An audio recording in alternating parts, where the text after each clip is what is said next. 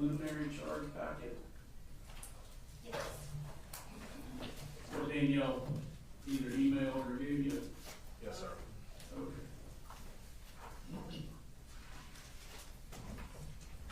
And Judge, we wanted to see if the court, if we're starting to charge conference, if we could possibly address the defense's lesser included first, just because our office will have to, it's gonna be a long verdict form, and then obviously, argument wise, we wanna know what we're arguing.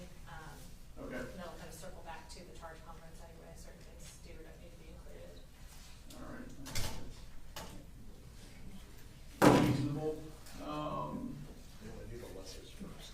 And I printed out, if y'all are okay with me giving it to Brian, just your email of what it was, since you laid it out by count. Yeah, that's fine. Copy for the judge and No for objection. Danielle.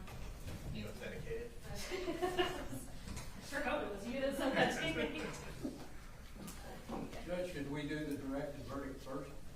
If you want to, we do that first, it's fine. Yeah.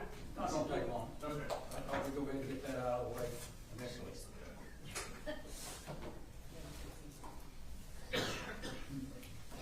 Yes, sir.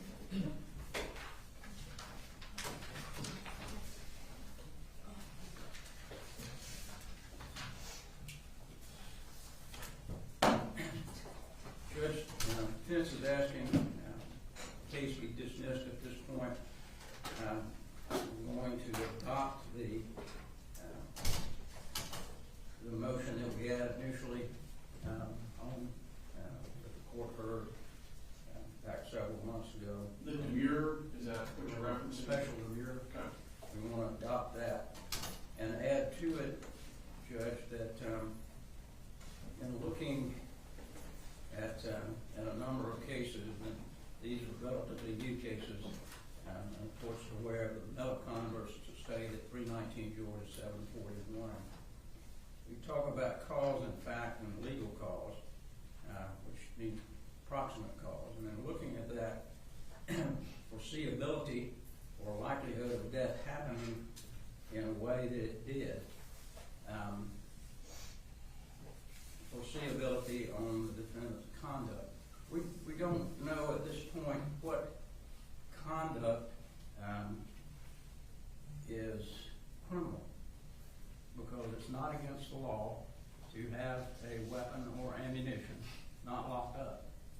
So when they're talking about criminal conduct, then you have to go farther than just the criminal conduct and what that reasonable foreseeability is. We don't believe that the state has shown that. Further, Judge, in looking at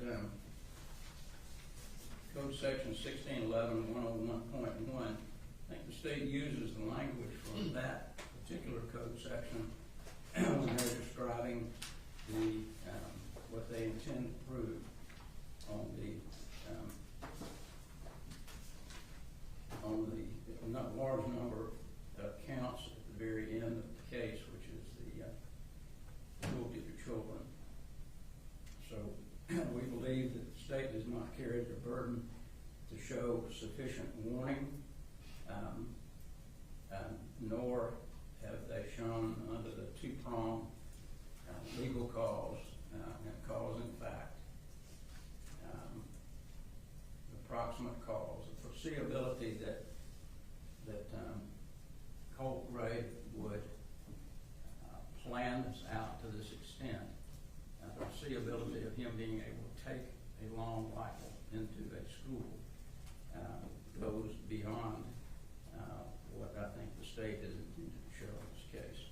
For those reasons, Your Honor, we would ask the court to dismiss at this point. Thank you. Thank you, sir. Who's responding? I will respond.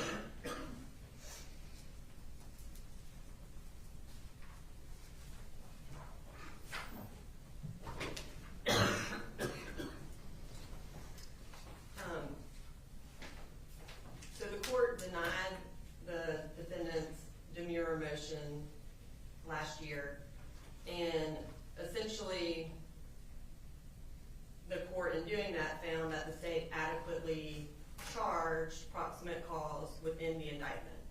So now what we have to show is that we have provided enough evidence for the case to get to a jury for proximate cause, which is essentially their argument that we haven't. In Johnson versus State, which was an involuntary manslaughter charge, and cruelty to children in the second, that was before the new statute for murder in the second degree came about. In that case, a mother left a 3-year-old, a 4-year-old, and a 2-year-old completely unattended for an extended period of time in a room that had a space heater. And in that case, the evidence was sufficient to find that she committed involuntary manslaughter and the commission of reckless conduct. Obviously, owning a space heater is in itself illegal. The manner in which she owned it was illegal, and that is what the state's contention is. Owning a firearm and owning ammunition is not in itself illegal. Owning it and allowing access to it in the manner that the defendant did rises to the level of reckless conduct, it rises to the level of criminal negligence, and therefore it rises to the level of a criminal act.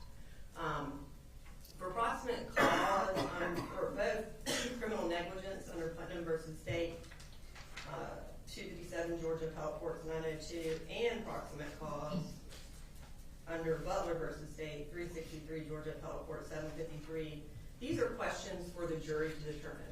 The jury is to determine whether or not the state has proven criminal negligence and whether or not the state has proven proximate cause, as long as we have provided some evidence that the defendant was criminally negligent and that these deaths were the proximate cause of his criminal negligence. And the state certainly has provided a lot of evidence of warnings that the defendant received in the form of Colt's deteriorating mental health, in the form of the violence that he was showing at home and alluding to in his text messages, as well as the red flags that were clearly present that showed that Colt was obsessed with school shooters.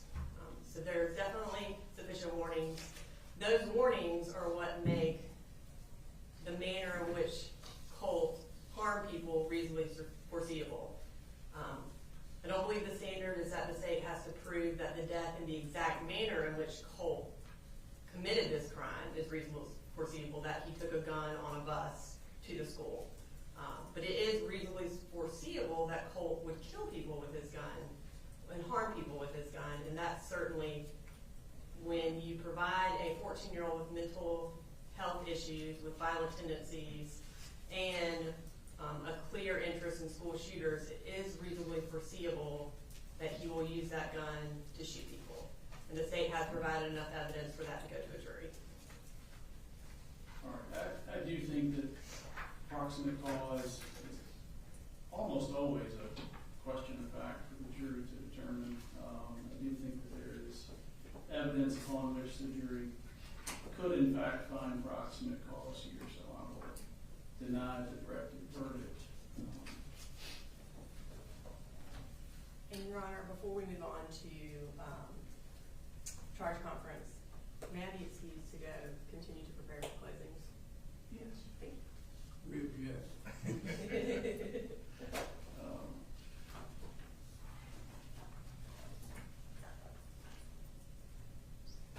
All right. So coming back to the lessers.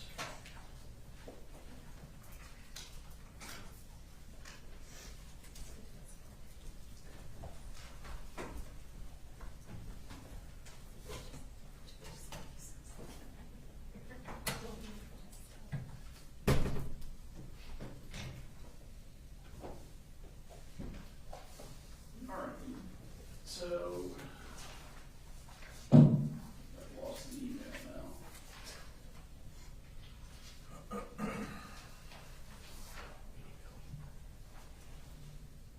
Jeff, oh, sorry. I was just say, so the defense wants, We can start with the ones we don't object to. okay, I don't know that that'll simplify it much, but on counts 5 and 7, involuntary manslaughter is indicted as an unlawful act. They are asking for involuntary manslaughter as a lawful act in the course in an unlawful manner. I think under current case law that is appropriate. So we would not object to that as a lesser included on those 2 counts. Okay. That's it. All right, so if I understand the email correctly, then we have, they're requesting 3 lessers for murder in the second degree, involuntary manslaughter, lawful act, involuntary manslaughter, unlawful act, and contributing to the delinquency of a minor. Yes. We do object to those, starting with involuntary manslaughter as a lawful act. I think essentially to get that as a lesser included, the state would have had to, there has to be some evidence that merits the lesser included, being that either the victims in those counts, count 1 and 3, were over 18, or that there wasn't full excessive pain. I don't know that any evidence has been put forth showing that. I do have a case, it's Castro Moran versus State, and that's 356 Georgia Appeals 248.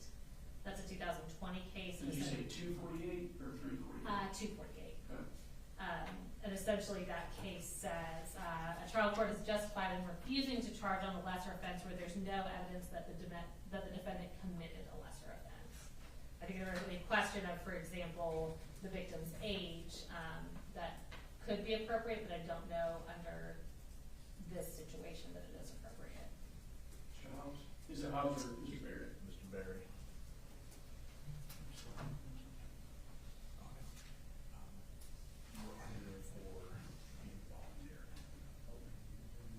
Okay. Mr. Hobbs. Miscue. Judge, so on the involuntary manslaughter, state must prove the defendant caused the death of another person without intending to by committing the offense of reckless conduct, which is charged on other defendants, though in counts 1 and 2, obviously it's charged as a cruelty in the second. We believe, and this will kind of dovetail into the involuntary manslaughter lawful act, because the only difference between the two is an allegation of reckless conduct versus committing a lawful act in an unlawful manner, which was likely to cause death or serious bodily injury. We feel it is appropriate due to the fact that he is charged in such a way that he's absent all malice, so without intending to, which is the second element of involuntary manslaughter, causing the death of another person by committing the offense of reckless conduct. So reckless conduct is defined as endangering bodily safety by consciously disregarding substantial and unjustifiable risk that the defendant's act, in this case, leaving access to a firearm and ammunition under circumstances the state intends to prove in terms of consciously disregarding that risk would endanger the safety of another person. Obviously, the conscious disregard must rise to the level of a gross deviation. We think the jury could find that he committed involuntary manslaughter based on the elements of that as applied to counts, what was it, 1 and 3 for the minors involved. Yes, sir. Same thing for the involuntary on a lawful act. If they determine, they being the jury, that the way in which he stored the weapon and ammunition did not rise to the level of reckless conduct, then they could find that he committed a lawful act in how he stored the weapons, because it's not against the law in Georgia to store weapons in any particular way or any requirement that the weapons be locked up. And the jury then determined that the way he stored them, although lawful, still was likely to cause death or serious bodily injury. They could find the involuntary manslaughter lawful act in an unlawful manner, so we would ask the court to include both of those as lessers to counts 1 and 3. Or, do I understand Ms. Daniels' argument that you're saying because of the additional elements of the age of the victims that these lessers don't apply? Is that? I am not saying that involuntary, so I was only talking specifically about unlawful act. I am not saying that there is not a world where involuntary manslaughter, unlawful act could be a lesser included, but I think the evidence that that lesser included should be given under this Castro-Moran's case is there's no evidence that is kind of hard to prove a negative.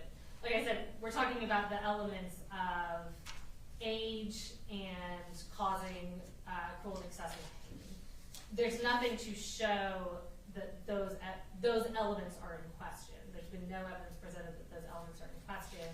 And when the differing elements between the lesser included and the indicted charge, if that's not present, there's no reason, the trial court's not compelled to give that lesser included. Do you have any case that goes through sort of a factual analysis? I mean, I realize that the general rule, there has to be some evidence to give a charge, but do you have a case that we can use as an analogy, or? Not for these specific charges.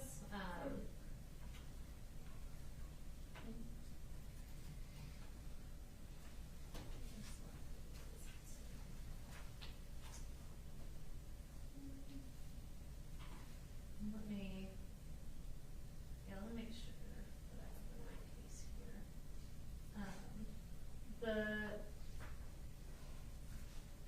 Castro-Moran case, essentially, so it's not exactly the same, of course, but that was essentially failure to seek medical care situation, cruelty to children in the second, resulting in murder in the second. And so in that case, so it is, I think it tracks the logic, the case that I provided. Mr. House, was there a specific case that you all felt was helpful?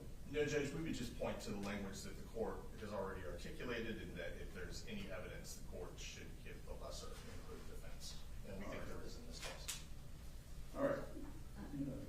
Reserve on that one, then I'll look at some cases on the recess here.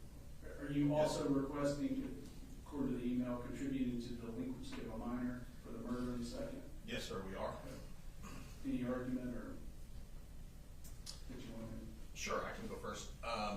So that's obviously a very extensive statute with many different provisions to it, and then refers back to a number of different statute in terms of the definitions.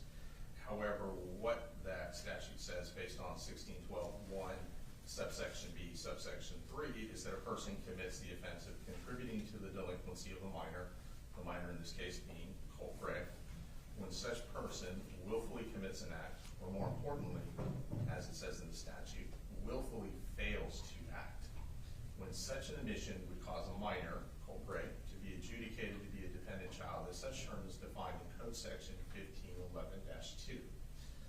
1511-2, dependent child is defined as a child who has been neglected, as in need of protection by the court. Neglect is defined in 1511-2, subsection 48, subsection A, as the failure to provide proper parental care or control, subsistence, education, or required by law, or other care or control necessary for a child's physical, mental, or emotional health or morals.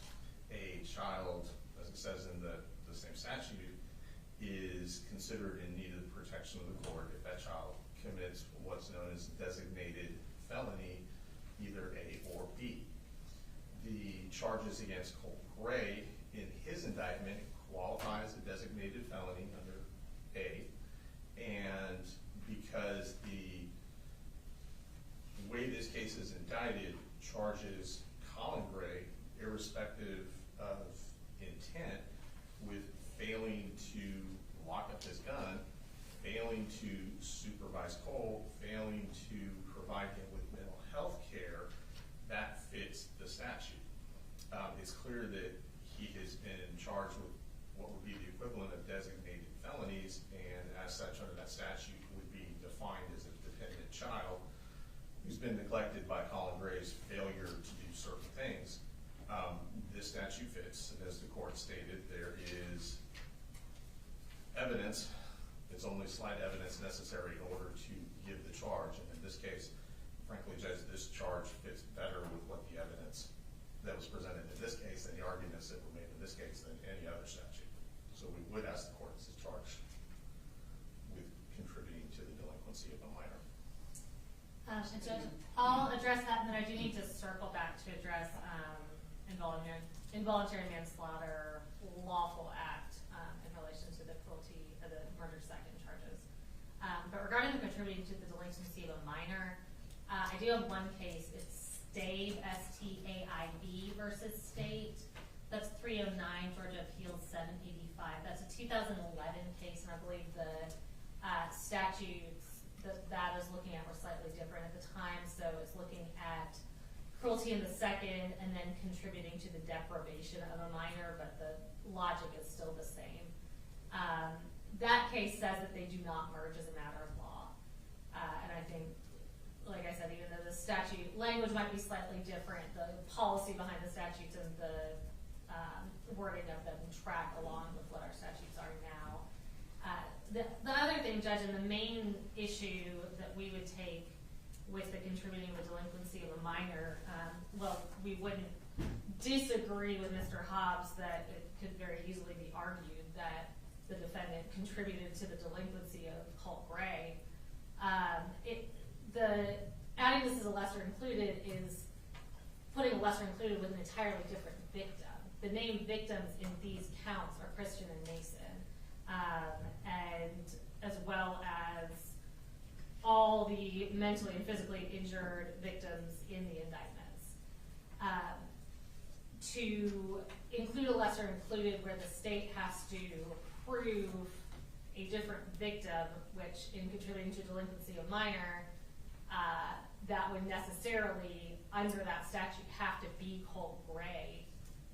That doesn't logically track with how a lesser included works. I can't think of any scenario where you could put in a lesser included that would require the state to prove an entirely separate victim just because that victim is part of the language of the charging statute in the indicted charge.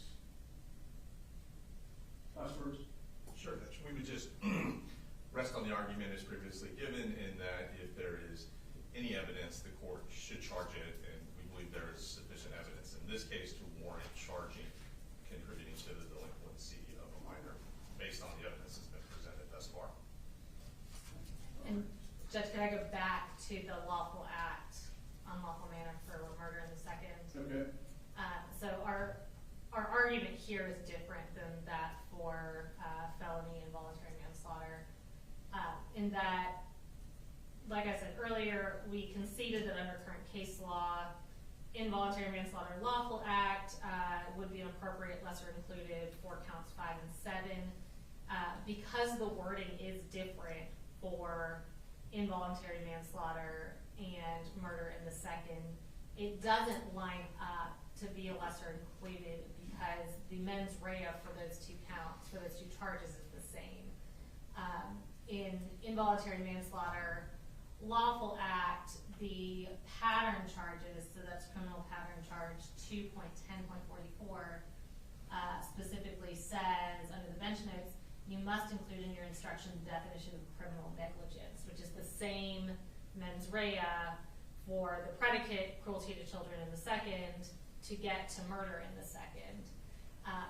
Inherently, if a jury were to find that the state proved criminal negligence as they would be instructed under the pattern by the court, then they have found that predicate mens rea to find cruelty in the second and thereby logically find murder in the second.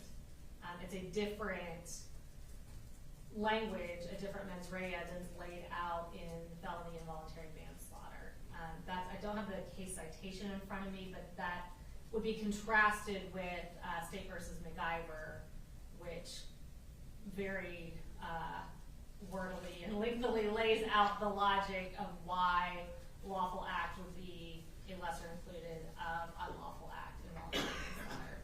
But because the mens rea specifically in murder in the second is criminal negligence, and because the mens rea for a lawful act in an unlawful manner is specifically criminal negligence, to instruct the jury that they could find it to be a lawful act when if you reach that predicate mens rea, you've inherently committed cruelty to children in the second, would be cognitively dissonant and not an accurate statement of the law. Anything else on that? Sure, Judge. So the way this case has been changed is unique to the jurisprudence in this state in regards to Colin Gray is charged with cruelty the second in not to anyone he ever came in contact with. We've got a couple of different layers in terms of how he's charged with cruelty the second, in terms of he's charged with cruelty the second based on what someone else, an intervening act, did to these other folks. So what we think is that the way the statute is with lawful, you could still find criminal negligence, yet not find the proximate cause in cause and fact and legal cause necessary to go that further step to the cruelty in the second. Therefore, we think that the evidence that's presented could be criminal negligence under both situations, murder in the second, and also involuntary based on a lawful act, because there is no law that he lock up his guns. And find in both cases that he was negligent, yet not find the proximate cause necessary for the murder in the second, and then they would be authorized to find involuntary based on a lawful act. So based on there being slight evidence or some evidence that would satisfy that, we would ask the court to charge involuntary based on a lawful act. And Judge, may I just briefly respond to that? Go ahead. Our position would be if the jury were to find that Colin Gray committed criminal negligence, and then there's no proximate cause, and then something horrible happens over here, and the jury does not find that there's a proximate causation between the two, that's just not a crime. So that would be the jury's prerogative as the finder of fact. You're saying it still wouldn't be involuntary? It still wouldn't be involuntary manslaughter. It'd be two things that, without proximate cause, are not legally related. All right. And I'm sure they'll argue that extensively.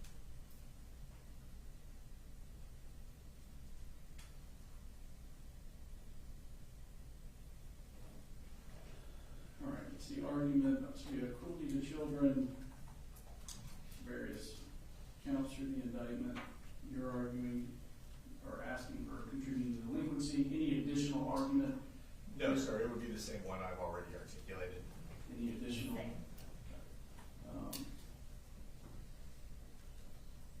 Then we have, let's see, count 6, 8, 27 through 29, reckless conduct. And it says not asking for a lesser. We're not asking for a lesser on that, Judge. Okay. And they are still asking for furnishing a firearm. Consulting my boss. So you're at, but you are asking for furnishing a firearm to a minor? Let me ask for the furnishing. Let me ask for the furnishing pistol to the minor. Yes, Judge, we're gonna ask for, it's on my phone. Furnishing a pistol, it's actually furnishing a pistol or revolver to a minor. So I will go ahead and admit to the fact that that statute does not perfectly track what we have in this case, and obviously the allegation is not that he used a pistol or a firearm. However, the language in 1611-101.1 does use the same language as the cruelty counts as presented in the indictment. The spirit of that law in that providing a firearm to a minor who then does something illegal with it would fit the facts that we have in this case, therefore being slight evidence that it is enough to get the charge to go to the jury, so we would ask the court to charge that. Stand. And Judge, that just, I think that charge just wouldn't follow the evidence in this case at all. So that statute says, for the purposes of this code section, pistol or revolver means a handgun as defined in code section 1611-125.1. Again, the court's not required to give a charge if there's no evidence for that. There's been no evidence in this case that Colin Gray furnished a handgun to Colt Gray. They concede that. They're basically saying, we want to transfer it to a long gun, a firearm. Well, that's just not what the law says.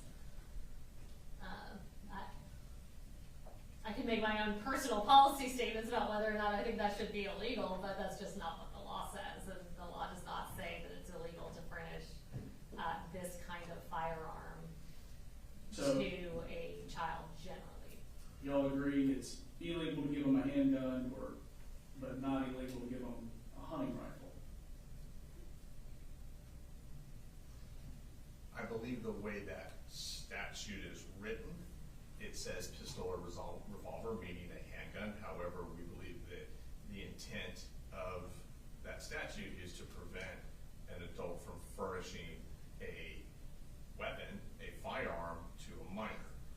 That's what our argument is. There really should be no difference between an AR-style rifle versus a handgun or a pistol. We think the intent of the legislature in passing that is to prevent the same exact act. Therefore, we would ask the court to charge it. And Judge, they wrote in specific parameters for that, and then under 1611-125.1, handgun is additionally defined. It's, you know, I don't know if the law was written to the exact intent to contemplate every scenario, but the law is very, very clear. All right. I'll have to look at some case law on the lessers there, so let's go through the charge packet.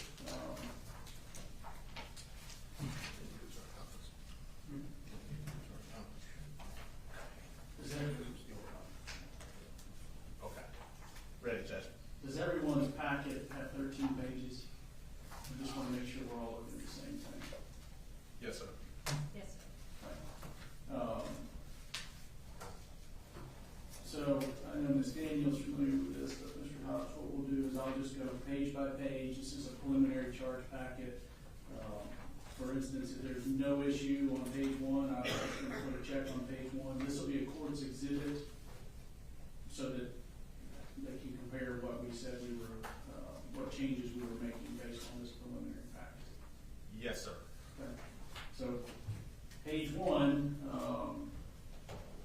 the only thing that wouldn't be straight from the pattern is the state just asked, I guess, that basically I summarize the counts instead of listing every count, but I am going to read the indictment. Okay. That takes care of that. So you're not going to do the thing that we did earlier? I mean, it doesn't matter to me. Yeah, I think Just, because with Sumter, it does take a long time. Settle in. Do both sides want me to just do the summary, as I did in I don't have an opinion, Your Honor. jury selection? him to read the whole indictment or something. And when we say summarize, I mean like in jury selection where it was basically putting multiple victims' names for each count. Judge, we don't really have a position on that. We'll leave it to the court.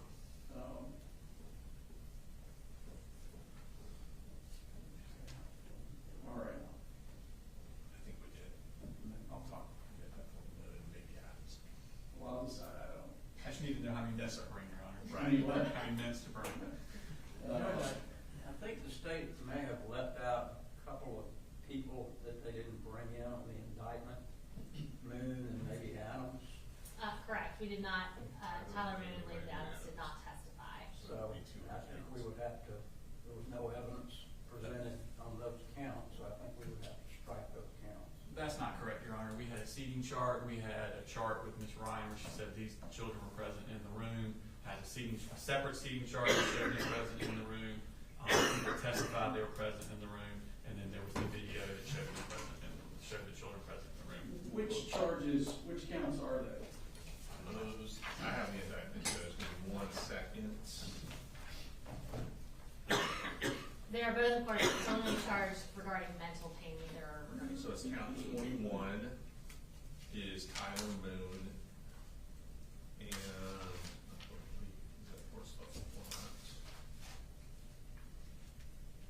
count 9 is Landon Adams. Is Lynn, so they're both mental pain? Is that right, Ms. Daniels? Yes, sir. Is a jury permitted to wholly infer mental pain without any evidence?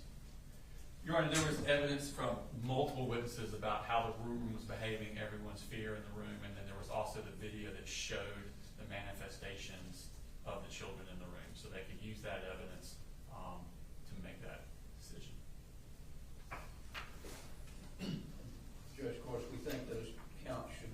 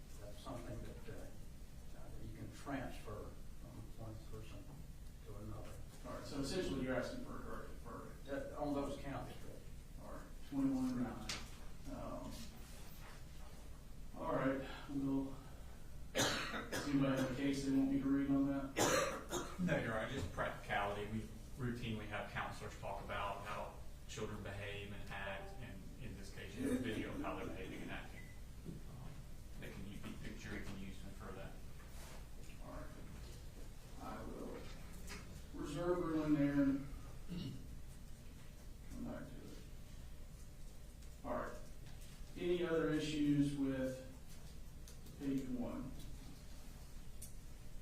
Not from the state, Mr. Hobbs?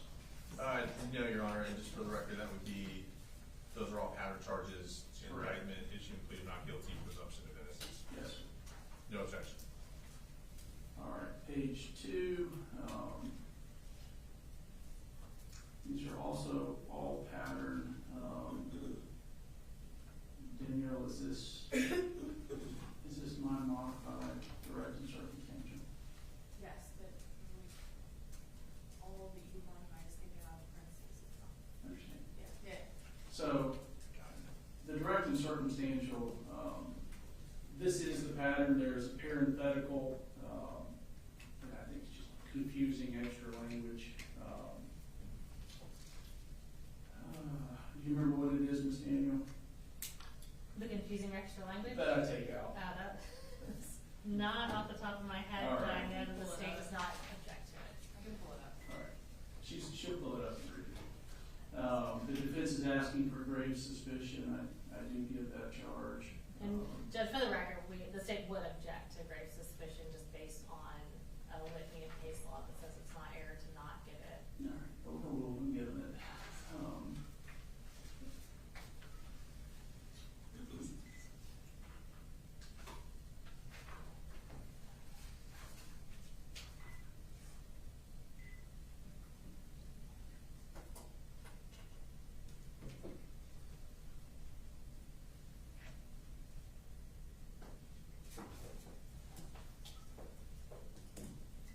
It's, okay.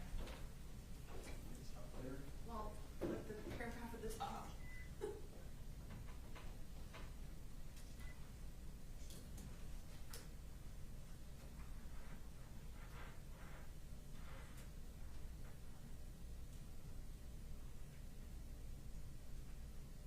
I don't think you're right. Someone's right, it's circumstantial.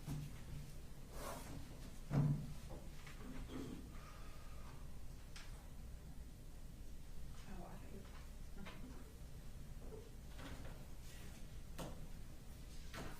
All right, we'll come back to that. Looking at page 3, here's the standard credibility of witnesses. Do y'all want their intelligence or not? No, sir.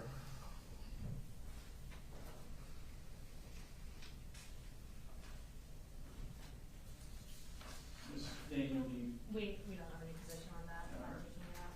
I'll just take it out.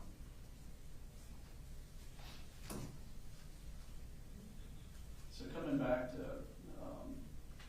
page 2, direct and circumstantial, I generally give the short version, which is what this should be.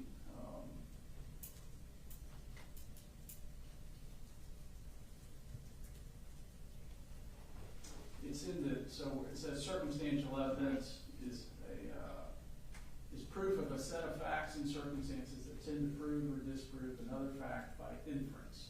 I put a period there. I think most jurors know what an inference is, rather than saying,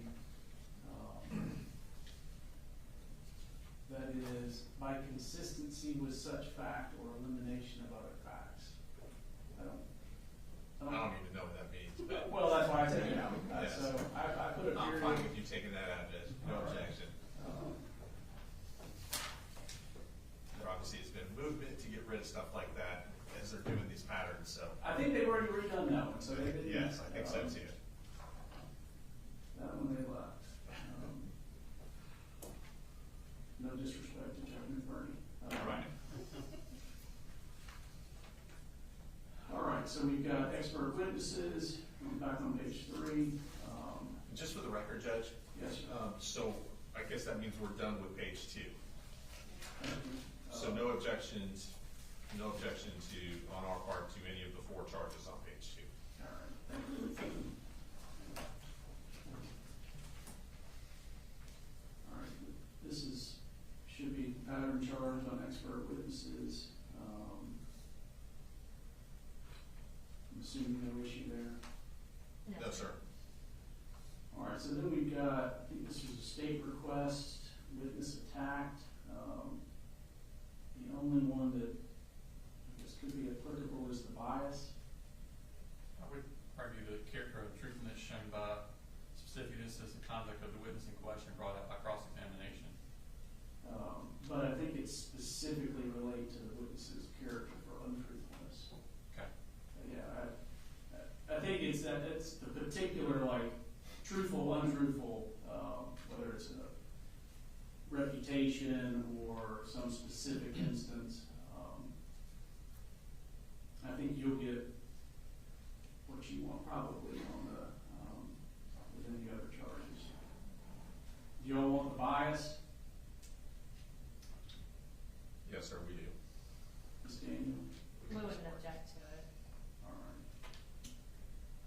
And then I don't believe any felony convictions have been tendered for impeachment purposes. All right, so from that one, I'll give the bias. All right, witness impeached, I generally give the, what's after the or. State has picked up on that at this point and made that request. No objection. All right, so for witness impeached, it'll be only the after the or. We have, we'll just go ahead and count prior statements on that's page 3, since it starts there. That's from the pattern. No issues there, I presume. No objection. All right, so page 3 is good. Is that right? Yes, sir.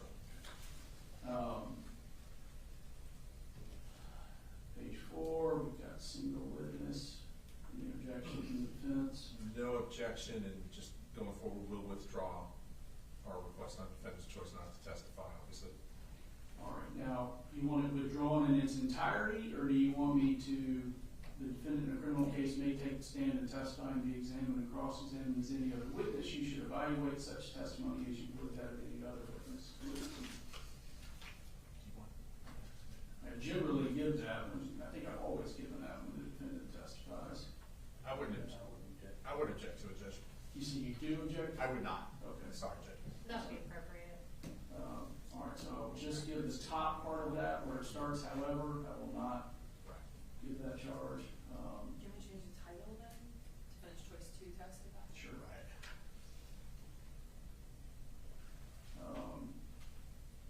So this 132.15 statement of defendant, that's not an actual charge to give the jury, I'll call it a bench note. Yes, sir. So that's not something I would read to the jury. We can withdraw that, Judge. Make it easy. So then we have, does your packet have limiting instructions? Does your packet have 134.00? It has. Okay, so we took out 134.00. There's no Okay. classic limiting instruction like other act evidence. But I do think I need to give 134.50 here, really conditional admissibility. They heard his statement or statements. They do have to make findings of voluntariness to be able to consider that statement. Yes, sir. All right, so I No would give objection. 134.50. Is there anything else on the bottom of y'all's page 4? Statement of defendant, 132.16. There's parentheses, 3134.15, not the top one, but in the bottom.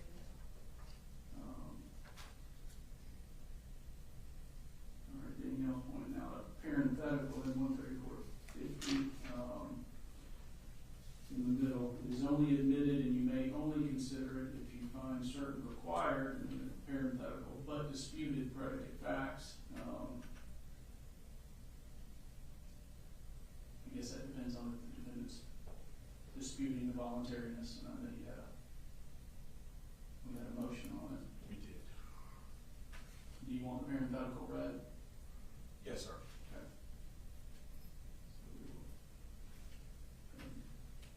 Ms. Daniel, I'm assuming y'all are fine, but if not, let me know. Yes, sir, we're fine with that. So page 4 then, we've got statement of defendant. All right, we good with page 4? Yes, sir. Yes, sir. No objection.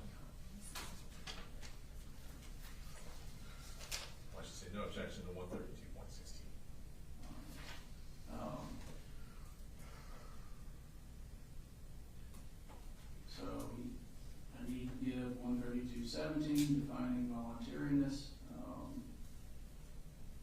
I don't think I would be given the parenthetical at the bottom of that charge.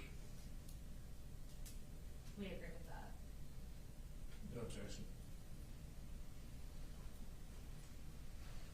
And we would, I believe, withdraw 132.18. I don't think that applies here based on previous rulings by the court.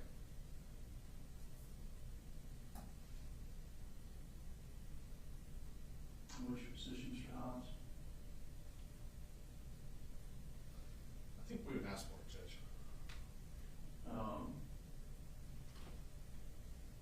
So the rub, and if you go back actually to that 132.15 on the previous page, that was really a bench note. Down at the bottom of that, if the court determines the defendant is or was not in custody, the court should give voluntariness charges only. So with Jackson, I did find that he was not in custody when he gave his statements. Yes, sir, you did. And again, jury has to determine voluntariness, but 132.18 does seem to be more appropriate if he was in custody at the time. What's your position there, Mr. Hobbs? Well, I would agree you did find he was not in detention at the time, so we'll leave it to the court. All right. So I'm going to take out 132.18, just that's not being applicable. I would, of course, give 132.19. So that make the constitutional rights, again, would not be applicable based on the ruling from Jackson Ditto. Yes, sir. So I'll take that out. Is y'all's page 5 in there? No, sir. We have burden of proof as to rights, and conditions, precedent, considerations. Right. Um, So burden of proof would come out yes, sir. because of the constitutional rights coming out, so. All right, so page 5, good? 132.50 on that page. I have a slightly different packet. It's only 3 lines of that one on our page 5, the rest of it's on page 6. All right, so let's count that as page 6. Page 5, good? Yes, sir. Yes, sir. Yes, sir. Page 6. So the state provided a version that retains the requirement that statement be voluntary, but removes the issues with Miranda and those constitutional rights.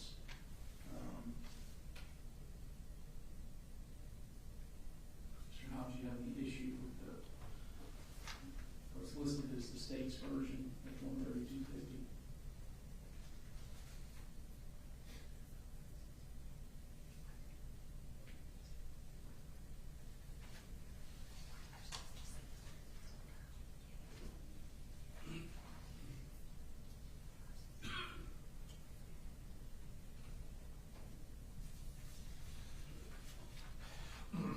I would just object to any of it coming in.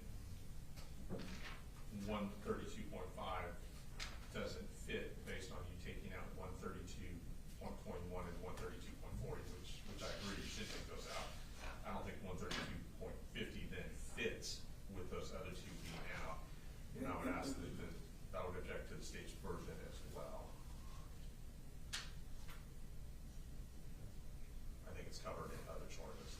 Yeah, that's what I'm looking for, just to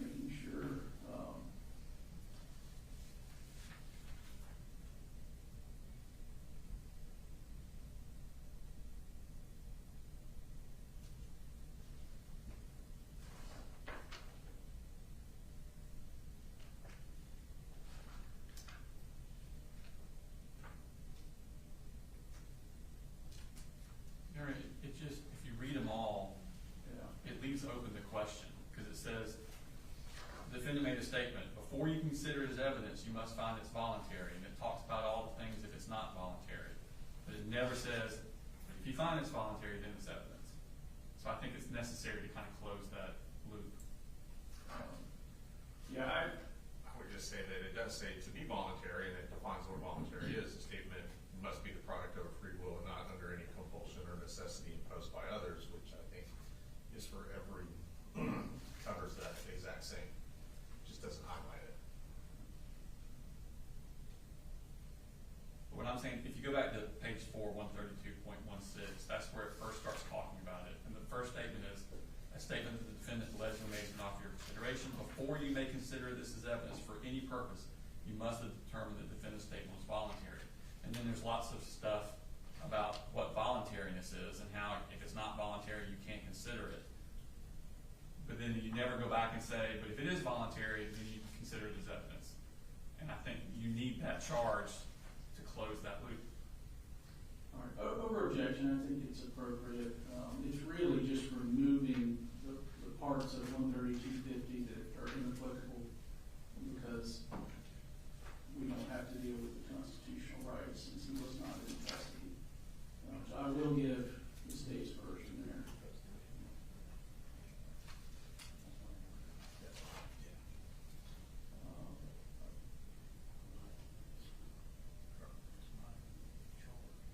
I was a little confused on 13510. We'll make it easy. We'll make it easy. We're withdrawing 13510 and 13511, Judge. All right, thank you. Of course. So preserving your objection to the modification of 13250 is page 6. Otherwise, Definition of crimes on the code. We got one more on ours. definition of a crime.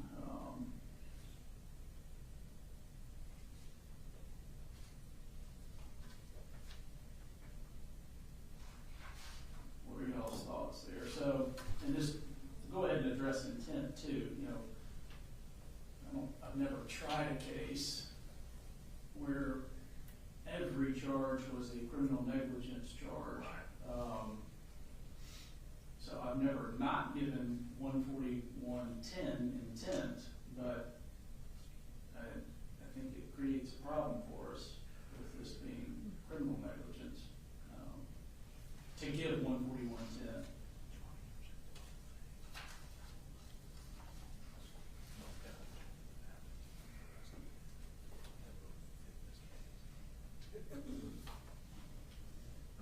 I would agree with the court in that I don't believe 14010 fits the charges of this particular case. I would object to that.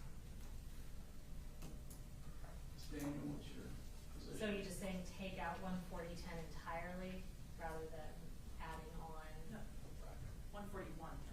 Well, I think Mr. Hobbs is saying both would fall, but if I understood him correctly. But, You did, Judge.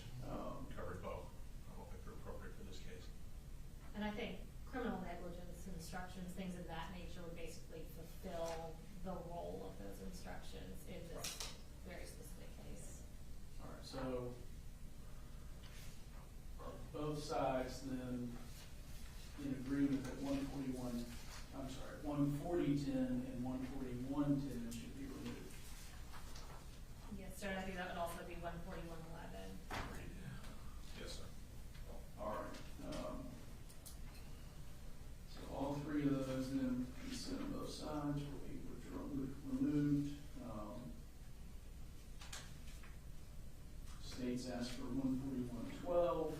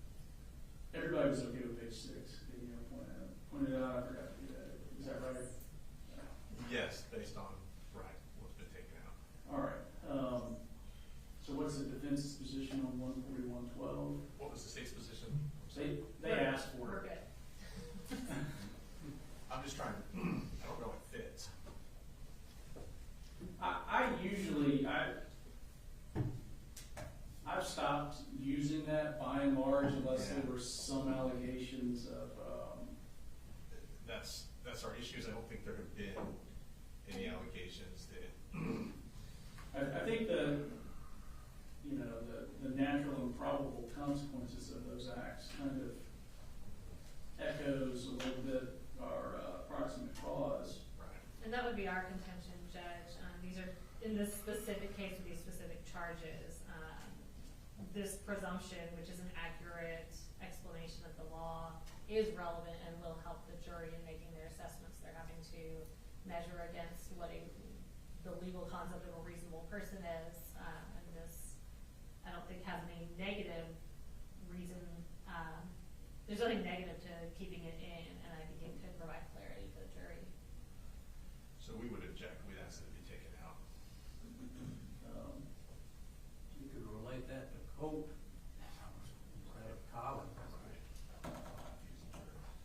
All right, I'm gonna just Confusing. I'm gonna hold on to that one for a minute. So just consider that a reserve ruling.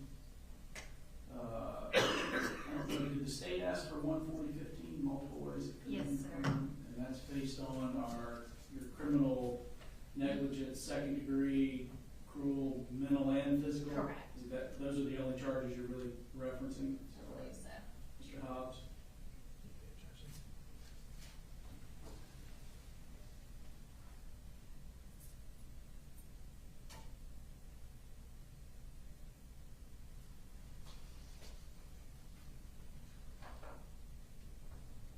Yes, sir, I have an objection. All right, so I'll get that one. We have venue,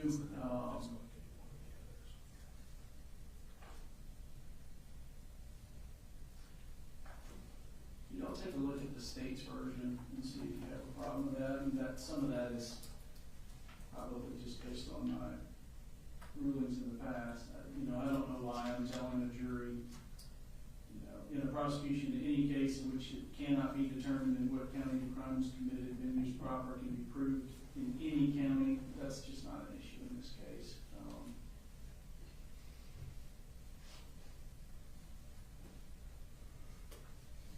I don't have an objection to the state's first objection. All right. That is what I'll be giving.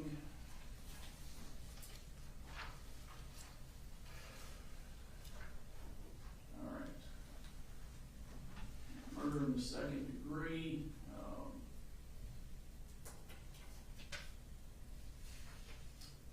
It's from the pattern, except the state requested irrespective of malice, which I looked at the statute.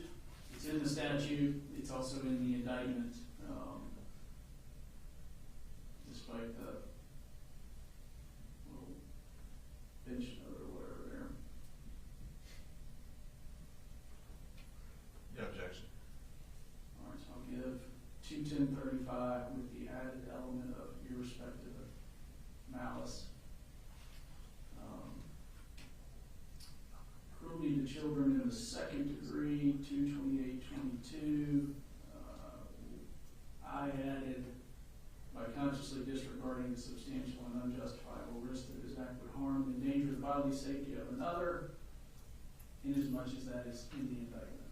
And just, we don't feel that that's necessary to include there.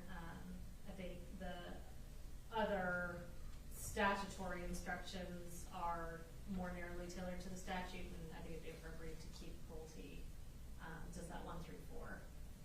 And we'd ask that you keep it in. It does track the indictment in the same way that 21035 does by adding that other number 2 subsection there for the state added element, irrespective of malice. We think it's the same thing for the next charge. We'd ask that you keep it in. Yeah, I don't know that it was necessary to be in the indictment originally. I had kind of a lengthy footnote in the demurrer order, but I think its inclusion in the indictment kind of puts the burden on the state to prove it here. It's not just what I call throwaway language or elements. So over the state's objection, that will be included with the cruelty to children second degree.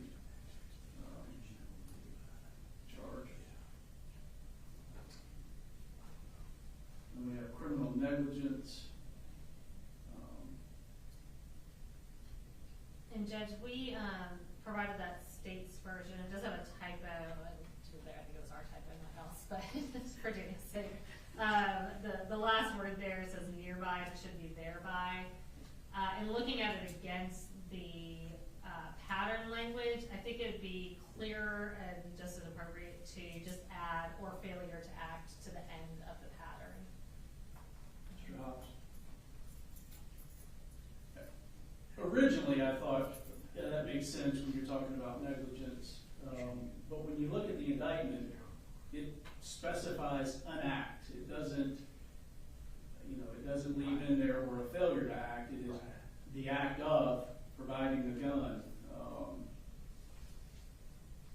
And we think it would be appropriate just to charge the pattern. I don't want to run into a situation where, an appellate court says, well, that's an alternative way of proving it that wasn't in the indictment. That's fine. So I'm going to stick to the pattern on that.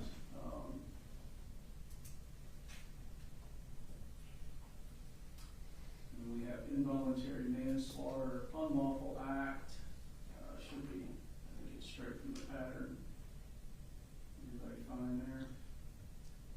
Yes, there's no objection to the pattern. No objection. Is that on page 8? Reckless conduct. So I would move reckless conduct. In your packet, Mary, you have moved, but to write under the involuntary manslaughter and unlawful act, to go ahead and define reckless conduct. That's how we have it, and I think that would be the clear way to do Okay. it. And that should be straight from the pattern. So any issue with the reckless conduct or page 8 in general? No, sir. No objection to the pattern. Page 8 good? Page 8 is good, subject to what we've already discussed. All right, so then the defense has requested the involuntary manslaughter lawful act in an unlawful manner. And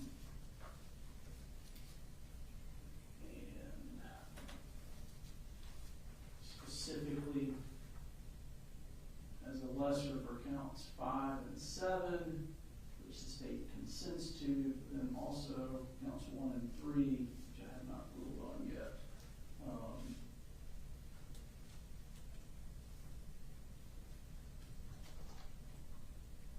So, with the language of the charge, at least as for lessers in 5 and 7, does the state have an objection? No objection to the language of the pattern. All right.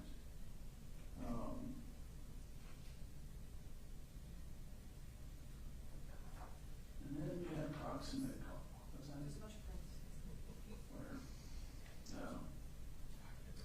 No. So coming back, Danielle pointed out there, parentheticals in the involuntary manslaughter lawful act. When the defendant acts or fails to act in a conscious disregard, for consistency's sake, would we just continue to say when a defendant acts? Yes, I sir. wouldn't, Your Honor, because I think we're stepping away from the indictment here. If you're talking about an awful act in an unlawful manner, it kind of leaves the unlawful manner up to them, and now the omissions and failure to acts come back into play. What do you say, Mr. Hobbs? So lawfully, it's lawful that he had access to a gun, but he had it in an unlawful manner, or by failing to take the gun away. Just flesh that out for me just a little bit. Well, I'm just saying, when you say lawful act, which they're saying having the gun and ammunition is lawful, in an unlawful manner, that's left undefined to the jury, because it's not in an indictment. So unlawful manner could be omissions and failure acts. It opens that door for those to be possibilities also. The reason we took them out of the other was because it was limited by the actual charging document. But unlawful manner isn't in the charging document. Mr. Hobbs? Well, I think the act is leaving the weapons and the ammunition accessible, which in Georgia is lawful. All right, I'll reserve on that. I'm going to take a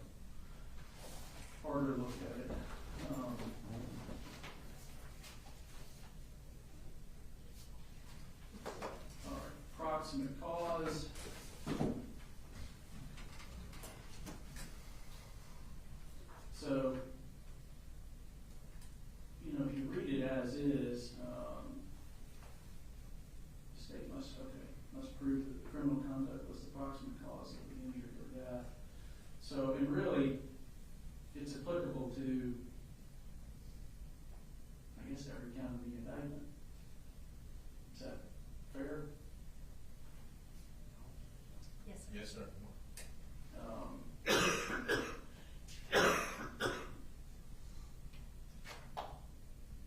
So where y'all have submitted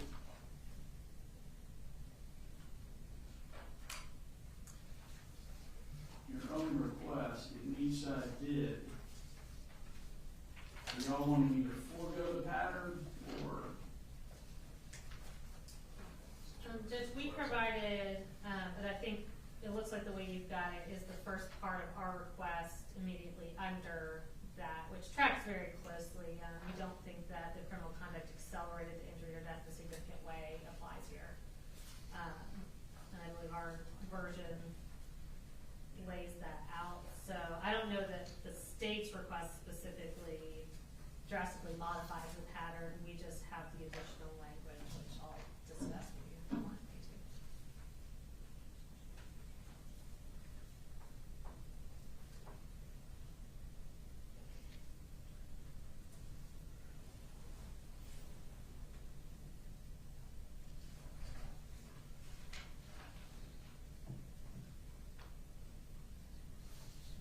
This one.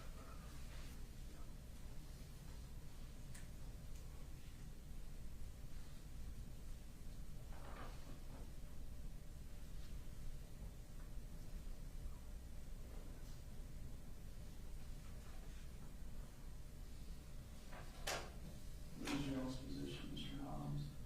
Judge, we submitted a non-pattern request on proximate cause that shows up on our page 10.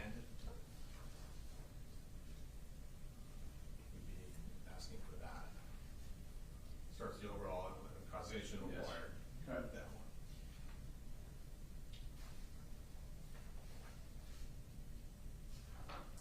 The state had another one too, yeah.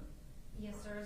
On ours, it's at the bottom of page 10. You want me to kind of flesh out our thought there? Yes, and both of y'all are citing Melanchthon. So Judge, ours, once you get past the language that tracks the pattern, we go on into talking about that proving these requirements is fact intensive, demands mixed considerations of logic, common sense, justice, policy, precedent, which are questions of causation for the jury. That language is pulled directly from Rosenbaum versus State, which is 383 Georgia Appeals 417, which is a 2024 case. Rosenbaum in that language cites Melanchthon, which is 319 Georgia 741, which is also a 2024 case. We felt like that language would be particularly instructive to the jury in this specific case. Those two cases that we're pulling from, and again, we pulled the language directly from Rosenbaum. So Rosenbaum is a murder in the second predicated on a cruelty in the second, of course. So I think the policy behind that tracks cleanly with this case here. That was a case where the defendant allowed his significant other to be alone with children who he knew the significant other was abusive towards, resulting in the death of the child. So I think sort of the mens rea there of knowing what can happen is very analogous to here. Citing Melanchthon, it's also citing kind of a novel legal issue. Again, these are both very new cases, both from 2024. Melanchthon was a felony murder case predicated on a possession with intent to distribute drugs. And so, again, in these cases, I think all three of these cases fall in this sort of intangible proximate cause consideration of the jury. So articulating for the jury what it is that they're considering, I think, could be particularly helpful. It's not harmful in that it tracks the exact language used by the appellate courts. I don't remember Rosenbaum offhand. I think you may have those reversed. Melanchthon was the abusive, leaving the child with someone who'd been abusive in the past. That's correct. Rosenbaum's the Clayton County case with the husband and wife. The wife was in law school and she was trying to, the defense was that she was performing CPR and the child had injuries came from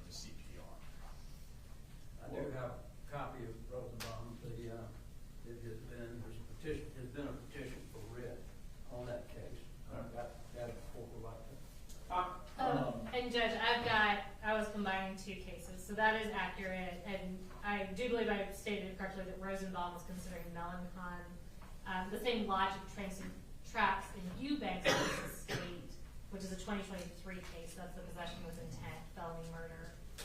That's 317 Georgia 563. Which I think the defense cites in there. And that's Yeah, so in response to that argument, the language that the state is asking for determining whether the state has proven these requirements in any given case is fact intensive and demands mixed considerations of logic and common sense. Justice, policy, and precedent, which are questions of causation for the jury to decide. That language comes from Justice Pinson's opinion in Melancon. That language is what Justice Pinson is telling the readers he's using to analyze the causation issue. Not that the jury should be instructed to use that. To instruct the jury to use justice, policy, and precedent, number one, opens the door to telling the jury that they are allowed to set policy on a case like that, on a case like this. So, for example, if you have a jury who thinks the gun laws in Georgia aren't stringent enough, they can make their own policy to impose criminal liability on someone else. What's more instructive is going to be Justice Pinson's concurrence in the 2025 case, Adams v. State, which is 322 Georgia 155. Justice Pinson in his concurrence states, based on Melancon, what the jury charge for proximate cause should be. And in that paragraph, he does not mention justice, policy, precedent, anything like that. Now in Melancon, after he gives that analysis, he then goes forward to analyze those different aspects when considering what happened in Melancon. So for example, he does look at policy by stating that you can be a mandated reporter, which is a very narrow class of individuals, and fail to report something that then leads to a child's death and only be subject to liability for a misdemeanor, as opposed to not being in this protected class of persons who is required to report certain things, and now you could be charged with murder in the second.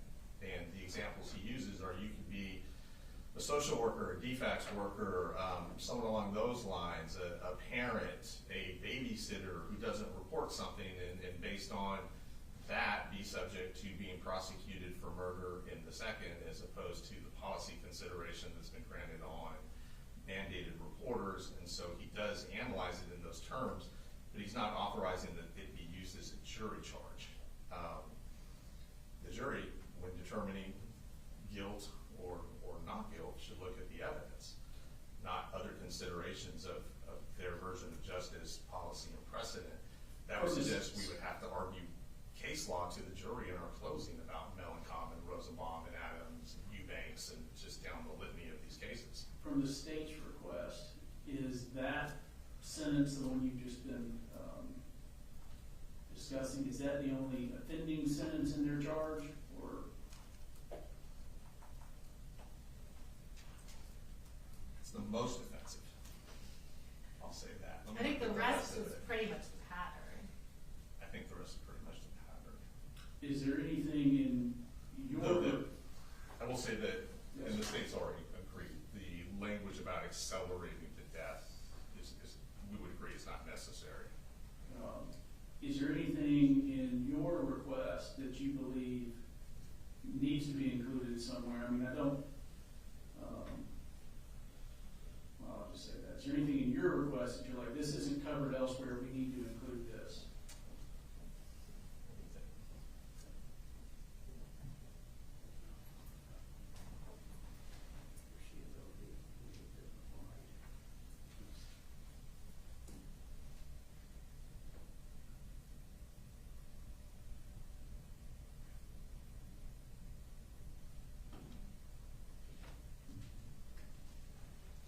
Well, I think we definitely discuss foreseeability or likelihood of the death in a different way than the state does, or the pattern.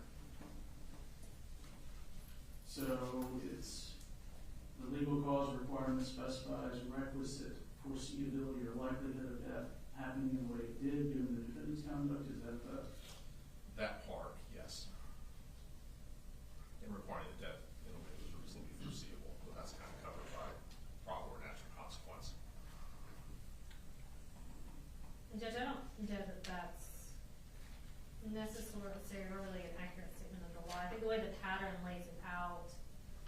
makes it clear what the jury is considering. I think once you introduce, so we're already dealing with proximate cause, which they're having to wrap their head around, and then we're bringing in cause and fact and legal cause and defining those and breaking them down. I think it's just getting confusing and kind of derivative. I think it's getting away from what it is that the jury's actually having to consider.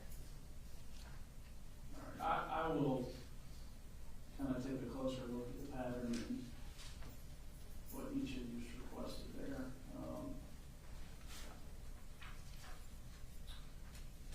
So,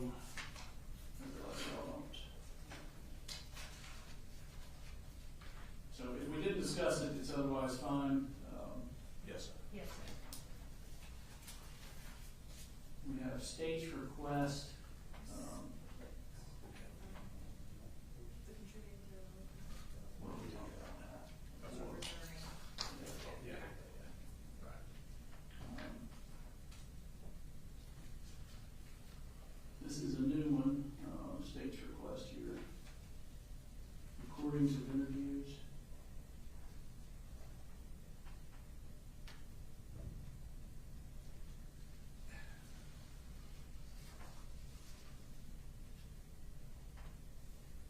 Was there more than, we fast forwarded during, investigator gets up, leaves the room, or? We edited it, remember we had to edit it on the fly, because of There was statements something, made. yeah. So we had to edit portions out. And just this is a issue that the state's come across with juries, I'd say repeatedly and increasingly, and I would assume honestly the defense has as well, that the more and more we have things recorded, and the more we have the capabilities and navigating, redacting things from recordings played for the jury, it's the state's opinion that it's always going to be helpful to acknowledge it instead of sweeping it under the rug. If we can tell the jury that, hey, everyone's on the same page here, things weren't played, but don't hold it against either side. And I think in this case, it cuts with both, Your Honor. The state fast forwarded it on our motion to get through inactivity, but the defense objected and it's partially edited. So they could hold it either one against either. So I think it's just better to, and safer to do it.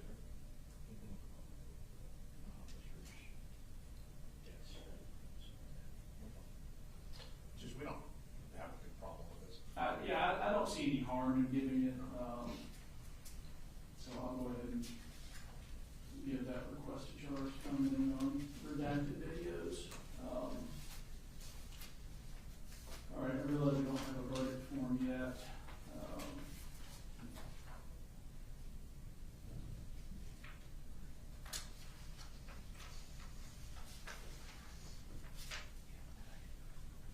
And generally what I do in the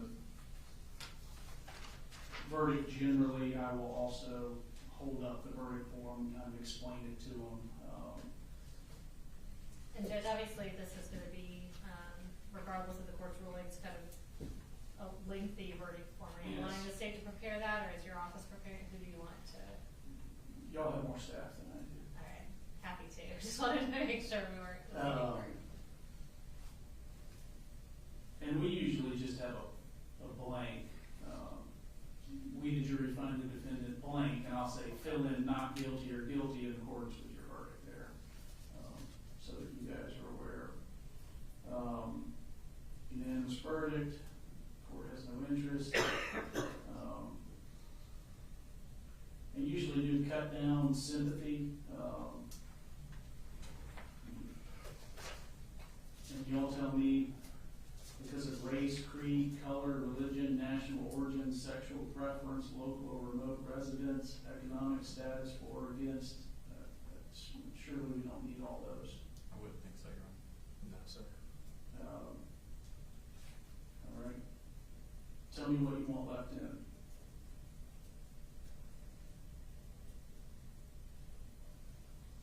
Or do you want me to just put a period after, before it starts that? Period after prejudice, man. Yeah, I mean, you are not to show favor or sympathy to one party or the other. It is your duty to consider the facts objectively without favor, affection, or sympathy to either party. I can put a period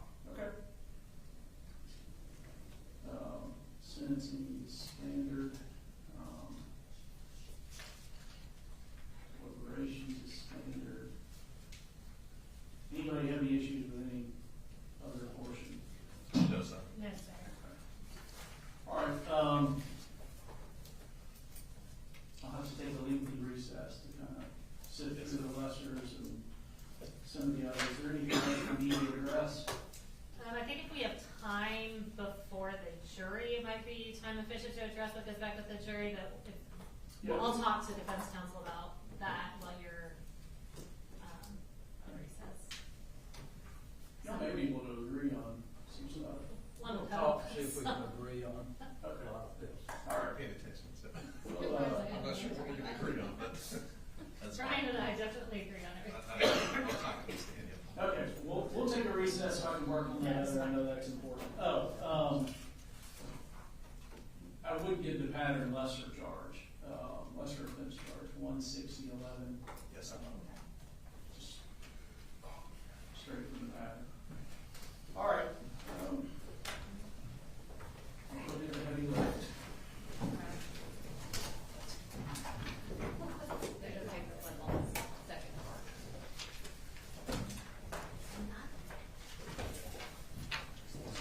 Doing a Jackson every day. That's the vibe I got.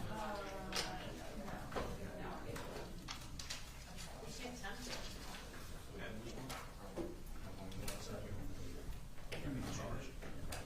Yeah, that's fine.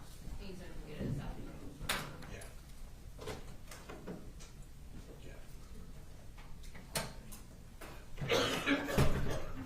Yes, it's 60. All right. Make sure it's in the right order.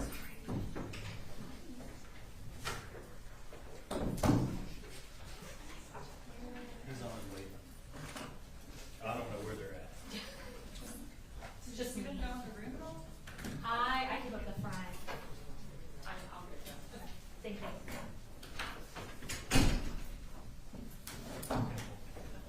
Your Honor, he's on his way up, soon to come out.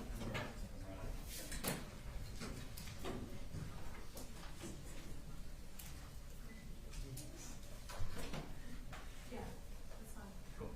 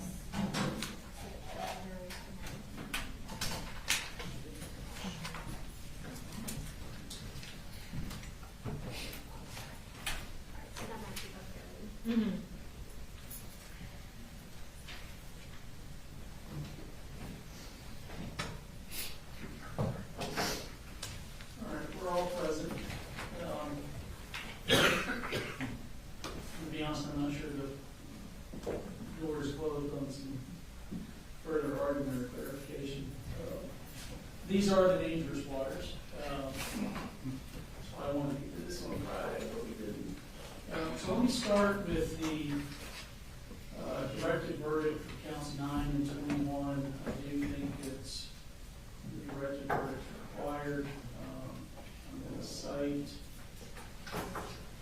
Jones v. State, 304 Georgia 594, 304 Georgia 594. So rating the directed verdict on counts 9 and 21. As those victims did not testify.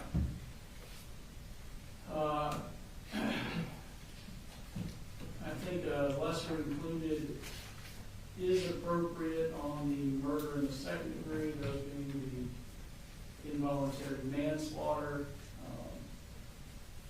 charges that were requested, both lawful act and unlawful act. Ms. Danielle, I know you cited Castro, and I'm going to confess I had to try and get through some of this quickly, though I wasn't very good at it. In Castro, the defendant was convicted of second-degree murder and cruelty to children in the second degree, and the court said we conclude that there was some evidence that Castro Moran was guilty of the lesser included offense of involuntary manslaughter, and the court erred in failing to charge that. And Judge, I brought up Castro more in the context of the language that in order to have the lesser included, Right. There has to be some evidence of it. And like I said, there weren't a lot of, or any cases that follow, obviously this specific pattern, but Sure. it was more the reasoning used by the court versus the holding in that case. In as much as it was error not to give the involuntary manslaughter lesser charges on the murder in the second in Castro, which is 356 Georgia Appeals 248, I am going to charge the lessers of involuntary manslaughter, so that's counts 1 and 3.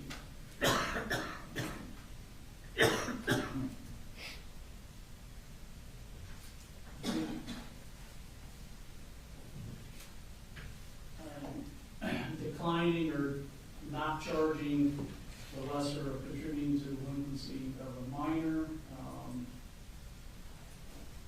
for any of the counts. And I'll just cite State versus State 309 Georgia Appeals 785, Slack v. State 265 Georgia Appeals 306.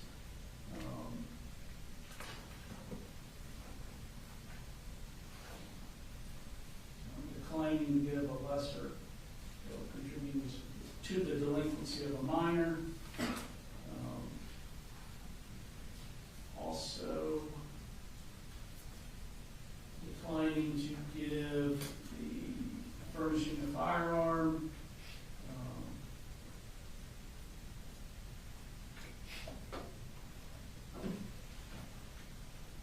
I cited Schuler 195 Georgia Appeals 849, and really, Ms. Daniels argues there's a difference. The legislature's decided there's a difference in a pistol and a rifle as far as furnishing those to children. Declining to give the furnishing a firearm as a lesser for any of the offenses either. And of course, your requests are noted for the record. Now,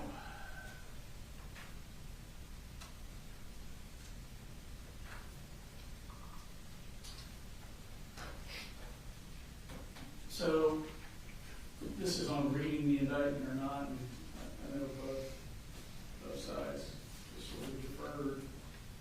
So Goss v. State 255 Georgia 678 says trial courts are not required to read the indictment to the jury. And it cites Benefield. In Benefield, the court found the jury was aware of the evidence and had the indictment with it during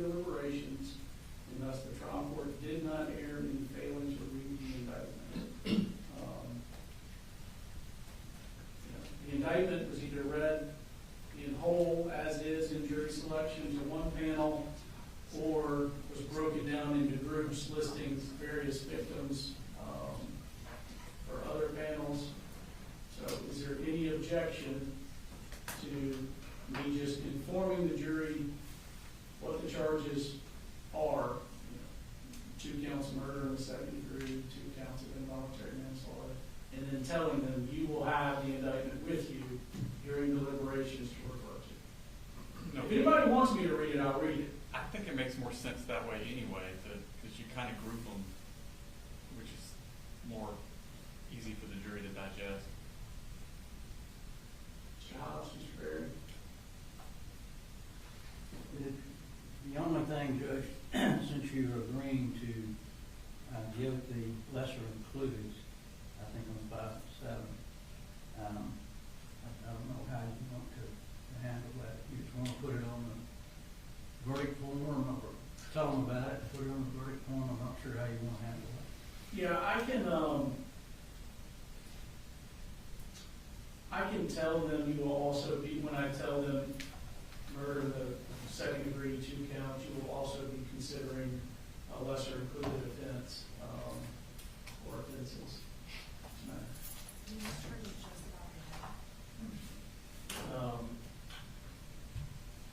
So that would be my intention to tell them. And then, of course, it'll be addressed with the verdict form. All right. Coming to the part I haven't fully resolved is the proximate cause. So if you look at the pattern for proximate cause, the basic things that have to be, the jury has to be told that the defendant's criminal conduct has to be the proximate cause of the injury or death. And then to prove proximate cause, the evidence must show that the conduct played a substantial part in bringing about or causing the injury or death. Must also show, the evidence must also show that it was reasonably foreseeable or occurred in a reasonably foreseeable way. And defines reasonably foreseeable, the direct result of the defendant's conduct, or a natural probable consequence, which defines that as one that a reasonable person would think is likely, if nothing unusual intervenes, and then it defines intervening act. So we get all of that with the pattern, and I think I just want to be careful, charging the pattern and then charging each side's request or portions thereof that are kind of duplicative. And I can say, so I think it's page 11, it might be also page 10, the state's request, proving the defendant caused the death of another human being requires proof of proximate cause. So that paragraph, up until the point where we get determining at the bottom, determining whether the state has proved these requirements that Mr. Hobbs was pointing out, that paragraph is straight from Melancon, which was cited verbatim by Benson and Adams. Yes. So, I certainly think that that is appropriate language. I don't know, I could use the word usurp, it kind of usurps some of what's in the pattern. You don't need to tell them the pattern and this. I don't know that it covers everything that we need to cover. It doesn't address intervening acts. I do agree with Mr. Hobbs that that last sentence would not be charged.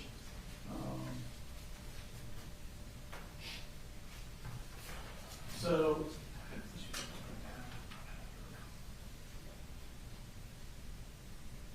I guess I'm open to more argument on what y'all think is appropriate for meshing.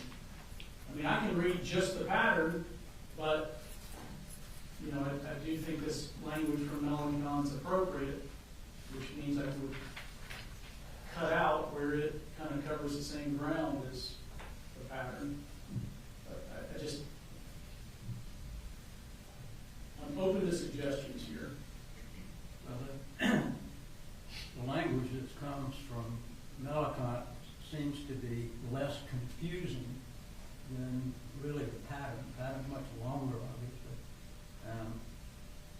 covers all of the same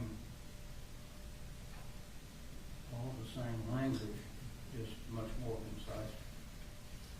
So I would need to include in, because what's not covered in that is the intervening act, which I could then take from the pattern unless there was,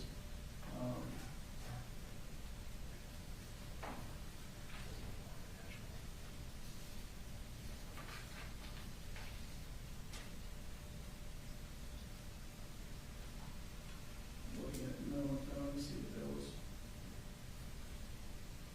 Melancon has some other language, as when the intervening act was undertaken by someone other than the defendant who could reasonably be expected to take that action in response to criminal conduct. I'd have to pair that with something else.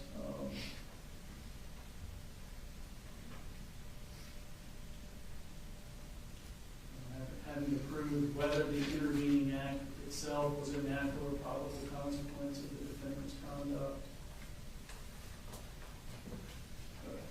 The language that we have in our packet from Melancon just doesn't address the intervening act. So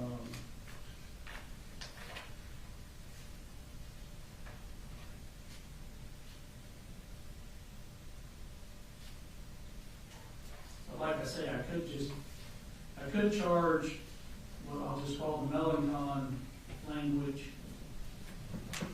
as the first part of proximate cause, and then charge the pattern on the intervening act, which I think you'll see that starts with a bracket on page 10, if the evidence raises the issue of an intervening act.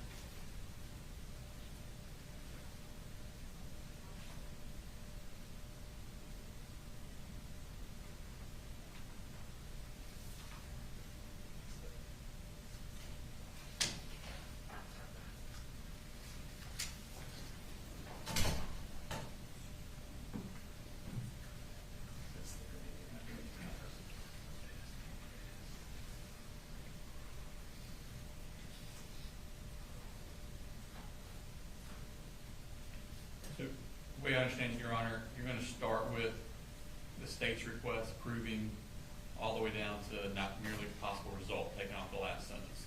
And then going to the top of the page, there may be an intervening act between the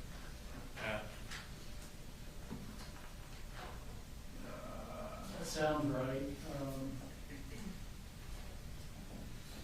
Yes. and then taking out the, or if the defendant's conduct materially accelerated the death. Yes.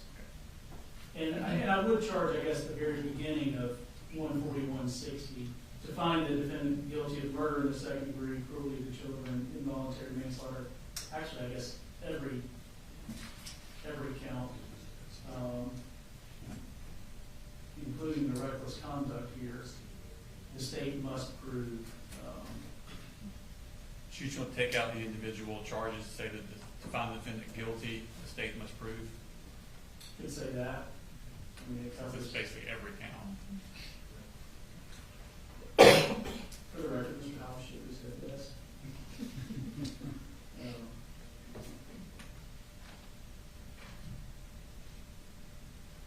So I think that is probably adequate and safe unless somebody disagrees.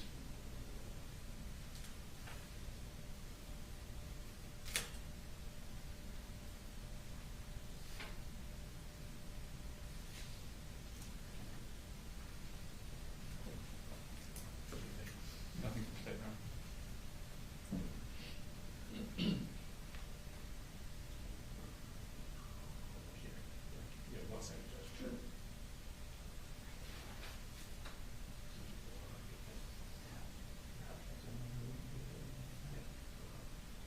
I think we're okay with that, Judge. All right. Thank you. One other thing, if you look at it's somewhere just above proximate cause, the involuntary manslaughter, lawful act, unlawful manner. So the pattern stops after. So you got the three numbers, and then you got to prove involuntary manslaughter. State must prove the defendant acted with criminal negligence. And then the bench notes, you have to define criminal negligence, which I would have already done. But this stuff that's below that is, it's down in a bench note, and it appears, I don't know why it's there. That's the reckless conduct language that pairs with the other form of involuntary manslaughter, and we generally don't ever tell a jury what's a felony and what's a misdemeanor anyway. I think it's confusing, or could be confusing, yes, no. So I'm sorry, just starting. where it says the state must prove the defendant acted with criminal negligence, what I would add is, which has already been defined for you, because I did that a couple charges ago. But then what's below that, that's, I don't know why that's there. It's actually, it pulled it up from a bench note. It's not actually part of the pattern charge or the law for lawful act in an unlawful manner.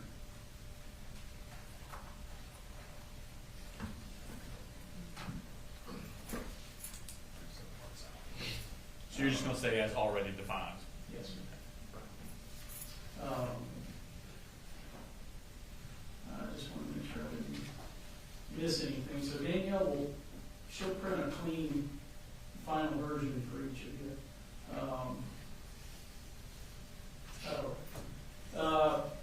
Page, I think it's 7, 141-12, presumption and inferences. I've got concern about that charge because usually that is something that would go with intent. And we've taken the intent charges out because these are all criminal negligence charges, or some form of criminal negligence. You know, so I'm inclined to take that out. It worries me. It really is in the intent section because we're generally talking about intent crimes, and here we're talking about negligence. I don't think the state loses its argument because they're going to get the natural and probable stuff with foreseeability in proximate cause. So since we've removed the intent from the other ones, I'm going to take it out here.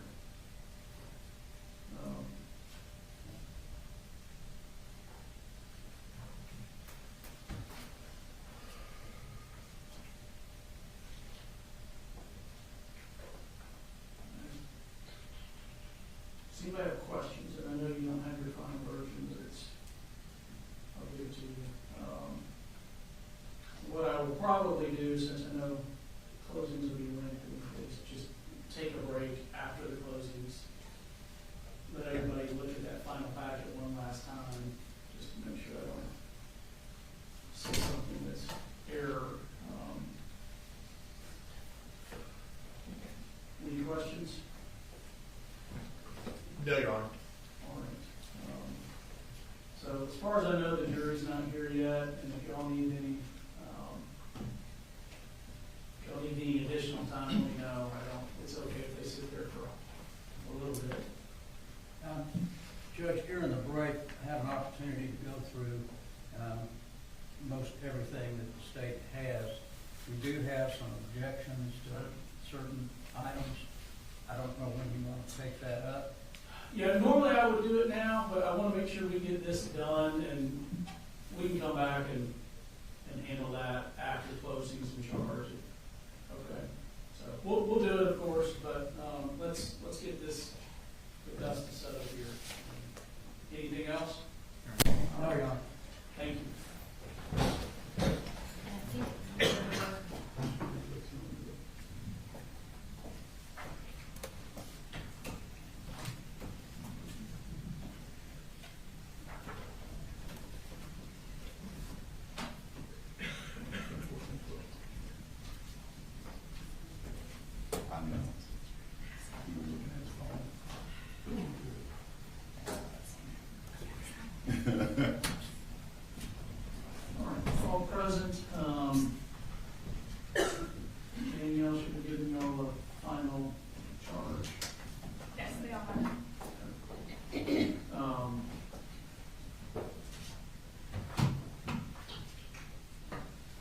half, I think is what was requested, is that right?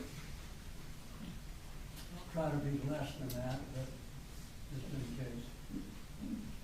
You need it. We have a draft of the indictment, Okay. I mean, the verdict form. Verdict form. We have four. We've added something to the one we showed them. I would like it back though, so I can use it. I have more copies. Oh, wait, no, never mind. And also, would it be possible to take a break after Mr. Berry's closing? We've been going a while, it's like a bathroom break, and I want to set up himself for a second closing. Okay. And then also, are you intending on us doing a redacted indictment, or you just want to tell the jury not consider those two counts? What's everybody's thoughts on it? No. Whatever the court wants.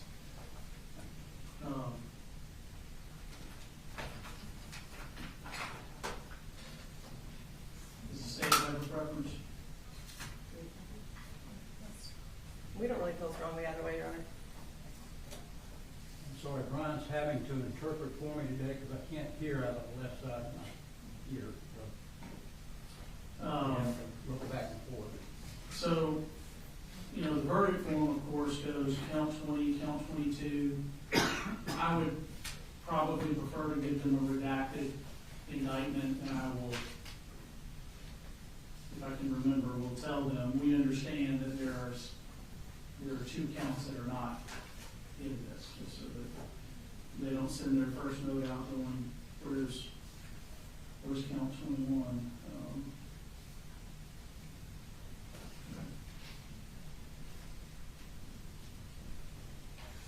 Yeah, quick look, I mean, I think the verdict form's fine. Did the defense have any issues with it? No, Your Honor. Okay. You wanted that back, Ms. Brooks? I know, I have a copy. I'll keep the original. Yeah. All right. Are y'all ready for them? Yes, Your Honor. Sir, Bring them in, Brooks. Yes, sir. Yes, sir.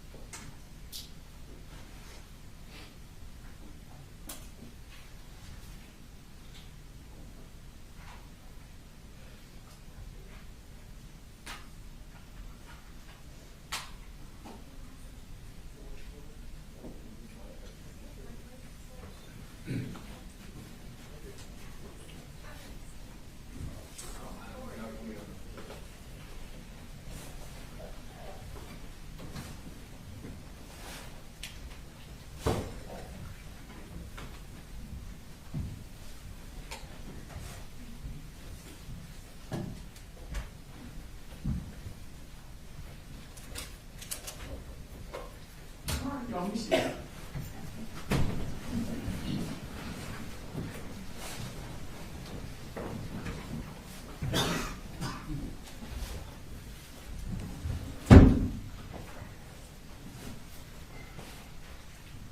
Everybody happy with their chair? All right, so ladies and gentlemen, we are at the point of the trial where closing arguments are about to be given. Because the state has the burden of proof, they have the right to give an initial closing and then a final close after the defense. The defense just gets the one closing. What we will do, I do expect them to be pretty lengthy.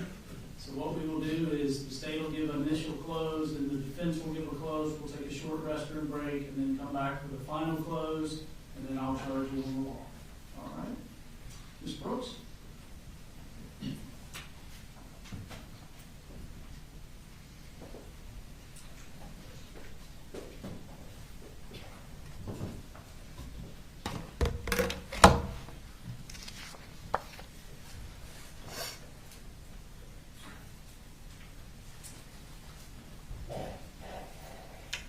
41 seconds. On September 4th at 10:22 in the morning, Colt Gray opened fire in Apalachee High School for 41 seconds. Those 41 seconds forever altered the lives of the students of Apalachee High School, their parents, and everyone in this community. At 10:22 a.m., Christian acted and became a hero.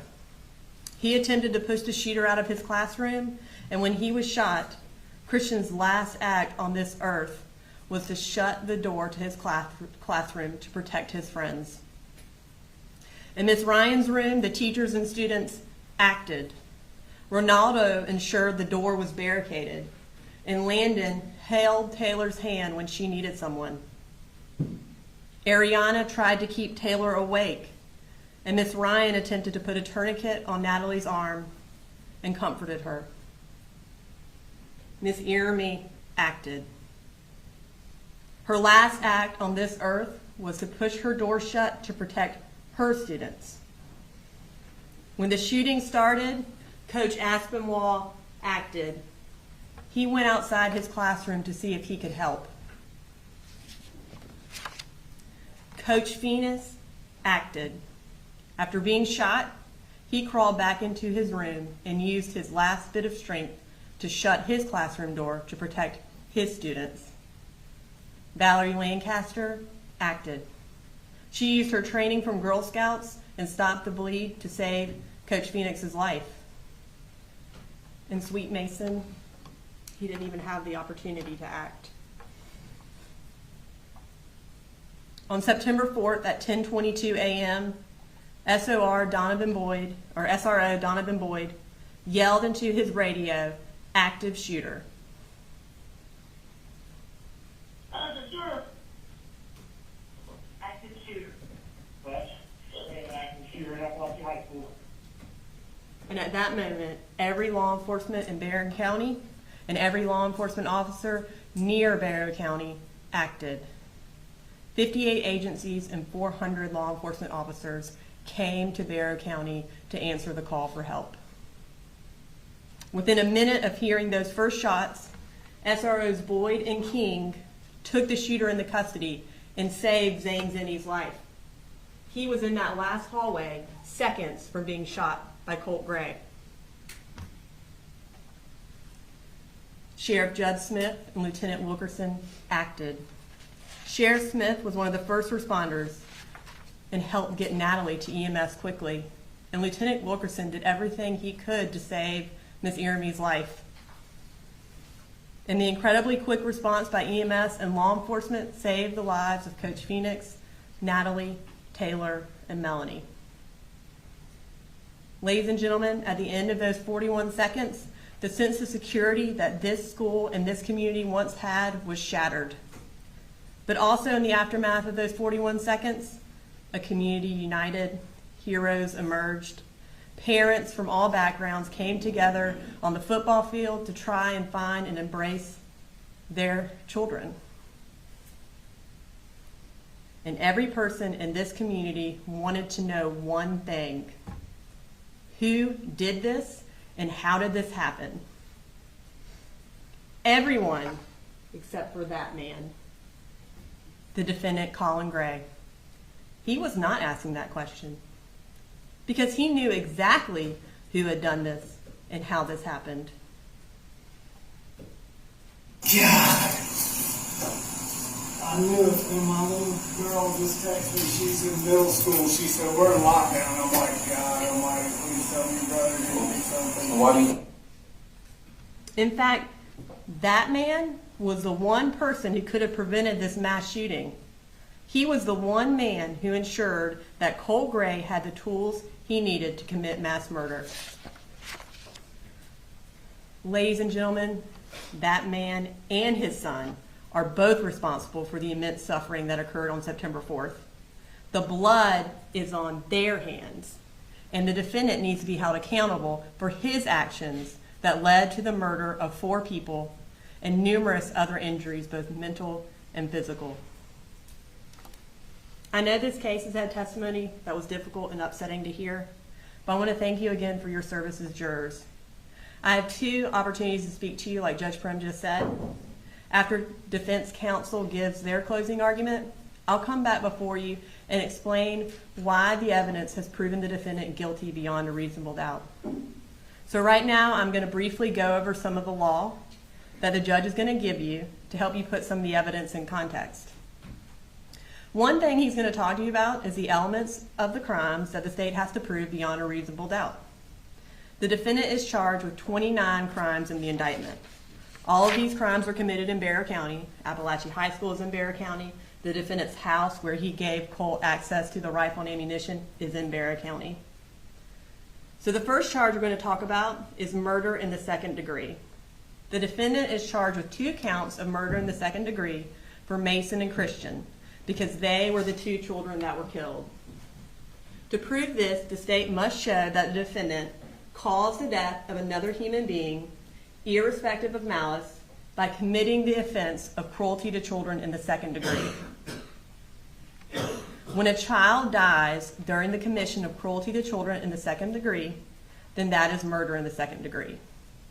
This is not malice murder. That's a completely different crime. No malice is required for second degree murder. And that means that the defendant did not have to intend for Christian or Mason to die. The state, however, does have to prove that the defendant's actions were the proximate cause of these deaths. And that is that his actions played a substantial part in bringing about or actually causing the deaths, and the deaths were reasonably foreseeable. For the first prong, at the age of 14, Colt could not legally buy a rifle or ammunition. He was too young. He also was too young to even drive to buy a firearm illegally. But for the defendant providing his son with a rifle and ammunition, these deaths would not have occurred. If you find the defendant guilty of cruelty to children related to Mason and Christian, then you have necessarily found that the defendant's actions played a substantial part in causing their deaths. As far as reasonably foreseeable, the state has to prove that these deaths weren't a remote possibility, but something a reasonable person could see happening. I like analogies, so I'm going to use a few throughout this closing. It's not to be flippant, but it's to try to explain the legal wording in a context that's relevant or more easily to understand. So here's my first one. Think about road signs, like the one that warns of falling rocks from a cliff. If you drive by that sign, you may not know exactly when or what type of rock is going to hit you, but you're on notice that if you drive by a cliff, you might get hit by a rock. Warning signs make something reasonably foreseeable. And ladies and gentlemen, we'll go through all this evidence in the second closing, but there were months and months and years of warning signs leading up to September 4th. Any reasonable parent, any reasonable person would have foreseen that Colt would harm somebody. Even 13-year-old Jenny Gray saw this coming. Jenny told the defendant, "But I think we are thinking the same thing, and I don't want to talk about it over text." And the defendant's response was 10-4, because he certainly saw this coming too. He is guilty of these charges. Next, we have 20 counts of cruelty to children in the second degree.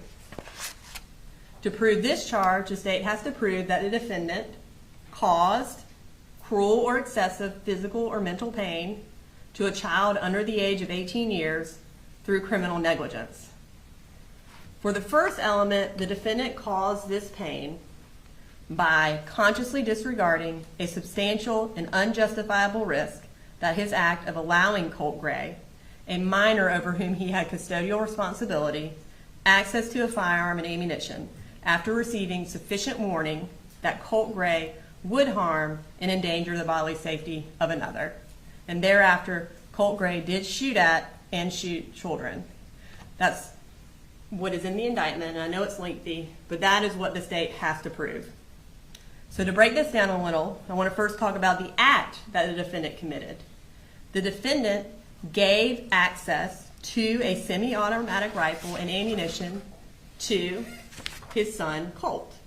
His son, who was a minor over whom he had custodial responsibility.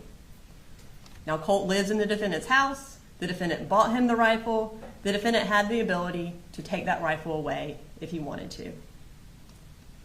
The defendant gave this access to Colt after he received sufficient warning that Colt Gray would harm and endanger the bodily safety of another.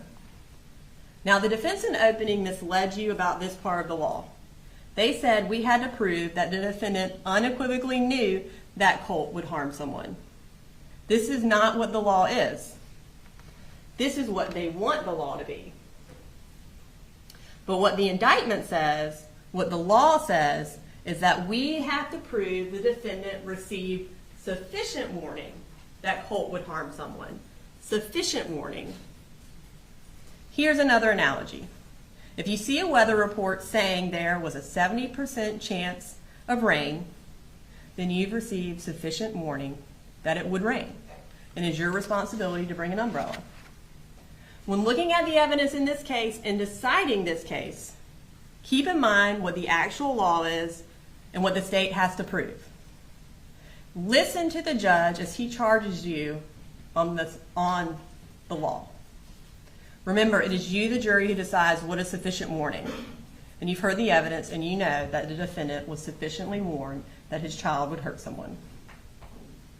I also want to point out that the judge is going to instruct you that when a count on the indictment charges that the defendant committed a crime in more than one way, you may convict him if the evidence shows that the crime was committed in any of the ways on the indictment. Essentially what that means is if there is an and in the indictment, it means or. So for example, in cruelty to children, we charge would harm and endanger the bodily safety of another. But all the state has to prove is that it would be would harm or endanger the bodily safety of another, not both. So if we prove one, then the defendant is guilty of that charge. And that goes for any time there is an and in the indictment. It means or.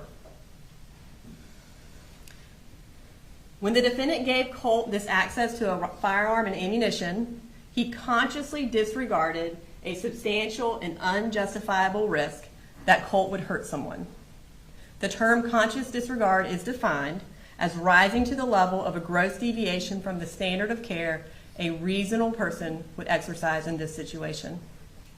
And finally, the harm, as we know, occurred when Colt shot at and shot children at Apalachee High School. That's the first element of cause for cruelty to children. The second element is cruel or excessive physical or mental pain. The state has to prove that each of the victims listed in the indictment suffered cruel or excessive mental or physical pain. I know those kids' testimonies were heart-wrenching and difficult to listen to, but we had to call them to testify in order to prove this element. Each and every one of them had cruel and excessive physical or mental pain. You have Taylor, who still walks with a limp, has had countless surgeries, sleep terrors, and anxiety. Natalie does not have full use of her hand and has PTSD. Melanie took 6 months to recover, missed her soccer season, and still has images of that day stuck in her head. Nonica can no longer play sports. She had nightmares and thoughts of suicide. Jackson has been unable to go back to school because of what happened, and he had to give up something he loved, the marching band. Ronaldo became more aggressive, had bad dreams, and could not hug his own mother. Hayden has panic attacks and lives in fear that this will happen again. William sent his family a text message after the shooting telling them he loved them and that he thought he was going to die. Kendez has nightmares and spent a year and a half believing that he had left the door to his classroom open. Marquez constantly thinks about what happened that day and has even lost his love of sports. Brittany is scared easily and is triggered by loud noises. Michaela is traumatized and is scared to stay home alone. Jalen has more anxiety, and Martin is constantly looking at doors, afraid of what might happen. Ariana started anxiety medication and has intrusive thoughts of Christian. The second element is met. And of course, for the third element, you heard either the students or Ms. Ryan testify that they were all under the age of 18. The final element for cruelty to children in the second degree is criminal negligence. That is defined as an act or failure to act which demonstrates a willful, wanton, or reckless disregard for the safety of others who might reasonably be expected to be injured. The defendant is not charged, again, with purposely or intentionally bringing about the harm, but with recklessly doing it. And reckless disregard for the safety of others describes exactly the defendant's actions in this case. So those are the two charges that are related to the child victims. The next two charges we have are related to the adult victims. That is involuntary manslaughter and reckless conduct. The first charge we're going to talk about is involuntary manslaughter, which is the corresponding charge for adults for murder in the second degree. The defendant is charged with 2 counts of this against Coach Aspinwall and Miss Iremy. In order to prove involuntary manslaughter, the state has to prove that the defendant caused the death of another person without intending to do so by committing the offense of reckless conduct. Again, the defendant did not have to intend to kill these people, but if someone dies during the commission of reckless conduct, then that is involuntary manslaughter. For all of the adult victims, there's also a charge of reckless conduct. And again, this is the corresponding charge to cruelty to children when the victim is an adult and not a child. And it is laid out the exact same way as the cruelty to children charges. In order to prove these counts, the state has to prove that the defendant caused bodily harm or endangered the personal safety of another by consciously disregarding a substantial and unjustifiable risk that the defendant's act or failure to act would cause harm or endanger the bodily safety of another. And clearly the defendant's actions in this case constitute reckless conduct. Before I move on from discussing the charges, I need to talk to you about something called lesser included charges. What that means is the defendant is going to ask you to either find him not guilty or find him guilty of only a lesser charge. He wants you to do exactly what he does every time he talks. Make his actions seem better than they actually were. On this verdict form, which you'll have with you back in the jury room, it'll have what the state indicted the defendant at the top, and then under it, it'll be the 2 lesser included charges for murder, and then there'll be 1 lesser included for involuntary manslaughter. I'm going to start with the first lesser included for murder in the second degree. For that one, the defendant wants you to find him guilty of only the lesser included charge of involuntary manslaughter, like we just talked about for the adult victims. He wants you to find that Mason and Christian died in the commission of a reckless conduct instead of a cruelty to children in the second degree. The only way you can find this lesser charge is if you find that Mason and Christian did not suffer cruel or excessive pain. Since Mason and Christian are under the age of 18, that's the only additional element that separates cruelty to children from reckless conduct. To find that Mason and Christian did not suffer cruel and excessive pain, you would have to put aside all logic and common sense. These children paid the ultimate price for the defendant's actions, and there is no argument that their pain wasn't both cruel and excessive. Ladies and gentlemen, when you go back to the jury room, read the indicted charge. Read what murder in the second degree is on the indictment. If you find him guilty of that charge, leave the other 2 blank.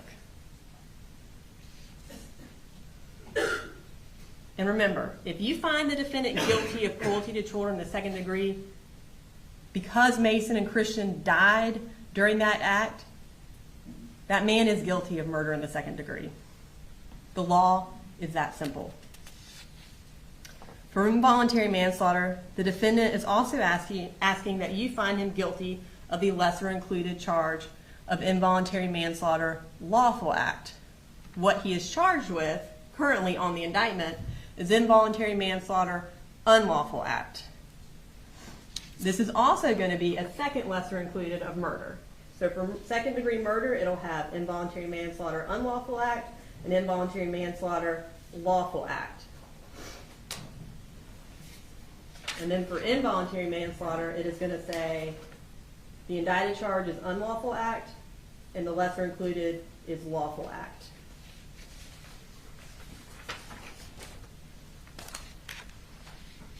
The judge is going to instruct you that this version of involuntary manslaughter means that someone dies in the commission of a lawful act in an unlawful manner. An example of a lawful act in an unlawful manner is building a porch without a permit. It's lawful to build a porch. It's unlawful to do it without a permit. Ladies and gentlemen, what this man did is not the equivalent of not getting a permit. This man in no way committed a lawful act. Buying a gun for the purpose of transferring it to your 13-year-old child is illegal. A reasonable gun owner would secure his weapons just because he had children. It is certainly a gross deviation from that standard for the defendant to let a child like Colt Gray have a rifle in his room. For the adult victims, find the defendant guilty of the indicted charge of involuntary manslaughter, unlawful act, and leave lawful act blank. And for the child victims, again, find him guilty of murder in the second degree and leave the other two blank. Essentially, the defendant wants you to convict him only of something that is barely a crime because it was committed doing a lawful act.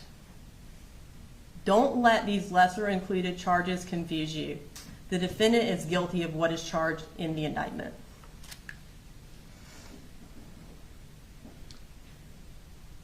The defense claimed in opening statements that if you find the defendant guilty, it's a slippery slope, and parents will start getting charged all over the place for crimes their children committed.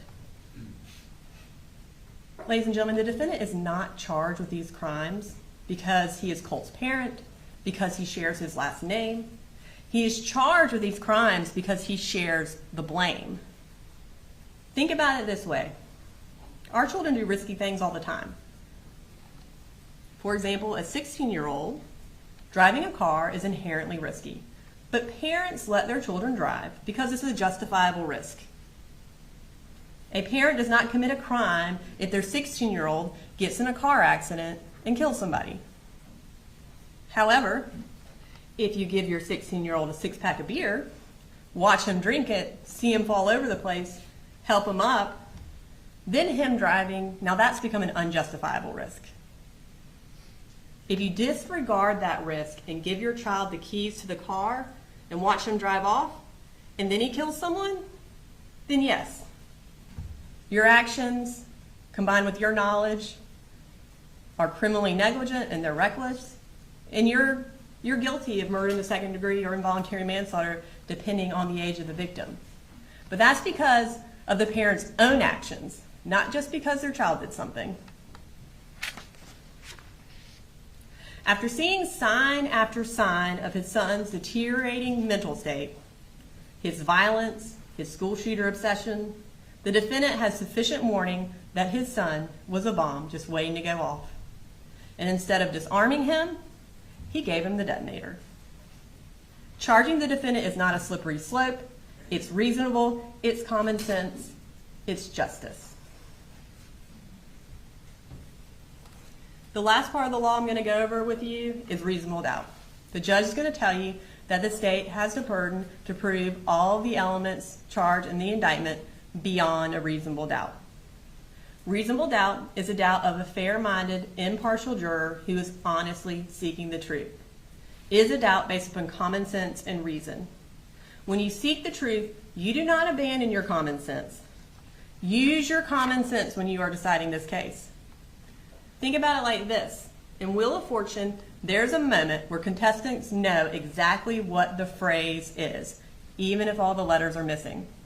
The moment you know that the defendant is guilty, even if there are some missing letters, that is the moment that you have found beyond a reasonable doubt.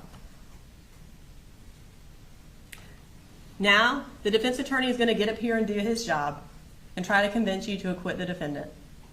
Then I'll come back before you and do my job and explain why the evidence has proven him guilty beyond a reasonable doubt of all the charges.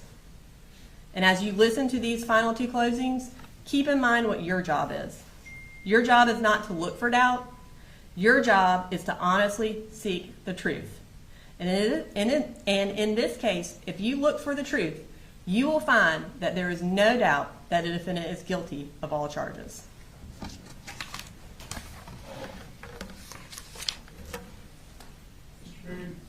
Thank you, Honor. Mr. Brooks, yeah, get something off. Sir?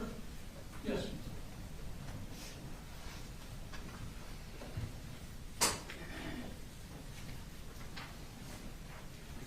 Good afternoon. I want to thank you for your service. It's people like you who take time off from their work, from their daily lives, to come to court and be sure that our justice system is preserved. And for that, we want to thank you. You do this. You don't grumble about it. You come in here and you do your job. We appreciate that. A good jury is a cross-section of the community. Each one of you comes in here, you have different jobs, you have different religious backgrounds, come from different places, but you all share different experiences. And that's why it's good to have a cross-section of people, because each one of you has something to tell the other. Each one of you can look at a case a little differently than the other. The state gave you some charges that we feel the judge will read to you. I want to go over just a couple more of those, and then we'll get into what we believe the evidence showed or not showed. I think the cradle of American liberty is the burden of proof. Very simply put, the state has the burden of proving this case to you, not to a reasonable doubt, but beyond a reasonable doubt. That's what makes our system work. Presumption of innocence. Colin Gray, when he came into this courtroom, was presumed innocent. That presumption of innocence stays with a person until it's overcome by competent legal evidence. Reasonable doubt. As Brooks went over a little bit about reasonable doubt. But simplified is it's a doubt for which you have a reason. It can be because of a conflict in the evidence. It can be because of a lack of evidence, or any number of things. If you are not satisfied and your minds are wavering and you're saying, well, you know, I didn't hear about this, I've got a problem with that, then that's a doubt of the law and you should acquit.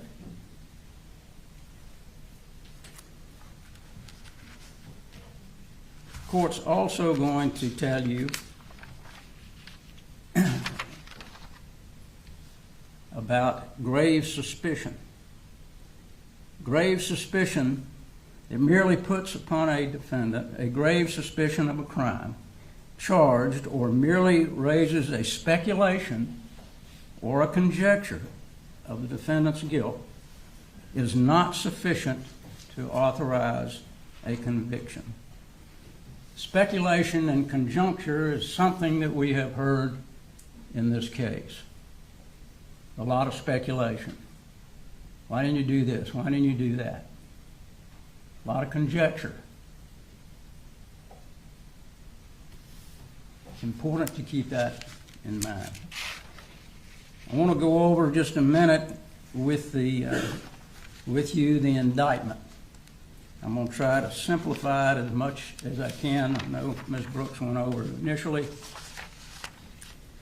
But in counts 1 and 2 of the indictment, to simplify it, you're going to have to find cruelty before you can even get to the murder in the second degree. You're going to have to do that for counts 1, 2, 3, 4, and basically 5 and 6. You're going to have to find an underlying charge before you ever get to the main charge. There's a lot of terms here, a lot of things that the court's going to tell you. You're going to hear criminal negligence, you're going to hear proximate cause. All of these are important for you to understand when you're plugging in what the state has said in their indictment. And this is what they say.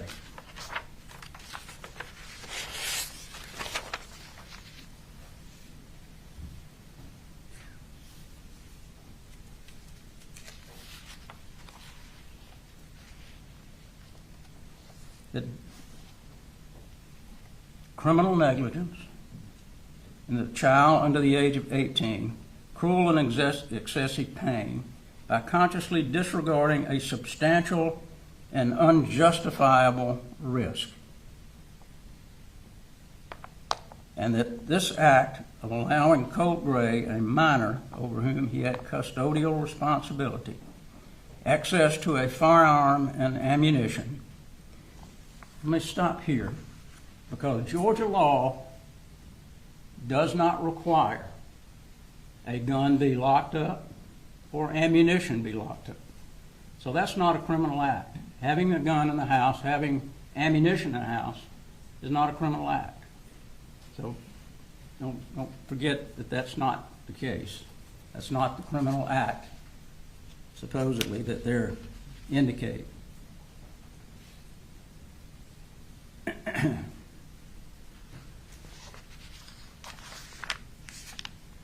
And in the indictment, they indicate that Colin Gray knew that this would happen.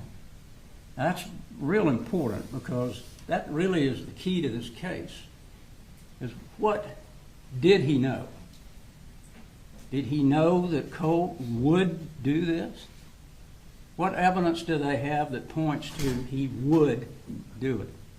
That's what they've alleged in their indictment. And if you'll remember, the district attorney in his opening statement told you he knew it.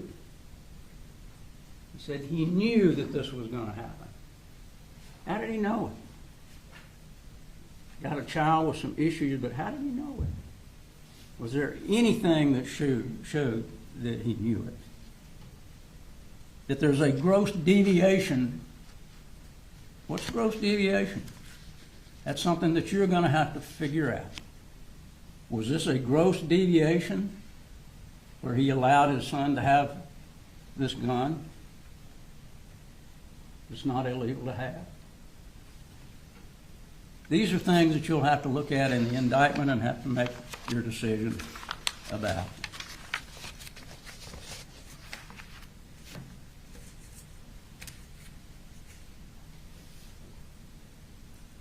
What a horrible thing for these children to have to go through. Something that no child should have to endure. The loss of a child by a parent is difficult. The loss of a husband or a wife in a situation like that is horrible. And we're not saying it's not. First part of this case, they went through all of the horror that these children went through. But that's not really what this case is about. It's not that you decide this case on emotion. You have to decide this case on facts and the law. It's the only two things. You know, when you took your oath to be a juror, an oath is a promise.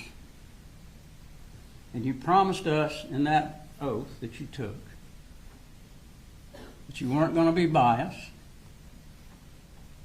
that you were going to look at the facts and circumstances and render a fair verdict based on the law and the facts. I know that's hard in a case like this. You've got a lot of pressure. Everybody in this community wants to see somebody go to jail other than this young man right here. This is the person who went into the high school and shot and killed 4 people he didn't even know and injured scores of others. This is the person who needs to be punished. He made a conscious decision to do this, a secretive decision.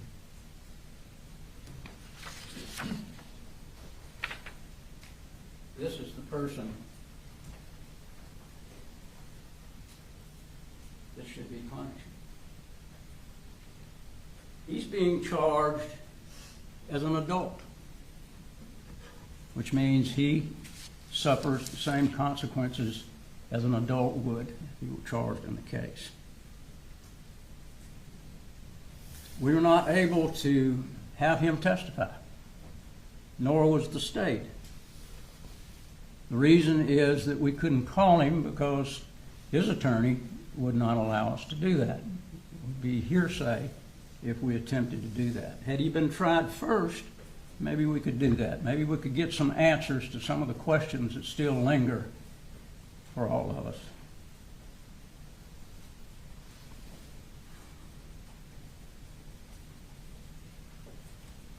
Who is Colt Gray? We found out that he was a smart kid, obviously. He was able at 11 years old to get behind a firewall at school and do searches. I wouldn't be able to get behind a firewall at my age and do any searches. So at 11 years old, that's pretty good. So we know he was a smart kid. We know that he kept dark secrets. How do we know that? Because he was on that computer. He was on a computer with a dark web. We know that because Jenny told us he had a number of different accounts. He was always changing his password. And this is where he got information about these individuals that you see on this board. Nicholas Cruz, among others. He was secretive in that he didn't tell everybody what he was doing. He certainly didn't tell his dad. You're not going to find one email or one witness that tells you Colt told his dad he was going to do a shooting. Look at all of the evidence that you have over here and over here. You got 60,000 pages of text messages. 60,000. Not one of those text messages informs him of anything that he's going to do to harm anybody.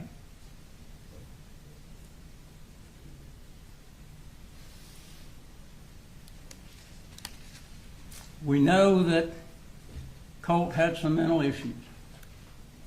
We're not trying to get around that. But what was the extent of those mental issues? We don't even know today, as we are here, what those mental issues were, even today, over a year after this incident. And even if he had been taken to a counselor, as manipulative as he was, do you think he'd be able to get around that counselor, convincing that he was fine? Was his parents that were the problem?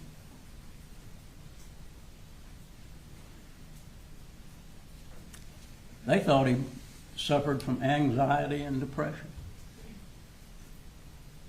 Had these volatile temper tantrums.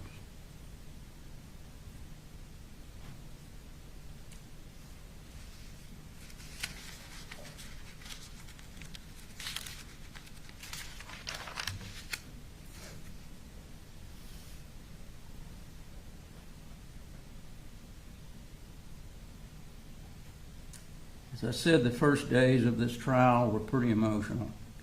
An awful lot of evidence that you have to look at. but certainly we want you to look at it all. They're going to have to show that this was an anticipated and a reasonably foreseen incident on the part of Colin Gray. Well, who would be able to foresee that a 14-year-old is going to take a rifle, I don't know where it is, as big as it is, as heavy it is as it is, and stick it in a book bag, get on a bus, come to school, walk down the hall, go to class, put it down on the floor, and not one single person sees it? How foreseeable is that? And on top of that, then we have, what is foreseeability in some other people at the school? At 8:46, Miss Harris sends an email. Got a kid in my class who's asking about school shootings. 8:46. Then, after her class, she goes to Ms. Martin's office, one of the people that she emails, and tells her, I believe I saw a gun. Did they shut the school down right then? No.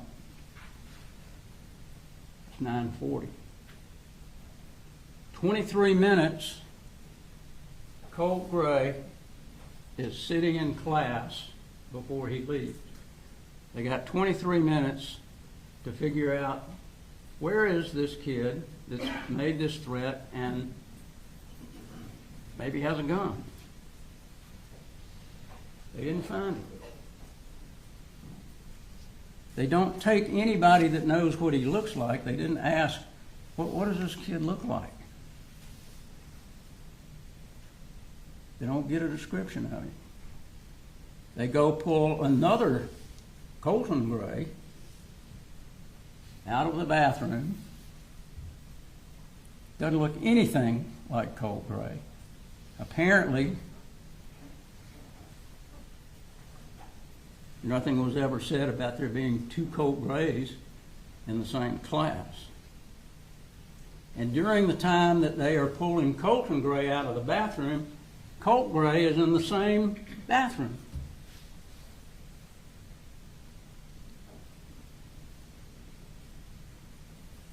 Foreseeability. People miss things. School officials miss things. It's not unusual sometimes that people miss things. An hour and a half, Colt Gray was in the school with a gun, and nobody found him. A gun that takes 7.5 pounds to pull the trigger. The ammunition was hunting ammunition. It's an AR style. It's not a machine gun. You don't hold the trigger down and it keeps firing. It's semi-automatic, like a 9mm or many other rifles that people purchase. Let's talk about the people that knew the most about Colt, his family.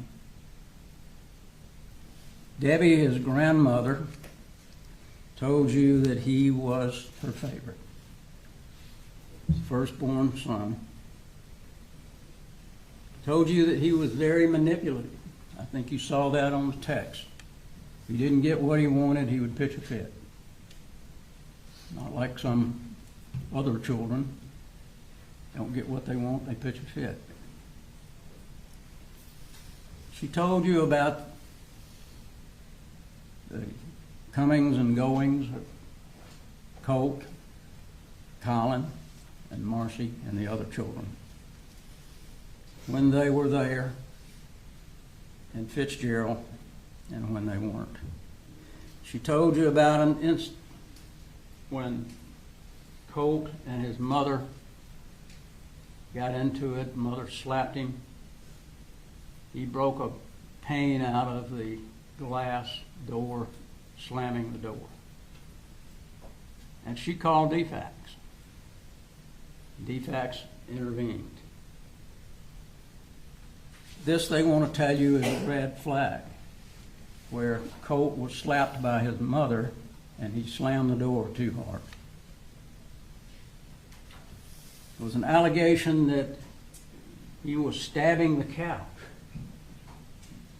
But what Debbie told you, that Marcy lied, and she didn't know whether he did that or not. And of course, Colt denied to his dad that he did that.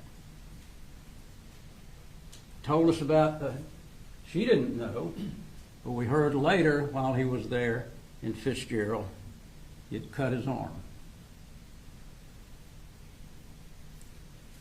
Was that the last time he cut his arm? This is interesting. The state brought a picture up and showed it to Colin Gray. You're not going to see that picture. We don't believe that that's his arm. Take a look at the picture over there of him. There's no cuts on his arm. Let me tell you, if those cuts had been on his arm, the police officers, when they arrested him, they would have taken pictures of that. They took the other pictures of the upper arm several years ago when he cut himself. Why is that picture not in? Because they can't prove that it was his arm. Nobody else saw it. Debbie didn't see it. Marcy didn't see it. Jenny didn't see it. Coley didn't see it. Colin didn't see it. So where in the heck did that come from? Doesn't make any sense. She told us that she bought Colt a phone when he went back with his dad so that they could stay in communication. And that she talked to him a lot. That she came to Barrow County and to Jefferson County to see him almost every month. She purchased for Colt ammunition and clips. Why would she do that? Because she was glad that he had something that he enjoyed doing. Going hunting with his dad. Bonding with his dad.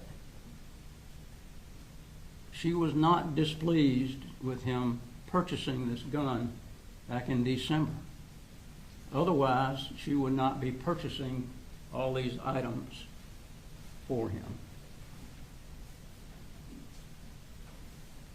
And it's interesting, during the time that Colin and Colt were together in Jefferson and here, we didn't hear one thing about any altercations between Colin or Colt. One of the big things that they want to talk about is this May 23rd, when Jefferson County sent a sheriff's deputy out to the home. You got to view that video. When they came to the home, Colin, come on up on the porch. I'll get him out here. You talk to him. You didn't try to hide anything from him. Come out and talk to him. They talked to Colt. Talked to Colin. And Colin tells them, if there's anything to this, all the guns in the house are gone. At that time, Colt's gun had not been purchased. It didn't get purchased for about 7 or 8 months later. But the thing is, they want to say that that is a red flag that Colin should have known by them coming out there. But what did they say? You know what? We don't believe that your son did this. The follow-up phone call was the next day. And they told Colin, we don't believe your son did this. This came through some California website. It was in Russian. We don't know what this is. Never was there a follow-up. Never. Has there been one police officer or official that has ever told Colin Gray, your son is a threat and you need to throw the guns away? No. You didn't hear that, and you won't hear that because there wasn't any.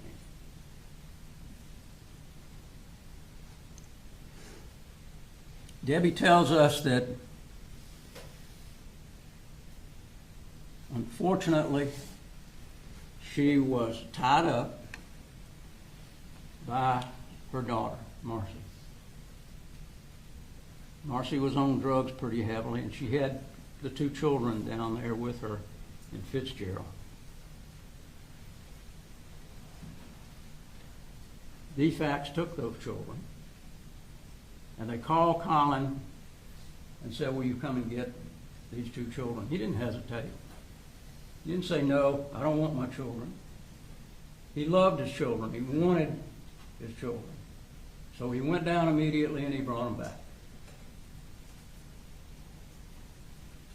And because of that, Marcy was pretty upset. She had lost the two children.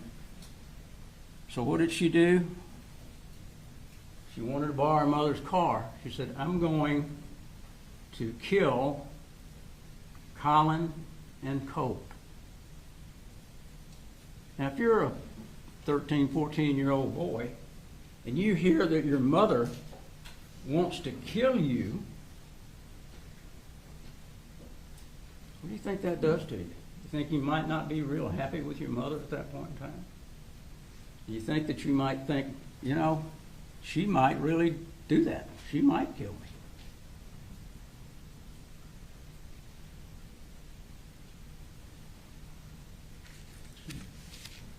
Debbie indicated that she helped Colin from time to time.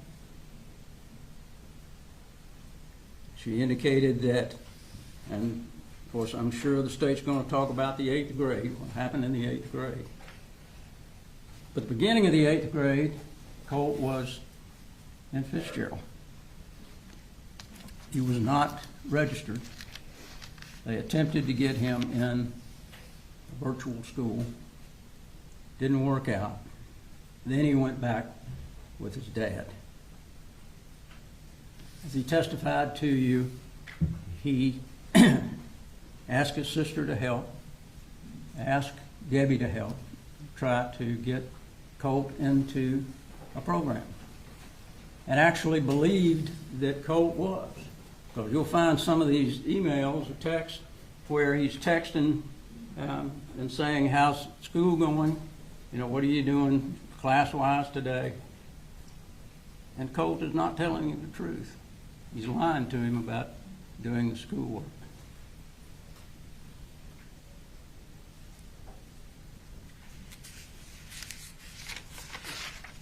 Debbie says that she got a call from Colt to come and get Marcy, because after Marcy got out of rehab, it was decided in the family, let's bring her back and see how that'll work out. She was there about a month. But during that month, she caused all kind of havoc. Debbie told us that she had to come up and retrieve Marcy because of an altercation between she and Colt.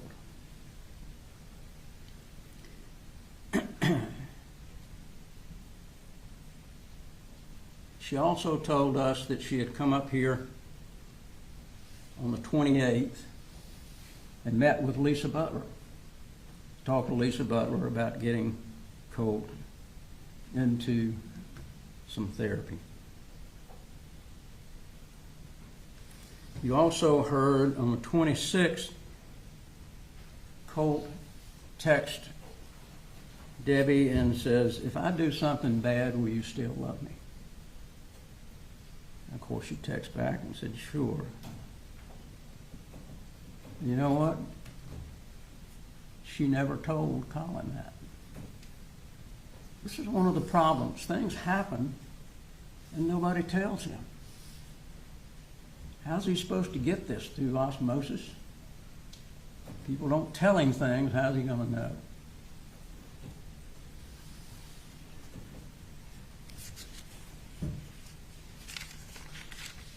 And Debbie says that while she's up here getting Marcy decides to put Colt on Zoloft.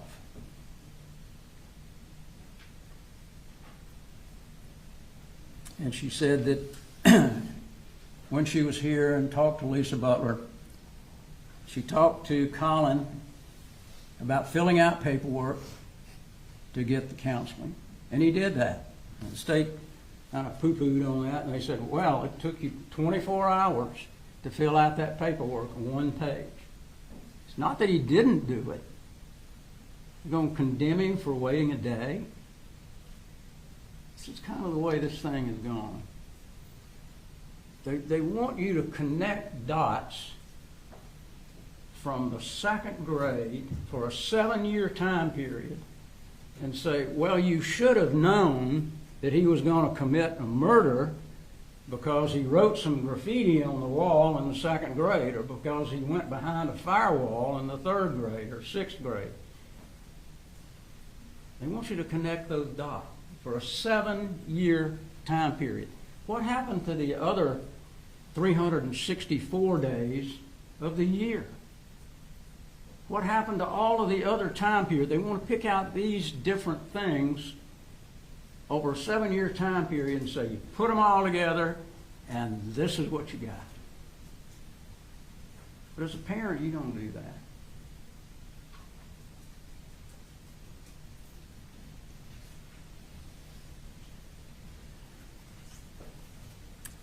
She also told us that she thought Colin was doing a great job with these children. Now, Colin is pulling the wagon. He's working a job. He has 3 children, not just Colt, but he's got 2 more.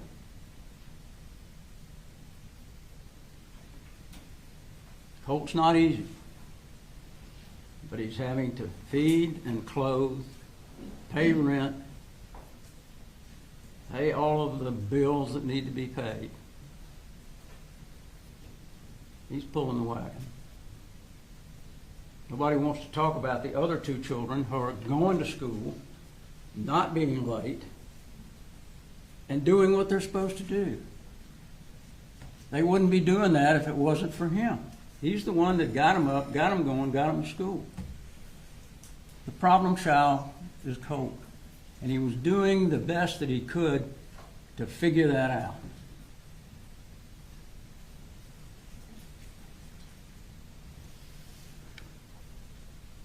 It's interesting, too, that Debbie never told Colt, you need to put these guns up. She never told him that.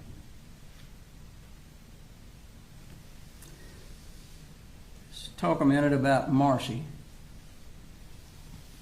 You've got an opportunity to hear her as she described herself. She's a good mother. I think we'd have to beg to differ on that.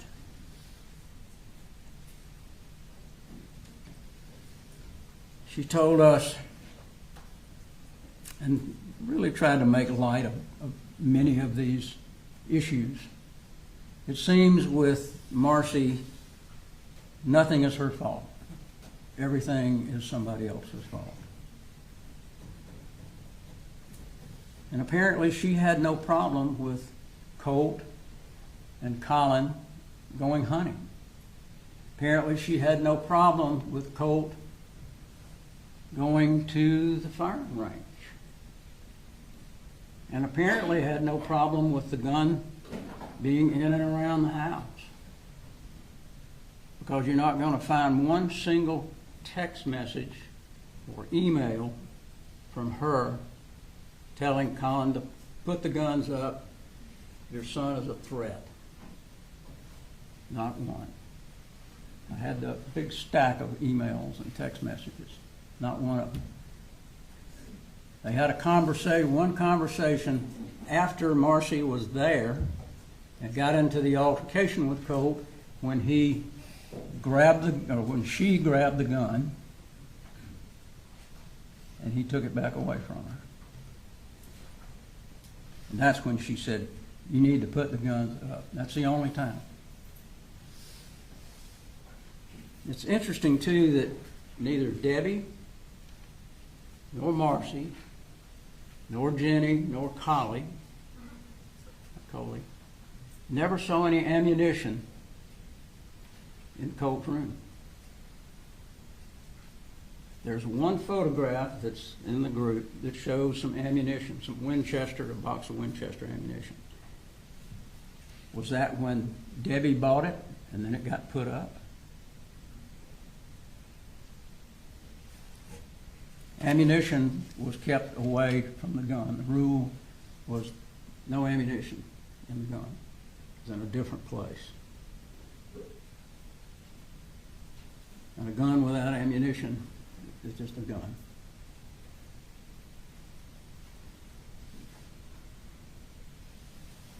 Marcy told us, "I didn't see this coming." Here's the woman who is talking to Colt about school shooters. Here's the woman who knows that Colt has put $20 on Nicholas Cruz's account. Here's the woman who's doing searches of school shooters. Here's the woman who's watching documentaries, none of which she told Colin about. There's not one single email about that. The state's going to bring up this right after she was doing the searches. It was a 11 or 14 minute telephone call where the state's going to say it's interesting that right after she does these searches that they're talking on the phone.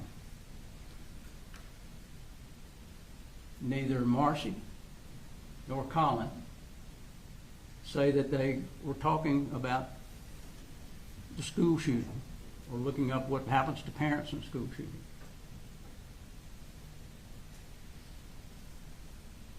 They were talking about the Saturday that she was going to come up. That's what they were talking about. If you remember, they were going to come up, she wanted to come up on Saturday and take Colt to Advantage. But that didn't happen. Didn't happen because Colin didn't want it to happen. He didn't want her to get up here and have another altercation, Colt have another altercation with the mother.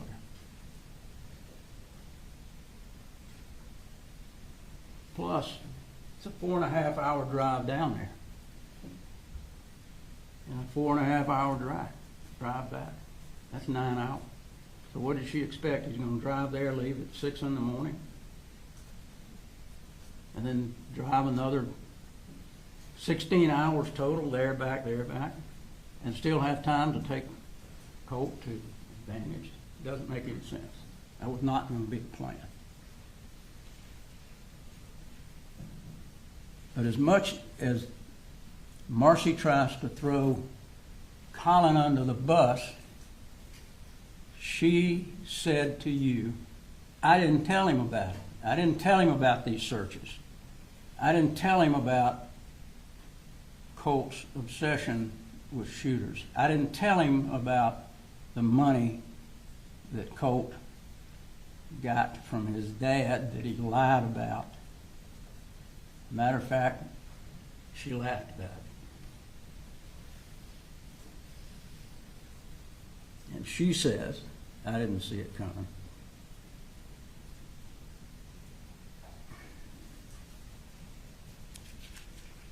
talked about the email back in the 6th grade where Colt looked up how to kill your dad. Colt explained that to his dad. As you heard, there were a number of boys that were talking about it, and he just looked it up. We don't know whether any of the other boys got ISS like he did. We know that Colin wasn't even told about it for a couple of months.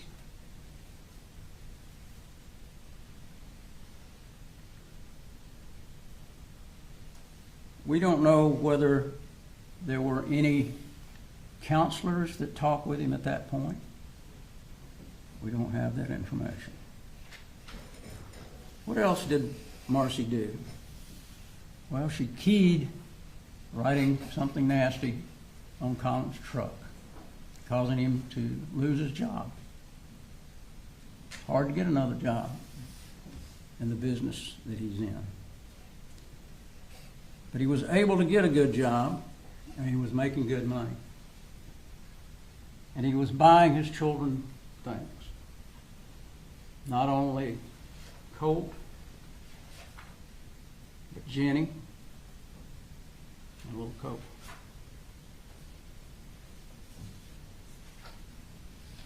Just like most parents would do.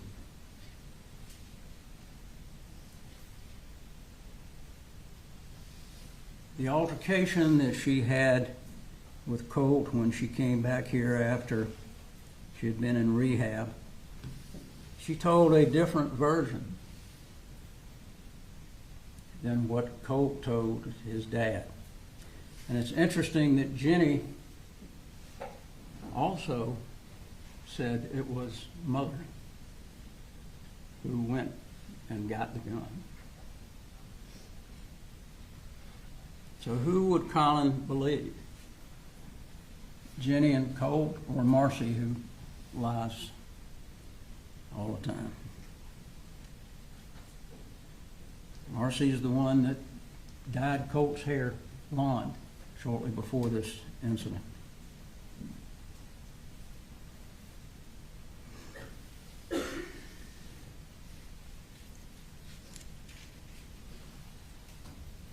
She believed that Colt had anxiety and depression. And she told you that she had talked to her psychiatrist about the Zoloft. Why did she not talk to her psychiatrist about Colt? Why did she not say, he's having some anger issues, he's having anxiety, what do you think we ought to do? She never did that.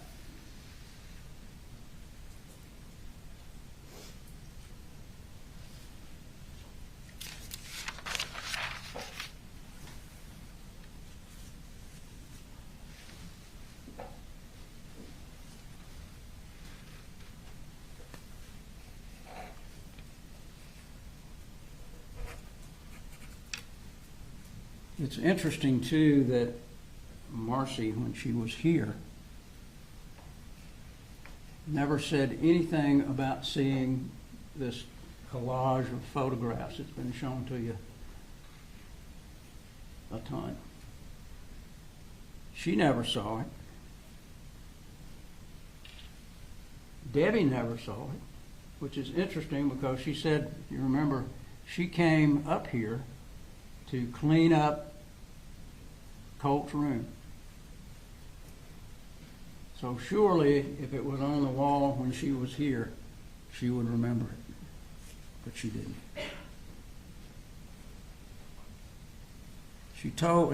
Marcy told us that everybody was on board with getting Colt therapy. She told you that Colt had said he wanted to kill his dad another time. But she also told you, I never told Colin about that. So how's he going to know if somebody doesn't tell him?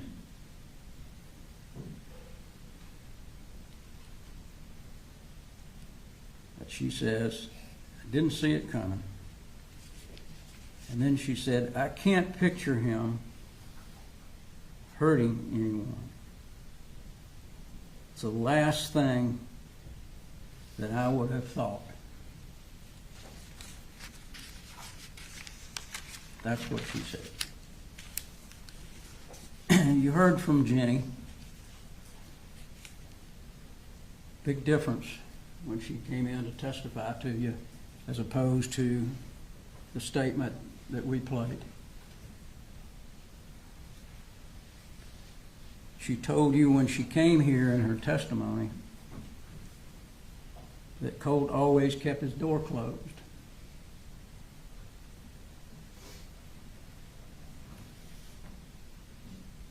She also said that her dad asked to cover for him.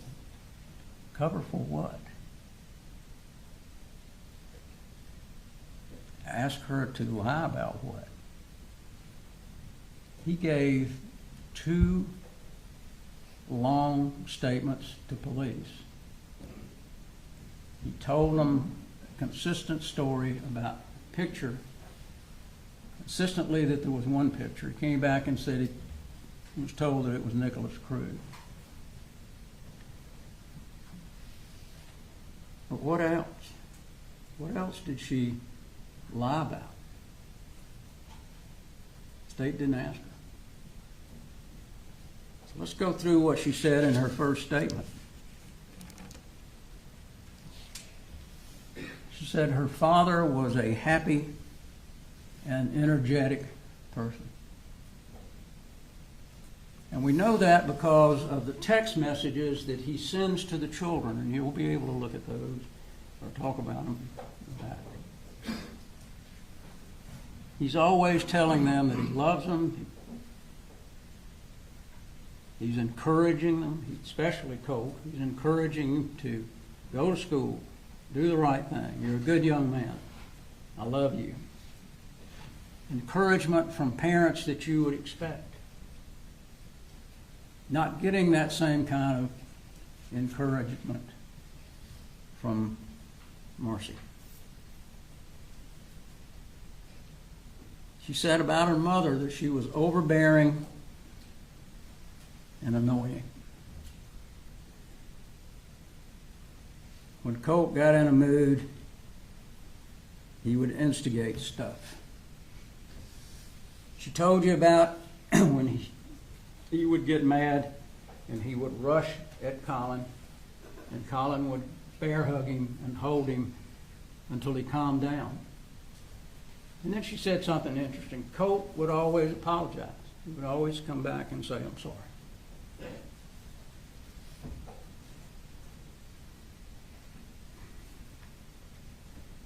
She said that her dad was close to getting him in therapy.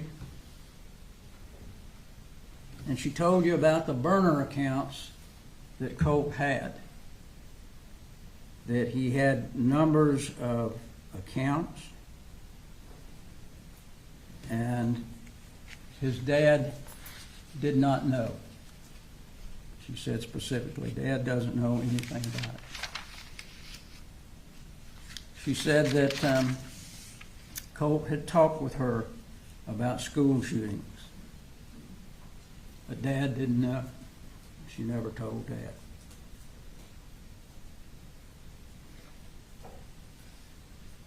She said Colt had been bullied. I think she felt like that probably was the reason that he had these anger issues.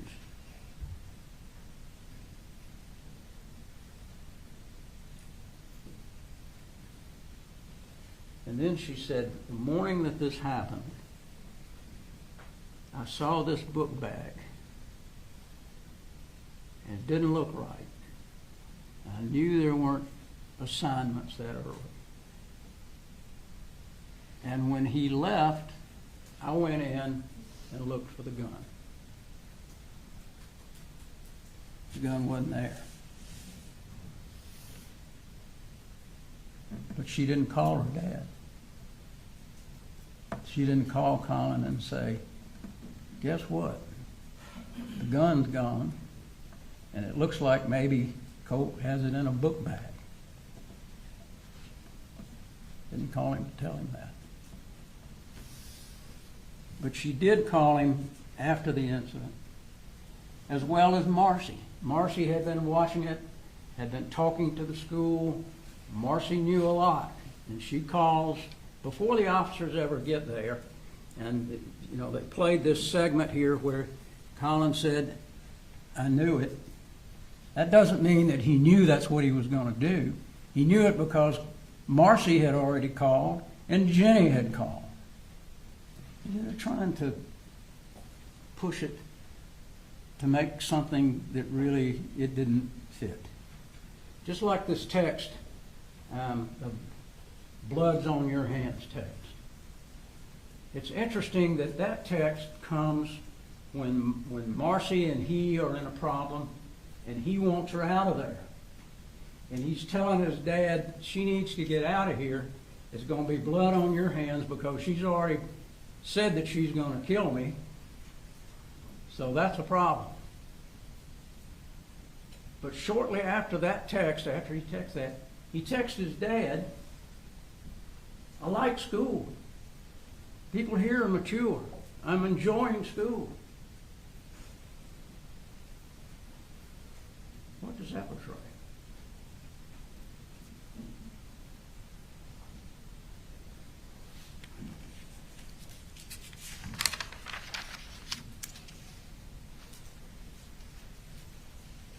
I want to talk just a minute about Lisa Butler, too.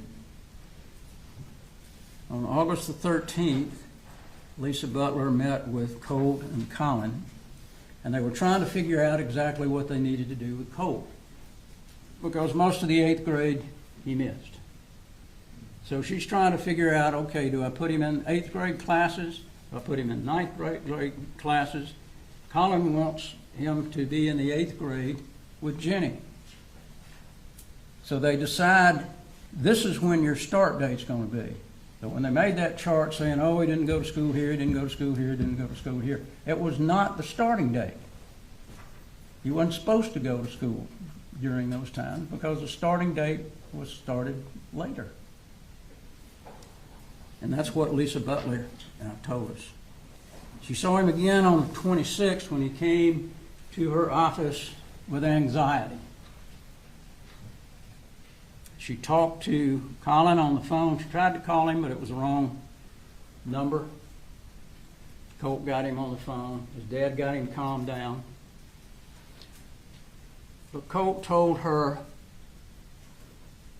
about his mother, what his mother had done to the grandmother, and several other things about the mother being on meth. And so Lisa Butler had some idea at that point about what was going on with Colt. But she put him in, I think, a calm room or a safe room or whatever they call those things. They have them in school. An awful lot of kids with anxiety these days. They even had to make a room for kids with anxiety. And she said that on the day of this shooting, she had a whole bunch of folks waiting for her because of problems that they were having in the school.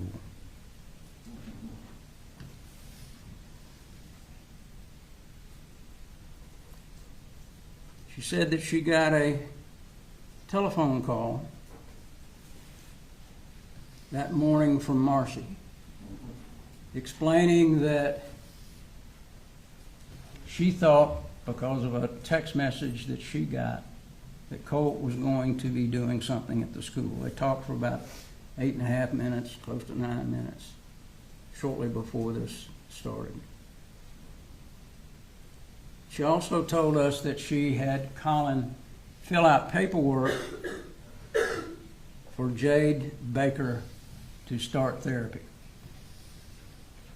You saw the letter that Jade Baker sent saying, I will meet with Colt the first part of next week.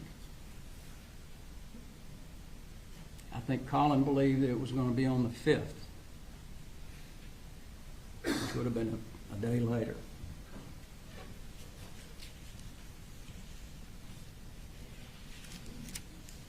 Let's talk about Colin. When the police came to interview him, he cooperated. He gave them a statement immediately. He told them they could go in the house and search. He gave them permission to search the phones. He did everything that he could to cooperate, still not knowing exactly what and how this could have happened.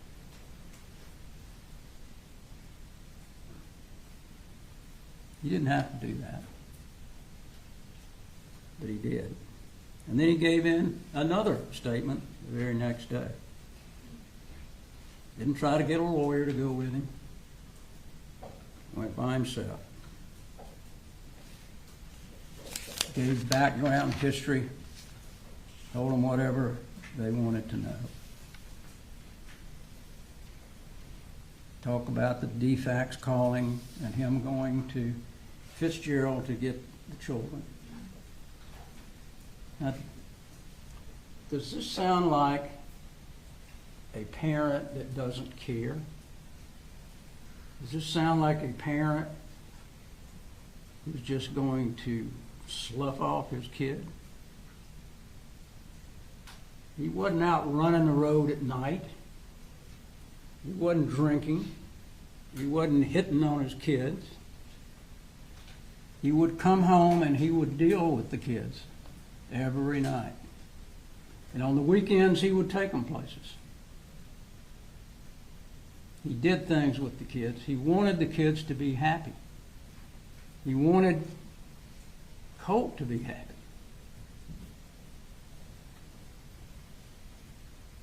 And he thought, and you probably will remember this, when he took Colt hunting and Colt shot his first deer, he told him going in, don't expect to even see a deer. But there he was. And he shot the deer, and he told you, that was one of the happiest days of my life, because Colt has accomplished something. He is going to have a bonding with me now over hunting, going to the target range. There's absolutely nothing wrong with going to the target range. There's absolutely nothing wrong with hunting. You don't have to put a gun in his name. As you remember, what Colin said was, I bought the gun at Christmas, but I told him, when you get to be of age, I'm going to give it to you. This is just for you to use. It's not yours until you come of age.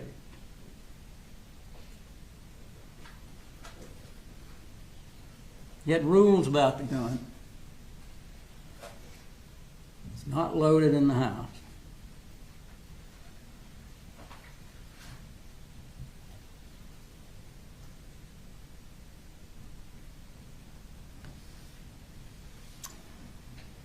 That if any of these rules are broken, the guns are out of here.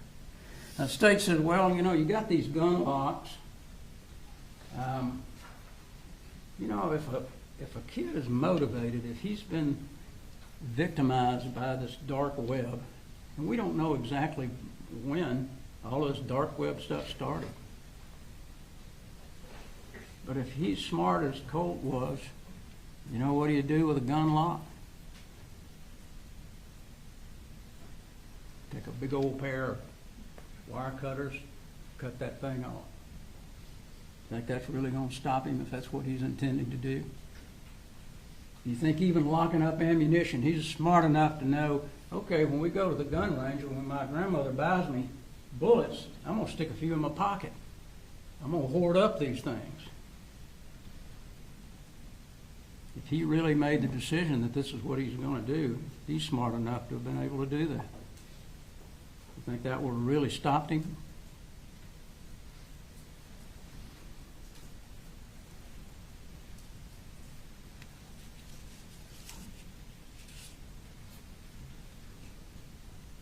Colin told you he never had a reason to believe that Colt would harm anybody with this gun. He had never told him anything about harming anybody with a gun. He had never threatened with a gun.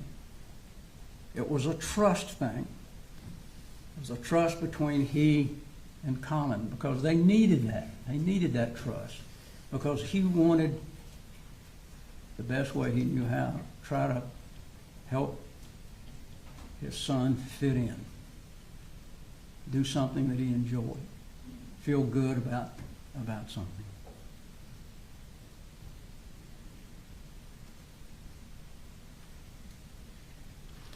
He talked about the 3 times where Colt rushed him and what he would do. Bear hug him until he calmed down.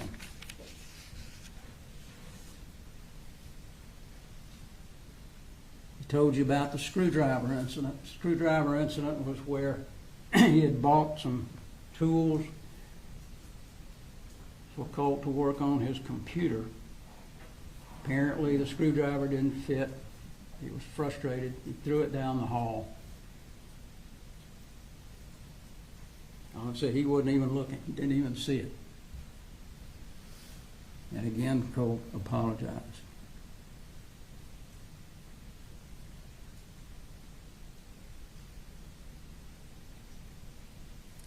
The state's going to pick out, I'm sure, some messages that don't look great, but you got to look behind what these messages are. Look at the whole colloquy that they are having. And you'll see other messages. Did you make it to school today? I'm proud of you. I love you. You're a good young man. And all the while dealing with 2 other children. He's trying to pull that wagon the best he can.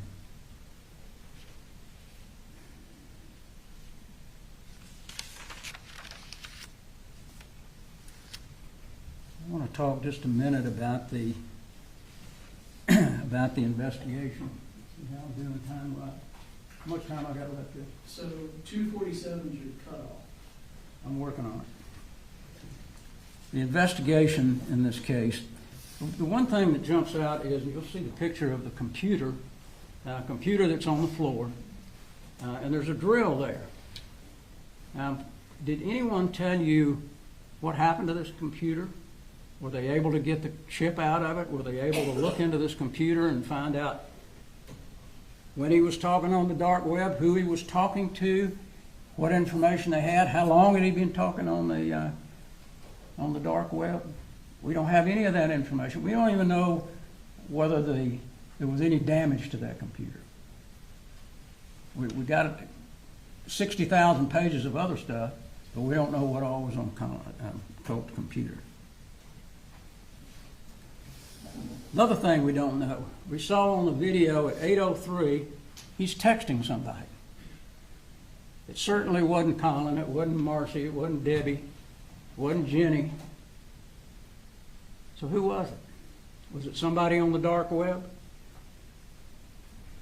Was it somebody telling them, hey, watch the news, I'm getting ready to do something? We don't know.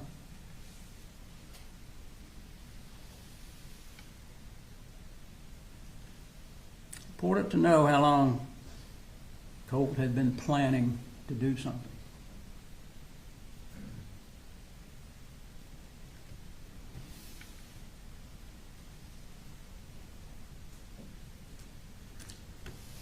Another thing that was interesting, you'll see back there, I think it's number 46 maybe, there's a trash can. And in that trash can are the boxes for this ammunition. Where was this trash can? Was a trash can in Colin's room? Was a trash can in the kitchen? Was a trash can in Colt's room? Wouldn't it make sense that he would be loading that gun that morning and throwing it in the trash because that's what's on top of the trash. You can see it. But we don't know where he loaded the gun. We saw one shell apparently that fell out when he was loading that landed in a mask. Do you know what room that was in?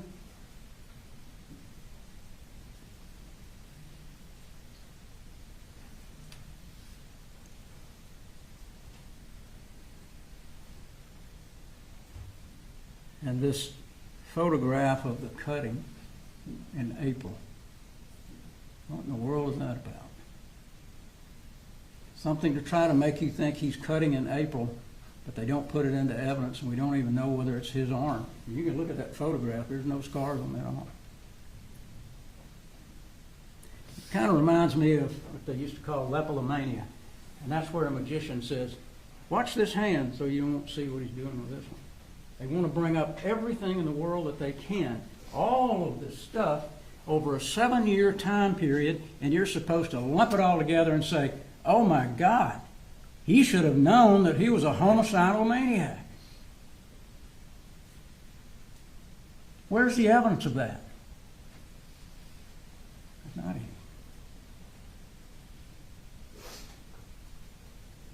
This alleged shrine that they talk about. It's interesting, they didn't even ask Jenny in the statement that they took from her first, if she remembers seeing it. Charlie, who came with Debbie, Charlie is Debbie's husband, and Debbie came to pick Marcy up a few days or a week or so before this happened. They didn't see it. Well, Coley apparently didn't see it. If anybody saw it, I'm sure they would have brought him in. Debbie didn't see it. Marcy didn't see it. Charlie didn't see it. So why is it so unbelievable that Colin didn't see it? You're going to have some pictures back there. Some of them are from the past. Look at them closely to see whether they match up with what was on the wall when they went over after the shooting at the high school.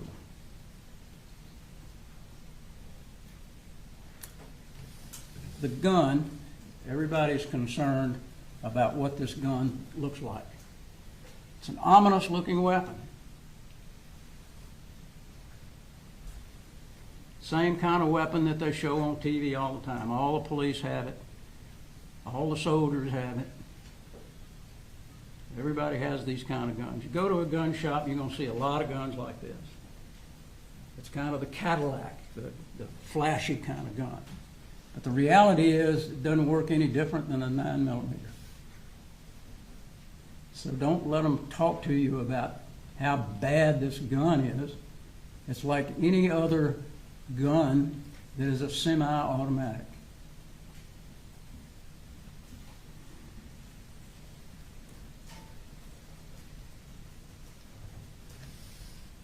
As I mentioned before, there's only one picture of bullets. Nobody, not Marcy, not Debbie, not Jenny, nobody has said they ever saw ammunition in Colt's room.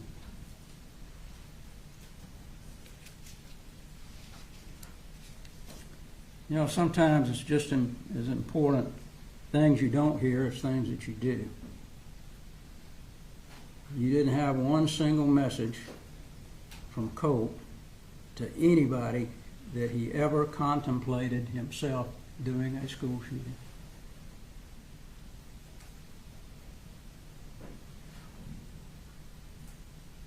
Nobody testified that they heard him say that. There's no text messages indicating to Colin that anybody believed that.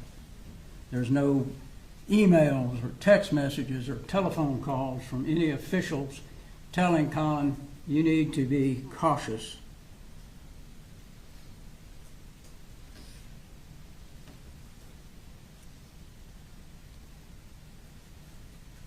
Your son is a credible threat to people. Nobody ever said that.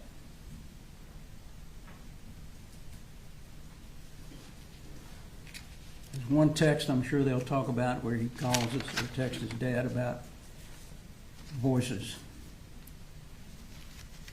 Another ploy to get out of school, maybe. It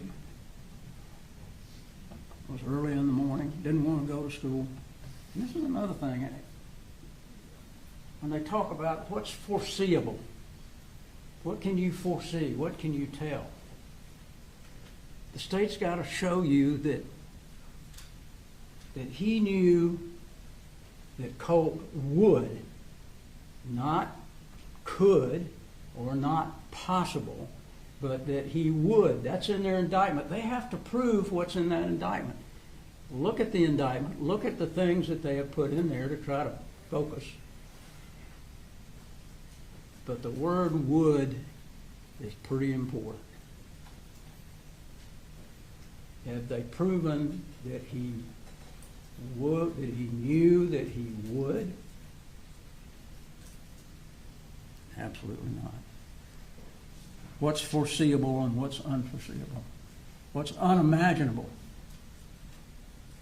Unimaginable that your child will commit murder.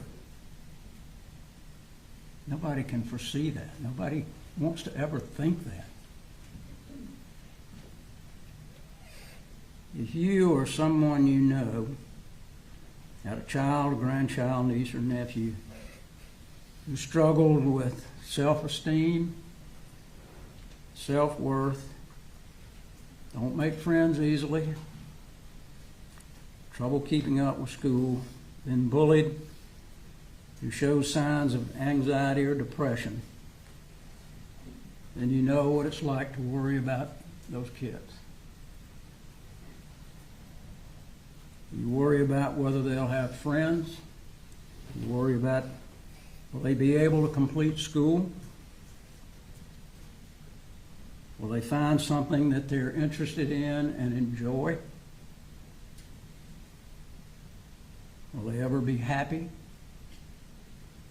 But all the while you think about that as a parent, you love your children and you remain hopeful. And that's what Colin Gray did. He remained hopeful. He took the children on. He didn't send them to DFACS. I'll take care of my children. I'll pull that wagon. And as he told you, I may not have done it correctly. I may have made some mistakes.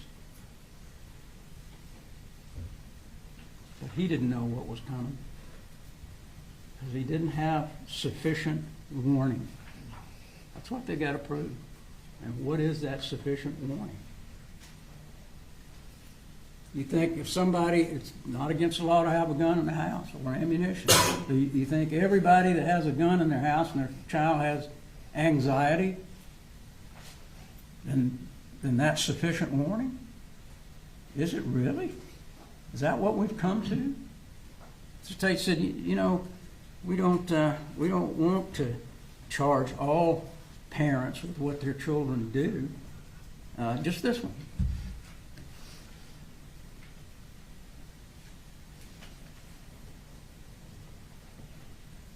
What the state said, their little colloquy about someone taking the car, and getting in a wreck, they're not going to charge them.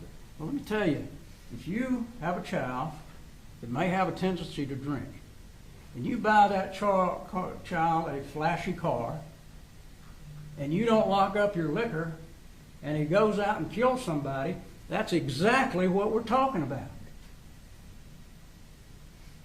Do you want this to be the way the law is? This is the first case in Georgia like this. Do you want to make a law? You want to make the law that way?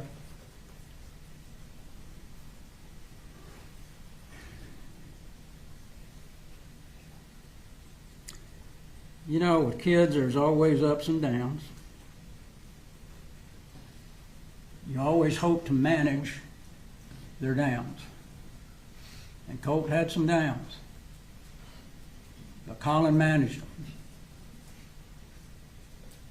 He took him to play golf, he took him to do other things, fish, and he took him to hunt, and he took him to target practice. And he never in a million years thought that this son that he loved was going to turn out to be the monster that killed these people. As he told you on the stand when the state was questioning, I never saw that evil before. You saw his reaction when he had to watch that movie. That's the typical reaction of a father who cares and did what he could. It wasn't that he wasn't going to get him therapy. It wasn't that state's going to say, well, you know, he could have done it the day before. He could have done it a week before. They had a plan. And his plan was Lisa Butler, through Jade Baker, is going to talk to Colt, and they're going to suggest to me what we need to do. I've looked at some other places as fallback places. I've emailed people. We're going to let them tell us what does he need to do, and then I'm going to follow through with it. That was the plan. And that was going to happen. But this happened before.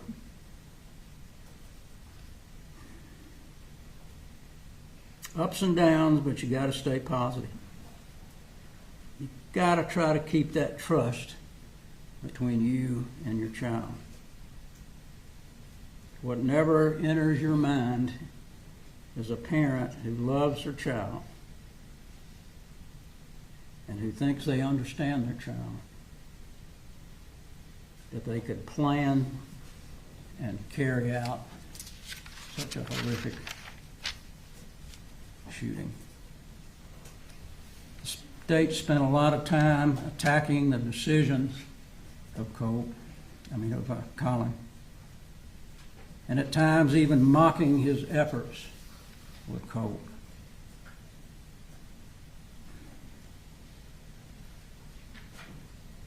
Colin was always hopeful in trying to redirect Colt to do things that would help him.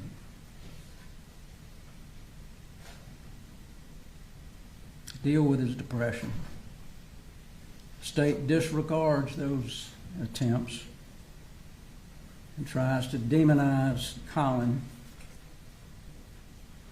but it's fundamental, natural, innate in parents that they are wired to see the best in their children. We always want to see the best in our children. We always want to try to do the best that we can for our children.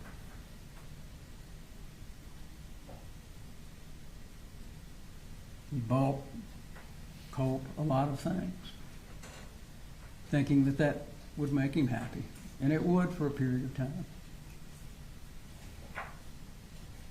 But you know, there's a lot of days in the last 7 years where nothing but ordinary took place.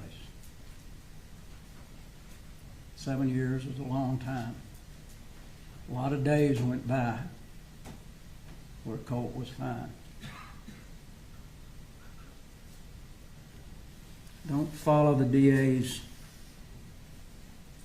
down this slippery slope of attempting to hold parents criminally responsible for what their children do.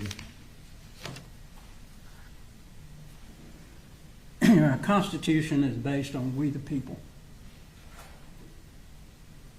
We the people that sit here, and we the people that sit over there. And we the people demand that the state prove the case beyond a reasonable doubt. Of the three forms of government, the executive, judicial, and legislating, the judicial is the only one where we the people get to directly make a decision about our fellow human beings. You get to decide. The state doesn't get to decide. We don't get to decide. The state gives you facts. We give you facts, the judge gives you the law, and you make the decision. The state would like for you to think that the system works when you find somebody guilty. But let me tell you, the system works also when you can say to the state, wait a minute, you know, there's some things missing here. I don't understand how this could be. There's conflicts in the evidence. It doesn't fit the law. What's unjustifiable? What's a gross deviation? Gross deviation from normal.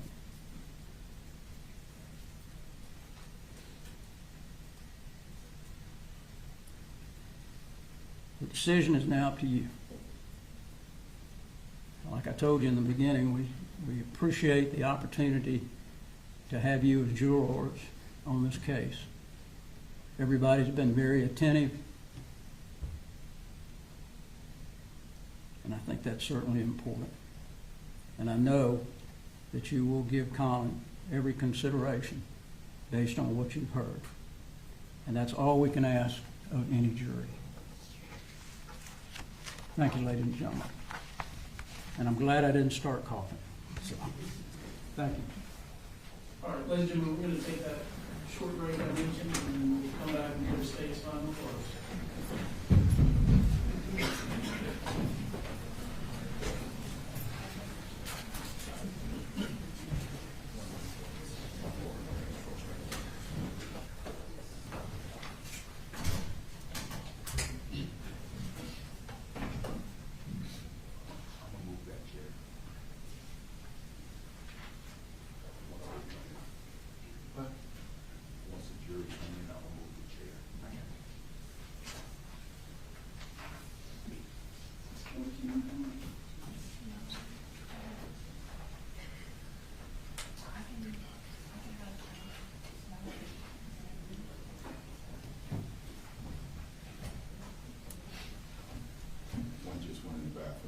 Okay.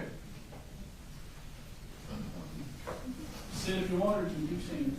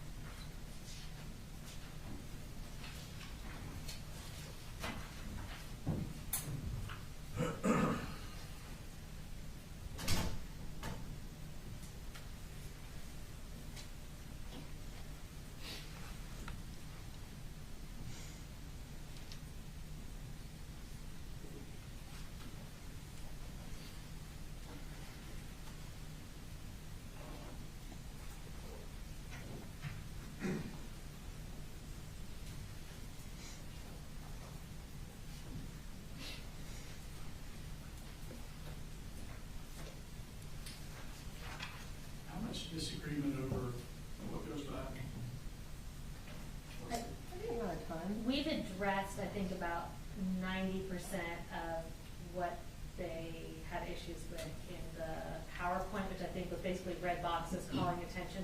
things, we've removed all those. So I think that was the bulk of it. There might be a few specific slides we have to address. Okay. We pulled out the ones we had problems with and gave it back to them. So there are a number of them that are like calendar.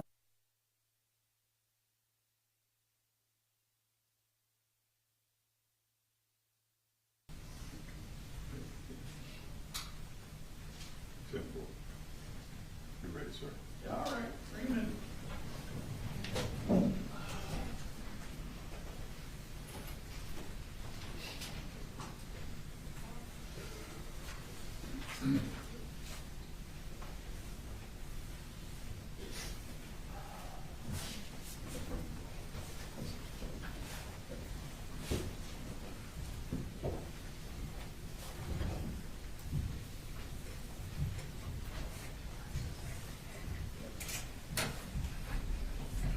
Gentlemen, all right, ladies and gentlemen, state's final closing.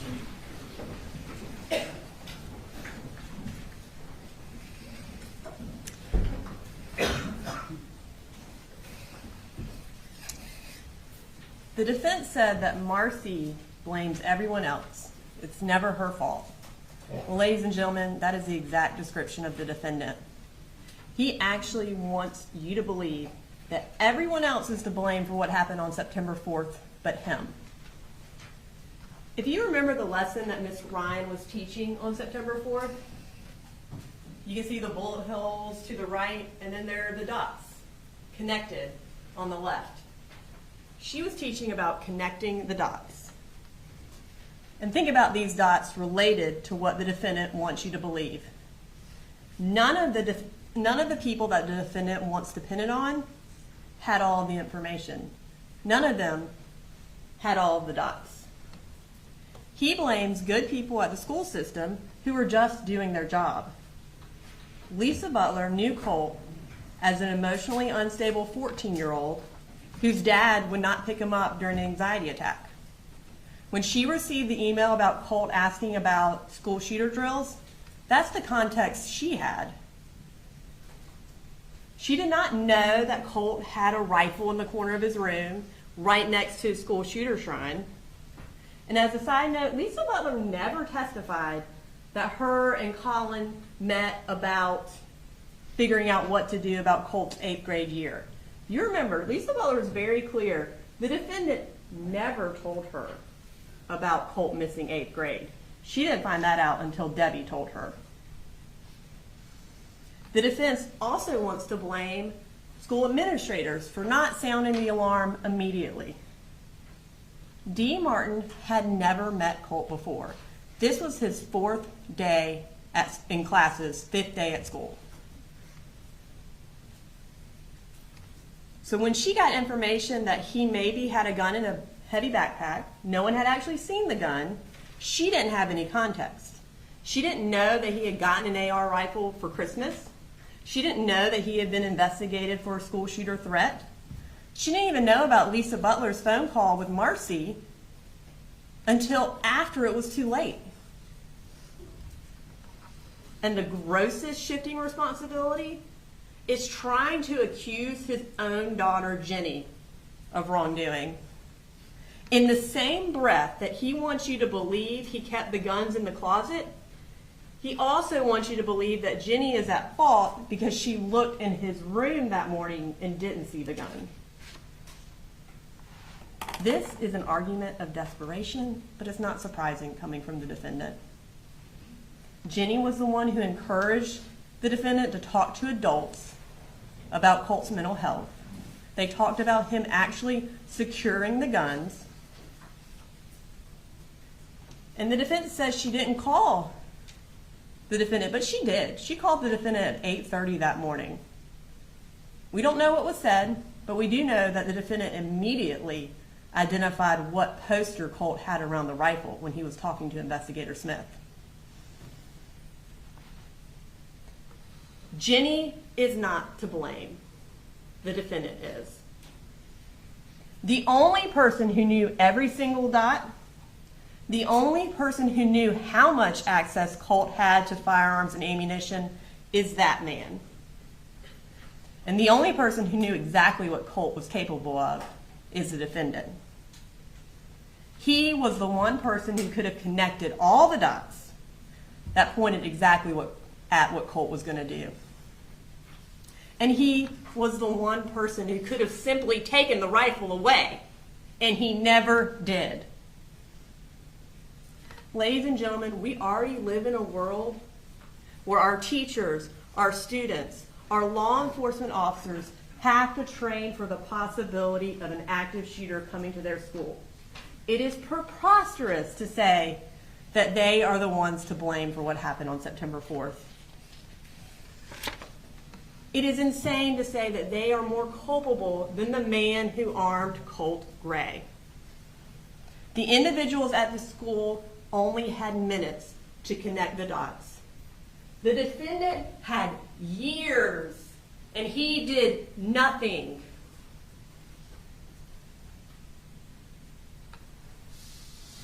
And then they want to talk about the computer that was in Colt's room and the person he was texting. Well, the defense knows that hearsay of Colt isn't admissible. They know that we can't prove that the defendant knew what was on Colt's computer, so that's not admissible. It is just an argument to try to distract you from what the actual evidence of what the defendant knew was. And then they want to insinuate that Marcy is really the one to blame. That's not an argument based in law or fact. Did Marcy Gray and her addiction cause more chaos in the lives of the Gray children? Absolutely. And that's why Jenny, by her own choice, doesn't have contact with her mother. But she's not charged because she did not commit actions that constitute a crime. You can see it in the indictment. The defendant is charged because he had custodial responsibility and he gave Colt access to a firearm and ammunition. For the custody part, you can see it on these calendars. The blue shows when Colt was living only with the defendant. The purple are those 2 months and a few days where he was living only with Marcy. And the green in 2024 is the few weeks where they all lived together. Of the last 22 months before September 4th, over 18 of those months, Colt spent solely with the defendant. The defendant had custody. The defendant had the ability to take that gun away. This case is not about who is the worst parent. It's about who armed Colt and who enabled him to commit the crime that he did. And it was that man.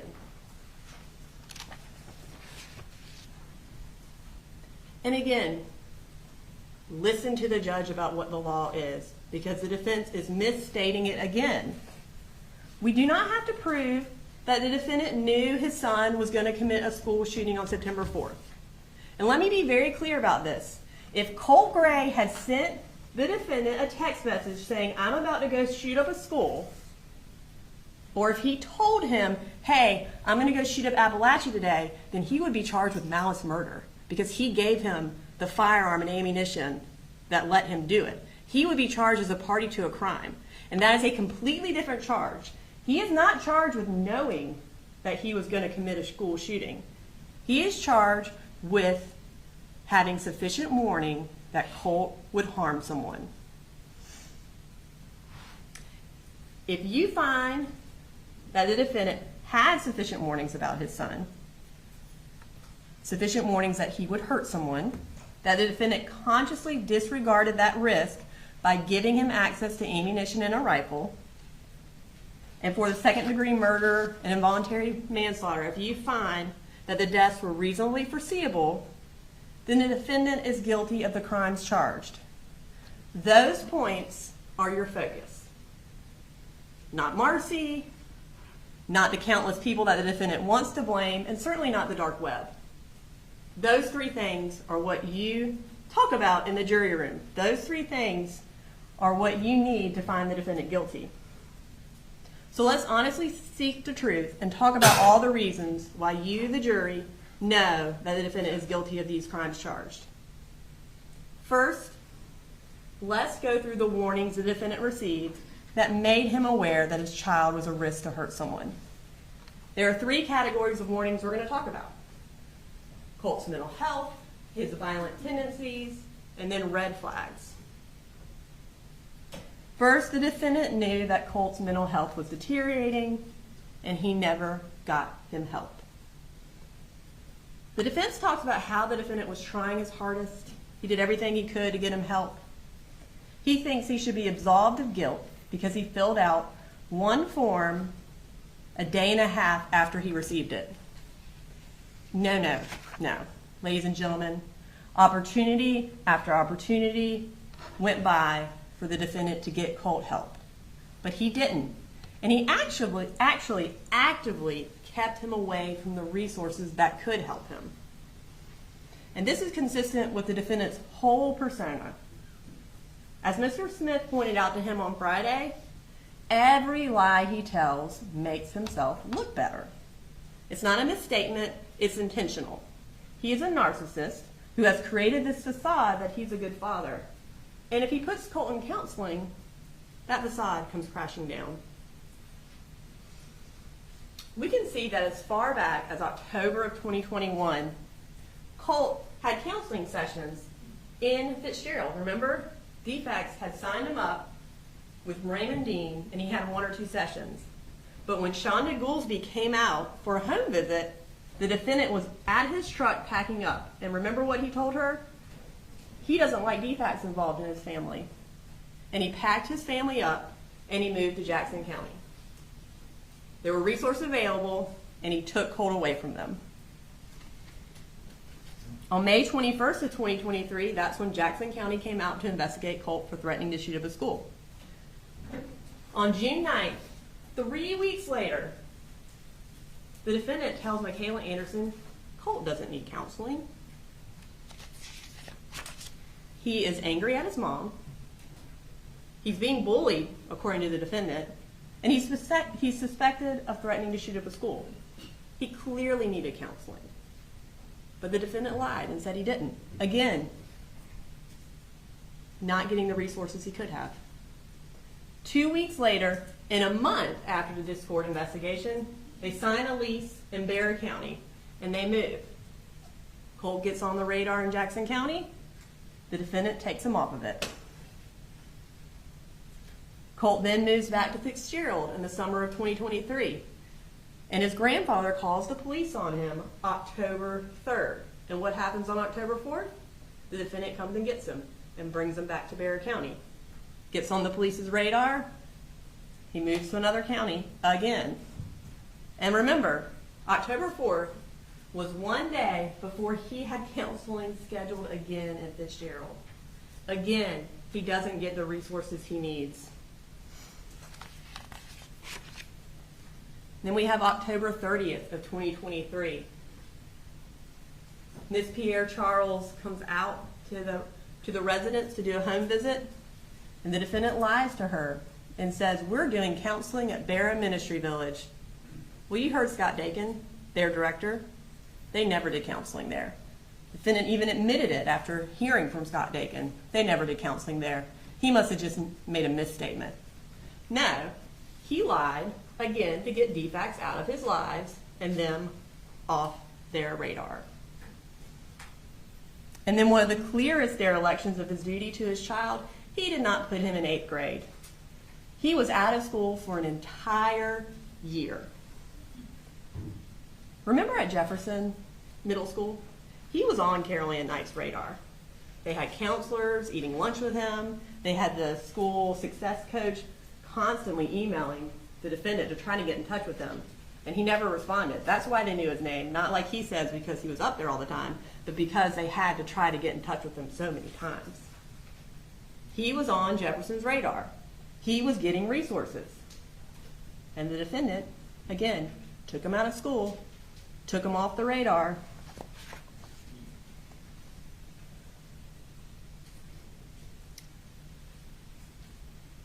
And the defense, remember what they said? The defendant believed that Marcy had threatened to kill Colt and that Colt knew that. Well, if you believe that, something that traumatic has happened to your child, you get them counseling. You don't keep them out of school for an entire year, isolated, at a time when he believes his mother has threatened to kill him, at a time when his mental health is deteriorating. The defendant isolates him. He leaves him at home. From October to May of 2022, or May 22nd of 2024, every day he leaves him at home. Look at this board. Every time Colt gets on the radar, every time services are available to him, the defendant takes him off and moves him. Let's move to the summer of 2024 and the beginning of 9th grade for Colt. At this point, his mental health is rapidly declining, and the defendant continues to do nothing.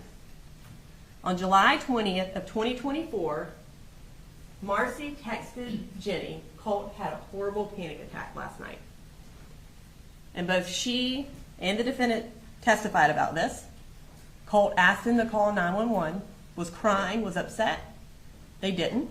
They didn't call 911. They didn't go take him to a doctor. They didn't get him help. The defendant did nothing other than leave the rifle in the room.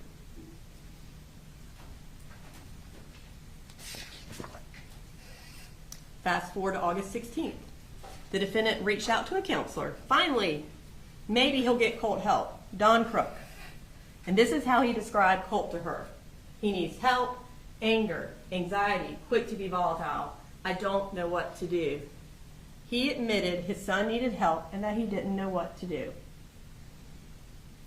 Yet, he did not follow through.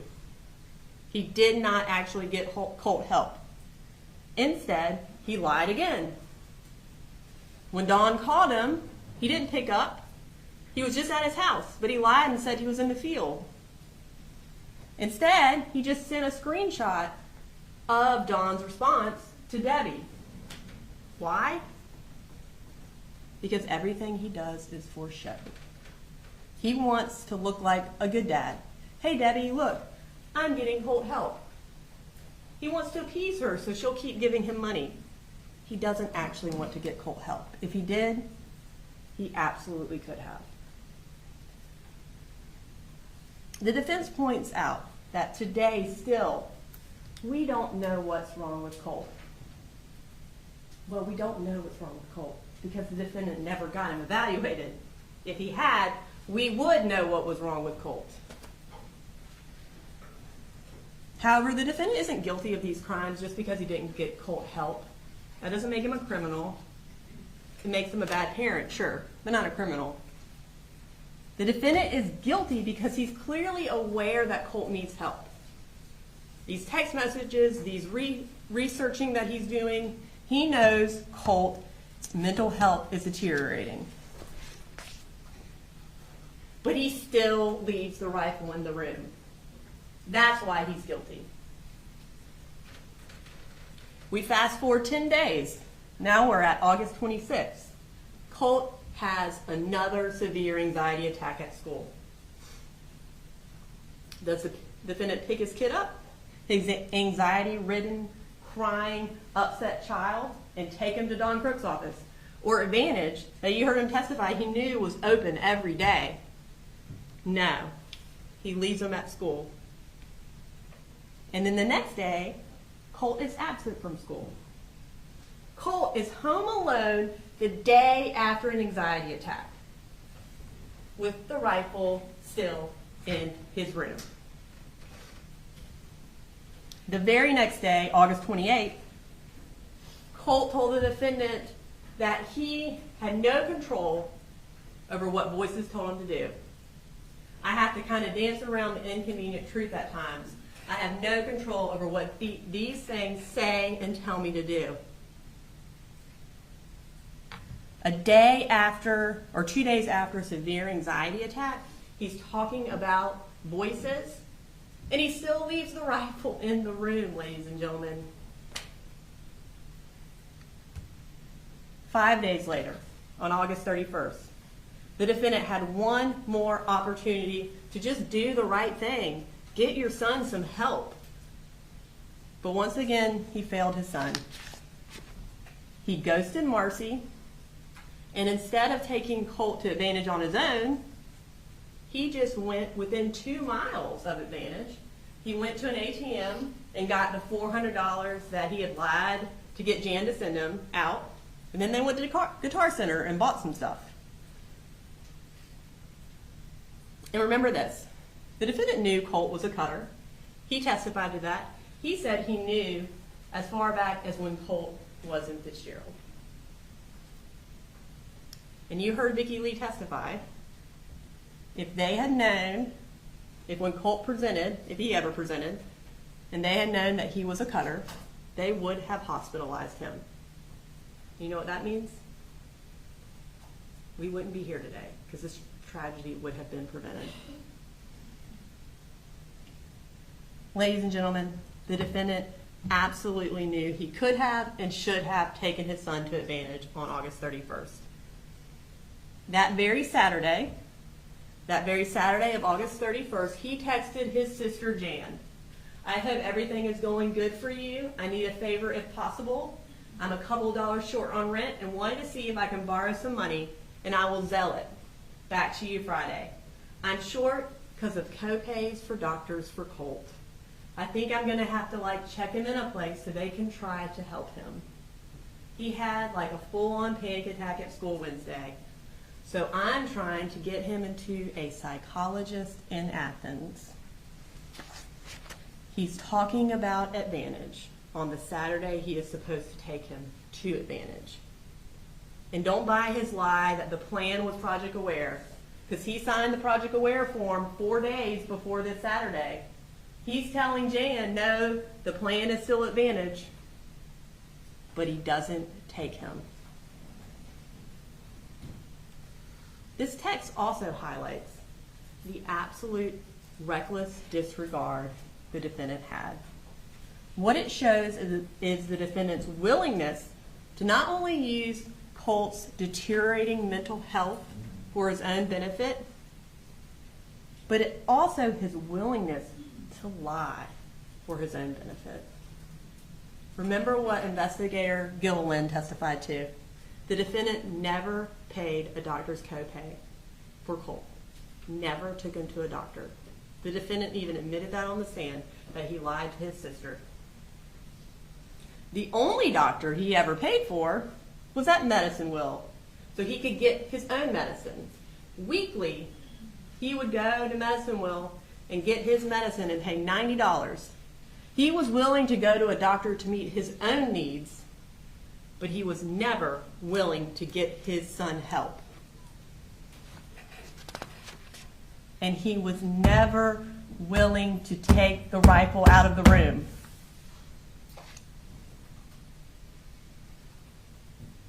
The next warning the defendant received was Colt becoming more and more violent in the months leading up to September 4th. Colt has documented behavioral issues going all the way back to first grade, where he would kick and hit students at least 2 to 3 times a day. And even if you believe the defendant that he had no idea about that, there's no way that behavior wasn't also going on at home. In 6th grade, another sign of violence is that Colt actually searches how to kill my dad and abuse. He also broke windows and cut a couch in Fitzgerald. And when he moves back to Barrow County with the defendant in October of 2023, he becomes physically aggressive with the defendant. Jenny, in her testimony, detailed fistfights between the two of them and described how Colt would cause holes in the walls of the house. The defendant, even in his interview with Special Agent Ward, acknowledged that things were getting worse, and his text messages show that. Sometime in June of 2024, Colt threw a screwdriver at the defendant. And it wasn't this story that he's made up where Colt got frustrated and just threw the screwdriver across the room. Listen to the text. The defendant texts Colt, okay, question I have is this. Did you tell Mahmoud that you had the screwdriver in your hand for self-defense? Please tell me the truth, because we both know I wasn't even looking at you when you threw it at me. Again, he's lying to make the situation look better. And one of the biggest warnings the defendant received that Colt was a threat to hurt others, was a threat to use his rifle, was when he got into a physical altercation with Marcy with the rifle. Now, despite the defendant's new version of his story that he told y'all on Friday, this is what he told Investigator Smith.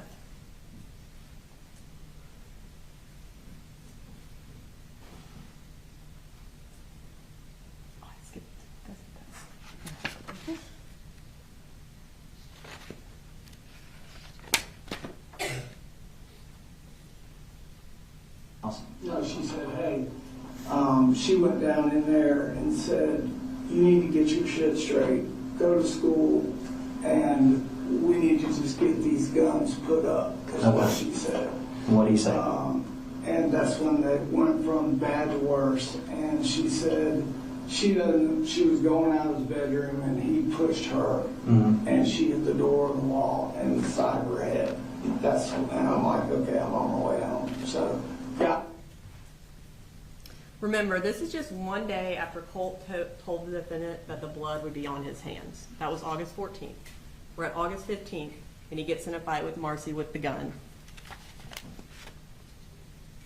And you know the defendant believed Marcy, that Colt was out of control, and that Colt was responsible for this, because he immediately started, as he termed it, researching where to take Colt. He searched for where do I take my son for anxiety on August 15th, after the altercation, and troubled teen options and child psychologists on August 16th. That's also when he reached out to Don Crook. Colt was so angry about the thought of someone taking his gun away that he pushed his mother.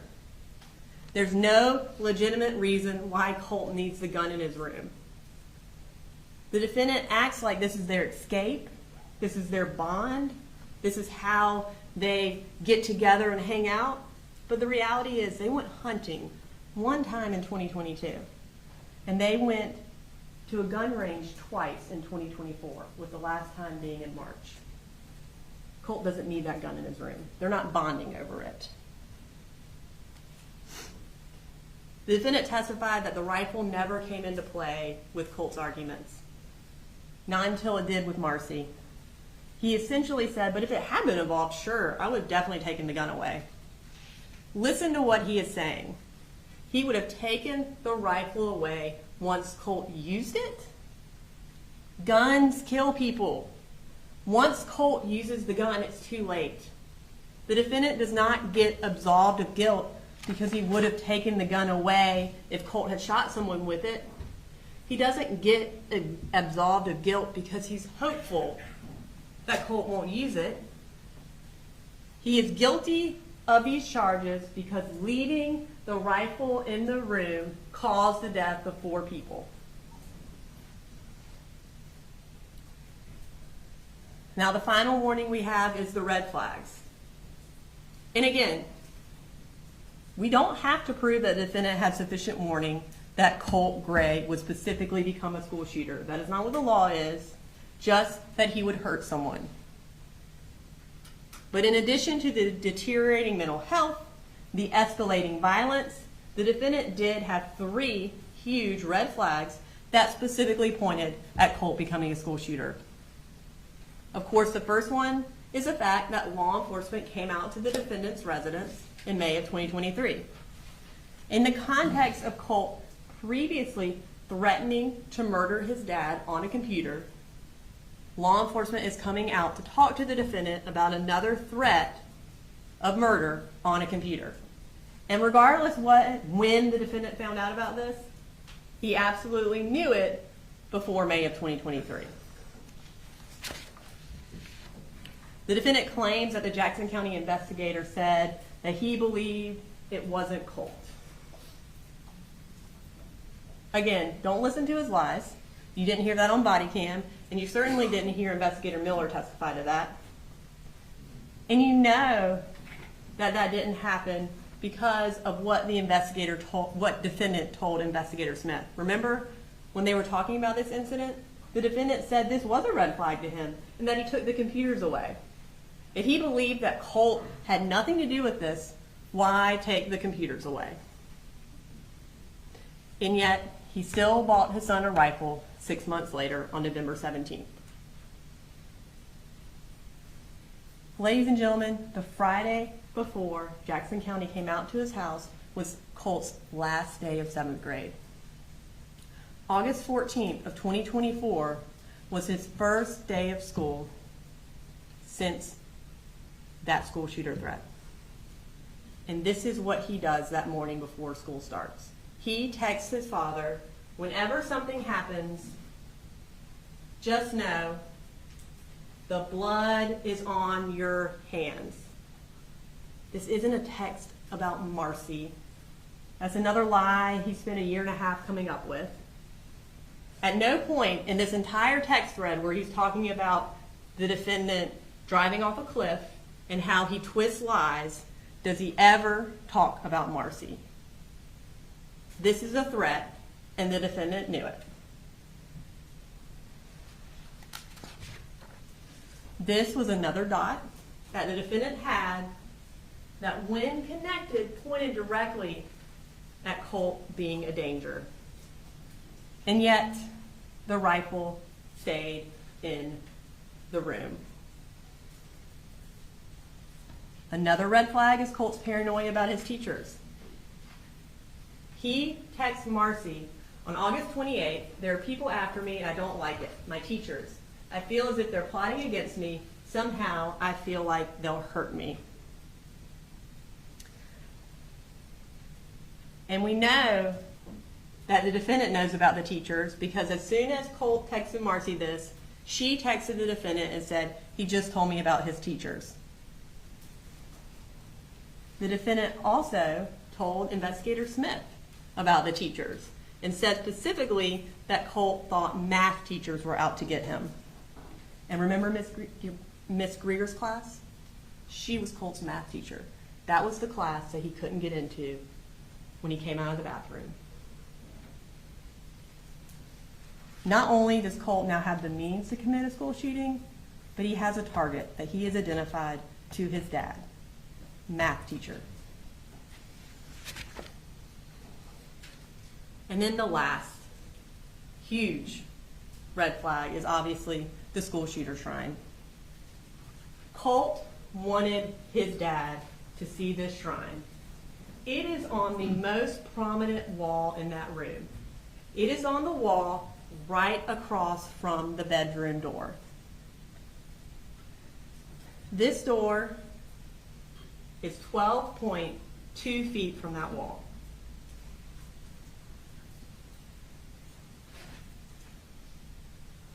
Every time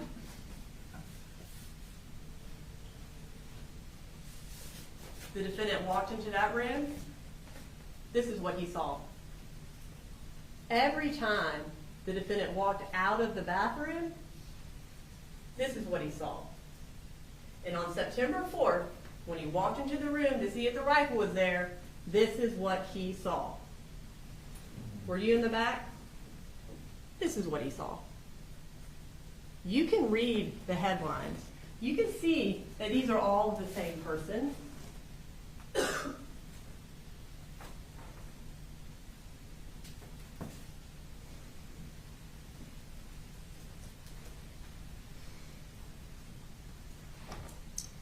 Now, he downplayed how many pictures were on the wall. He said it was just one.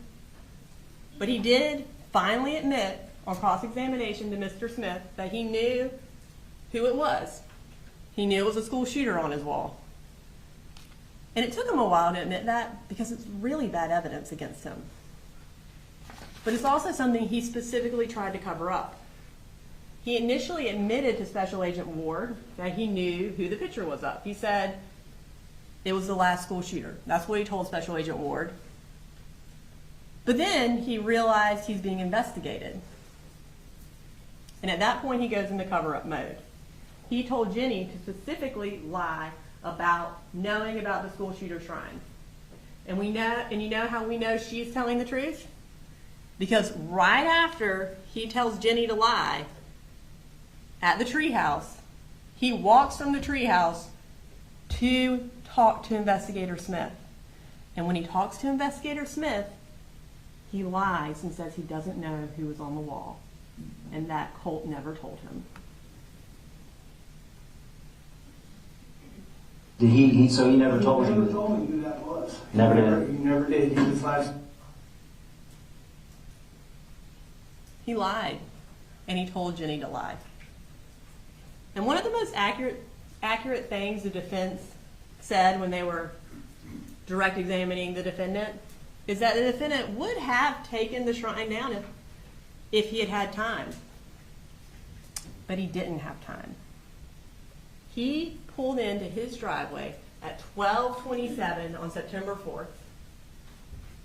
Less than 5 minutes later, law enforcement is already out of their car going to bang on his door. And he heard sirens well before that. He didn't have time to cover anything up. He had time to come up with a lie, and that was it.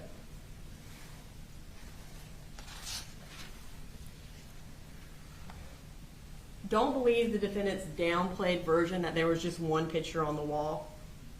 Colt had pictures of Nicholas Cruz on his wall dating back as far as April 15th of 2024.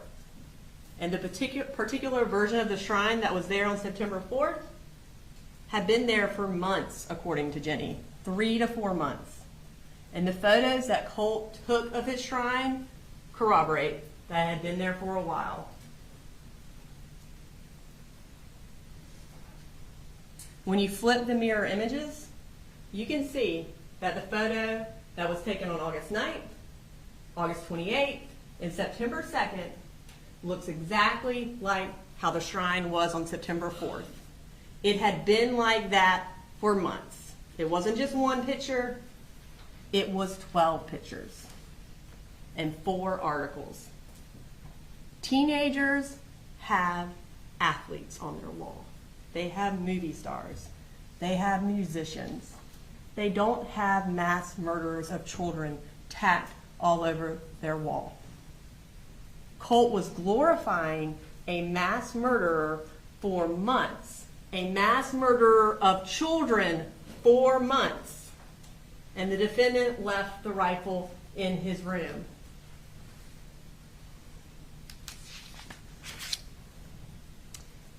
The defendant claims he didn't see this coming. Any reasonable or even unreasonable person would walk into that room, see that, and know exactly what Colt was capable of, and would take the gun out of his room. At the moment a reasonable person saw this shrine, that is the moment they would 100% connect the dots and know that it was Colt who made the school shooter threat. It is when they would connect the dots and know what he meant by the blood is going to be on your hands. And is when they would know who the target was going to be, his math teachers, his school, just like he threatened online and just like his idol, Nick Cruz.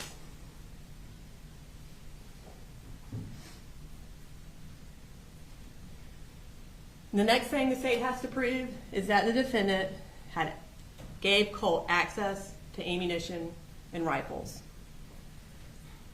And, the defense talks about, well, it's not illegal to keep your guns and your rifles unlocked. Sure, there's no specific law in Georgia that says every single person has to put their gun in a gun safe. But there is a law that says you can't not secure your guns if it is a gross deviation from the standard a reasonable person would do. And that's what the defendant did. He gave his son access to a firearm, and that was a gross deviation from what a reasonable person would do. And for the ammunition, we know the defendant was the one who purchased the actual ammunition that was used in the shooting. He purchased it on June 7th. He purchased Lake City Winchester Full Metal Jacket, and that was the ammunition that Colt used and that Colt had left on September 4th. Colt also took pictures of the ammunition he was allowed to have in his room. when law enforcement got to the defendant's house, more ammunition was just in an unsecured box in the laundry room where Colt often slept. The ammunition was not secured, it wasn't separated from the weapons, it was just out and all over the house. And just like Colt can't buy a firearm, he can't buy ammunition. He's under the age of 18 and he can't get it without the defendant's help. Without the defendant getting him ammunition, this would not have happened. On August 11th, Colt sent the defendant this text message. Could you stop by Academy and pick up a 150 round pack of 5.56? If they don't have it, or if they don't have that, or 5.56, 223 will do. And then he follows up on August 16th, hey, if we can get 150 rounds, that's fine, but could we get at least 50? These texts show more than just that the defendant buys Colt ammunition. It shows another red flag. Another warning that should have triggered the defendant to put the gun up. Why is Colt asking for 150 rounds of ammunition? The defendant claimed on the stand it was to go to a gun range over the holiday weekend.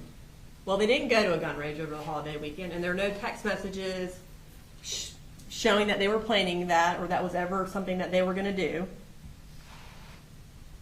But also remember when they went to the gun range on March 29th, the defendant did buy ammunition on March 28th, right before. He went to Academy Sports and bought Hornady custom 223 rounds. He bought 20 rounds to go to the gun range, not 150 rounds. And he did it without Colt asking him for it. Colt only started asking him for specific rounds of ammunition when he was building his plan to commit a mass shooting. Colt did not need 150 rounds to go to a shooting range. Any reasonable person would have connected the dots and realized Colt wanted ammunition for an entirely different and evil reason. We've also proven he had access to the rifle.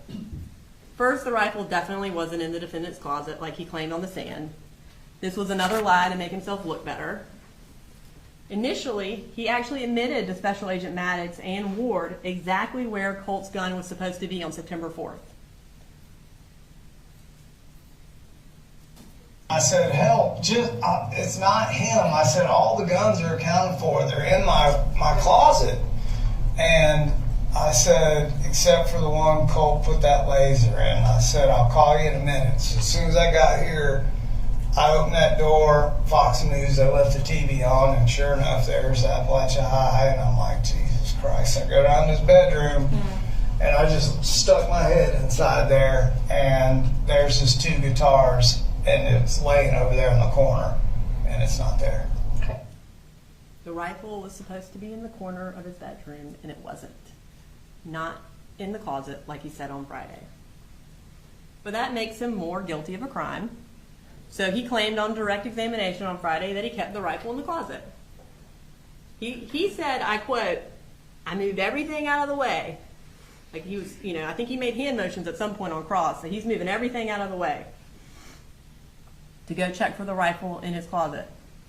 But during cross-examination, when confronted with the picture of the closet, which clearly does not have everything thrown out of the way, he's like, oh no, I just pulled the blankets apart, and then they fell back down. Ladies and gentlemen, the thing is, just keeping the rifle in the closet isn't much better. Colt still had access to it. It wasn't secured. But he doesn't have a gun safe, so it's the only lie he's got. So he tries to make himself look better by saying it was in the closet. Don't let the defendant pull you into his fantasy world. You know Colt kept the rifle in his room based on all the photos Colt took of the rifle in his room, based on the defendant's own admissions on September 4th, and based on text messages that Colt actually sent the defendant. On August 15th, when they're talking about this altercation with Marcy, Colt says, tried to grab my gun. He didn't say your gun, Dad. He said, my gun. And then he says, I don't know, she backed me into my room and started talking about, oh, are you going to get your gun? Even though I wasn't. And then she grabbed it. My room. Marcy grabbed the gun when she was in Colt's room. He's telling his dad, the defendant, my gun is in my room. The defendant knows where it is. That's where it stays. That's where it's always stayed.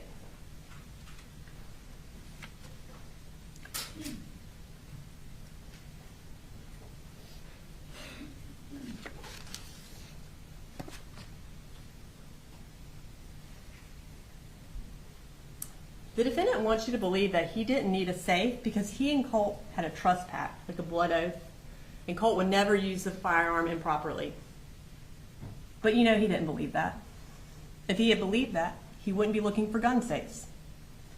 And if he had believed that, he wouldn't have told Marcy that he was going to put up the guns. It's been like that, like our guns have always been. But what did Marcy ask you about the guns? What did she say to you about the guns? She just said after the confrontation she had with Colt was like, you need to put them up or get rid of them. And I said, okay. The defendant wants you to absolve him of guilt because he was about to get a gun safe. He just needed $78 more. Don't believe the defendant's lie. In the month of August, he brought in almost $9,000. He got 5 paychecks for $1,429. He got Zelle after Zelle from Jan and Deborah, and that totaled $8,882. He certainly could have found $78 to buy a gun safe. But the truth was, it wasn't his priority. His priority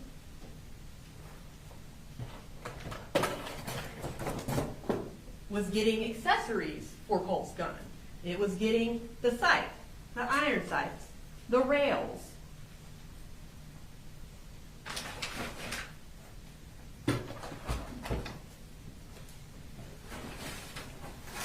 It was getting a school shooter vest that looked exactly like the one Nick Cruz had in his photo. It was getting a half mask that looks like the one he has in that photo.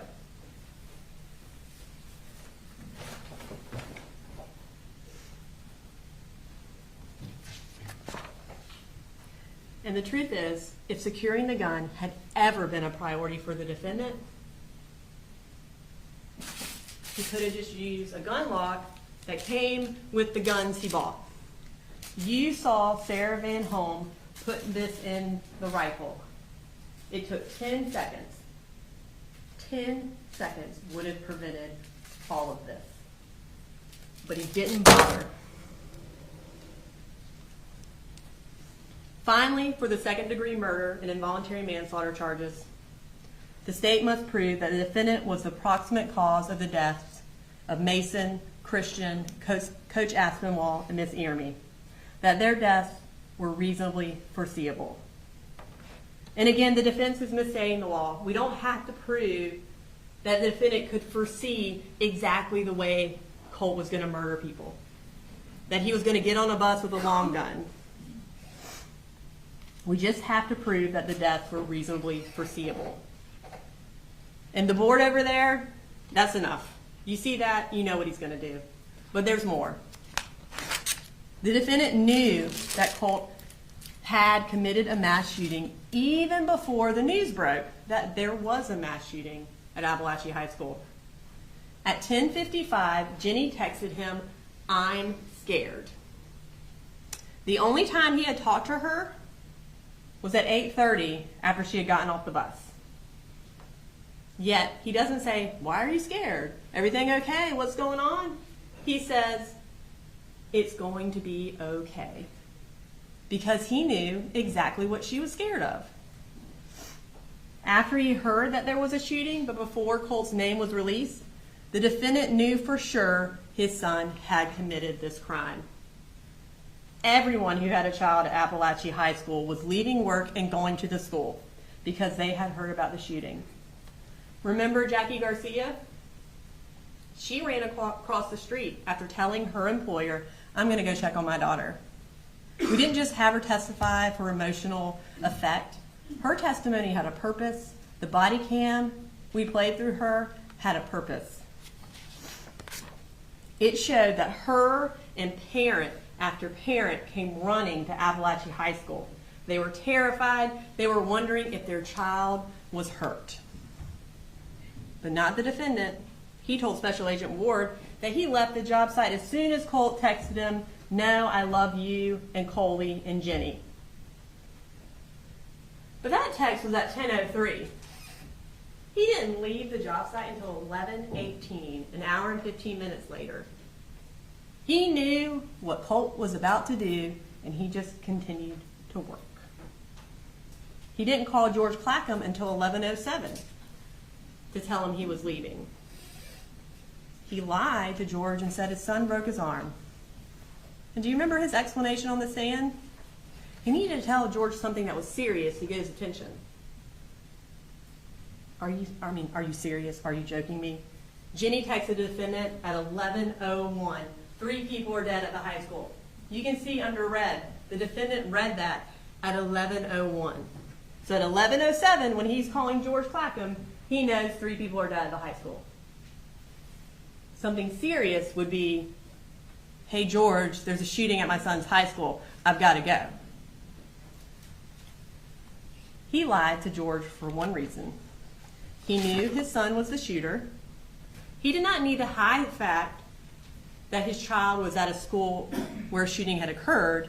He needed to hide the fact that his son was a school shooter. So he lied. Instead of going to pick up Jenny, who was begging for him to come get her, who was scared, he goes to QT and gets a drink, and then he goes home to confirm what he already knew, that his child had murdered people. And even more chilling, even more evidence that he knew what Colt had done, is that as soon as Jenny told him that 3 people are dead, at 11:01, she told him that. And you know what he never did again? Until police got there and he knew Colt was alive? He never texted or called Colt again. After 11:01, his last text to him was at 10:50. "Hey, can you give me a quick call?" You saw the texts and calls he was doing after he said, "I'm sorry." It was constant. But never again after 11:01. Do you know why? He thought his son was dead or in custody. He knew he couldn't answer the phone.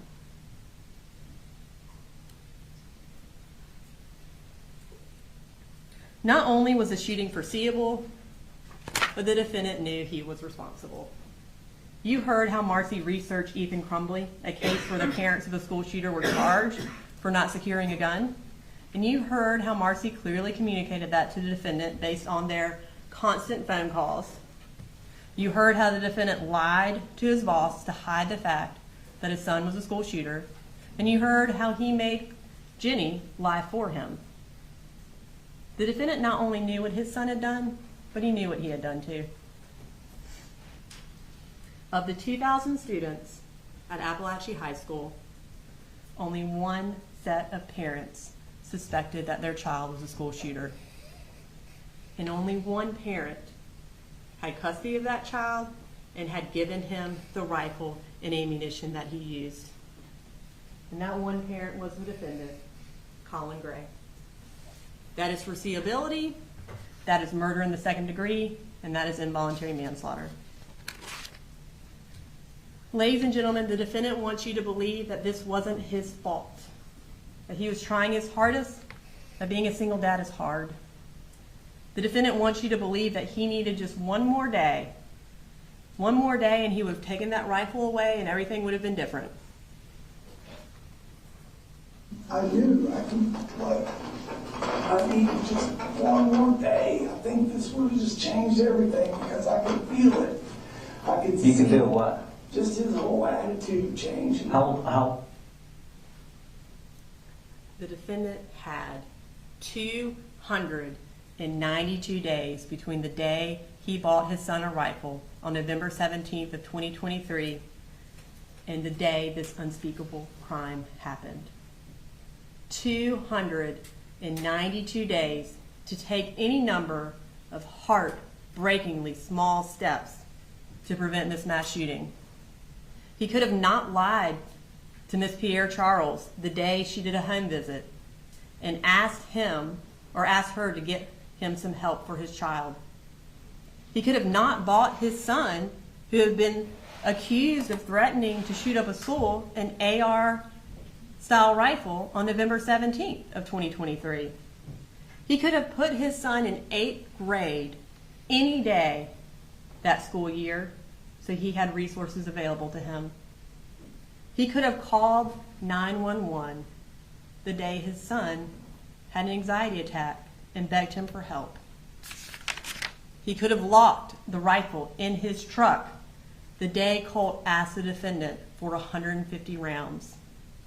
He could have sold the rifle back to Mike's gun room the day Colt told the defendant that the blood would be on his hands when something happened. He could have bought a safe and secured the rifle the day Colt used it in a fight with Marcy. He could have put one of those gun locks he had on Colt's rifle the day he saw the mass murder of children tacked on his wall. He could have answered the phone the day Don Crook called. He could have picked Colt up and taken him to any counselor the day that he had an anxiety attack at school. He could have taken Colt to Advantage Behavioral Crisis Stabilization Unit the day of August 31st. The defendant did not take any of these heartbreakingly small steps. And because he didn't, because the defendant consciously disregarded the very apparent and obvious risk that his son was going to harm people, Mason, Christian, Coach Aspinwall, and Ms. Earmy do not get another day. They do not get one more day. Because of the defendant, their families will never get one more day with them. Because of the defendant, every student and teacher in Ms. Ryan's class will not have one more day where they are not the victims of a mass shooting. One more day where they don't have to fear something like this happening again. Ladies and gentlemen, do not give the defendant one more day to peddle his made-up excuses for why he did nothing to stop this tragedy. Do not give the defendant one more minute of listening to his lies about how he did everything he could. Do not give him one more second of not being held responsible for what happened on September 4th. Ladies and gentlemen, we have done our job. It's time for you to do your job and find him guilty of all charges.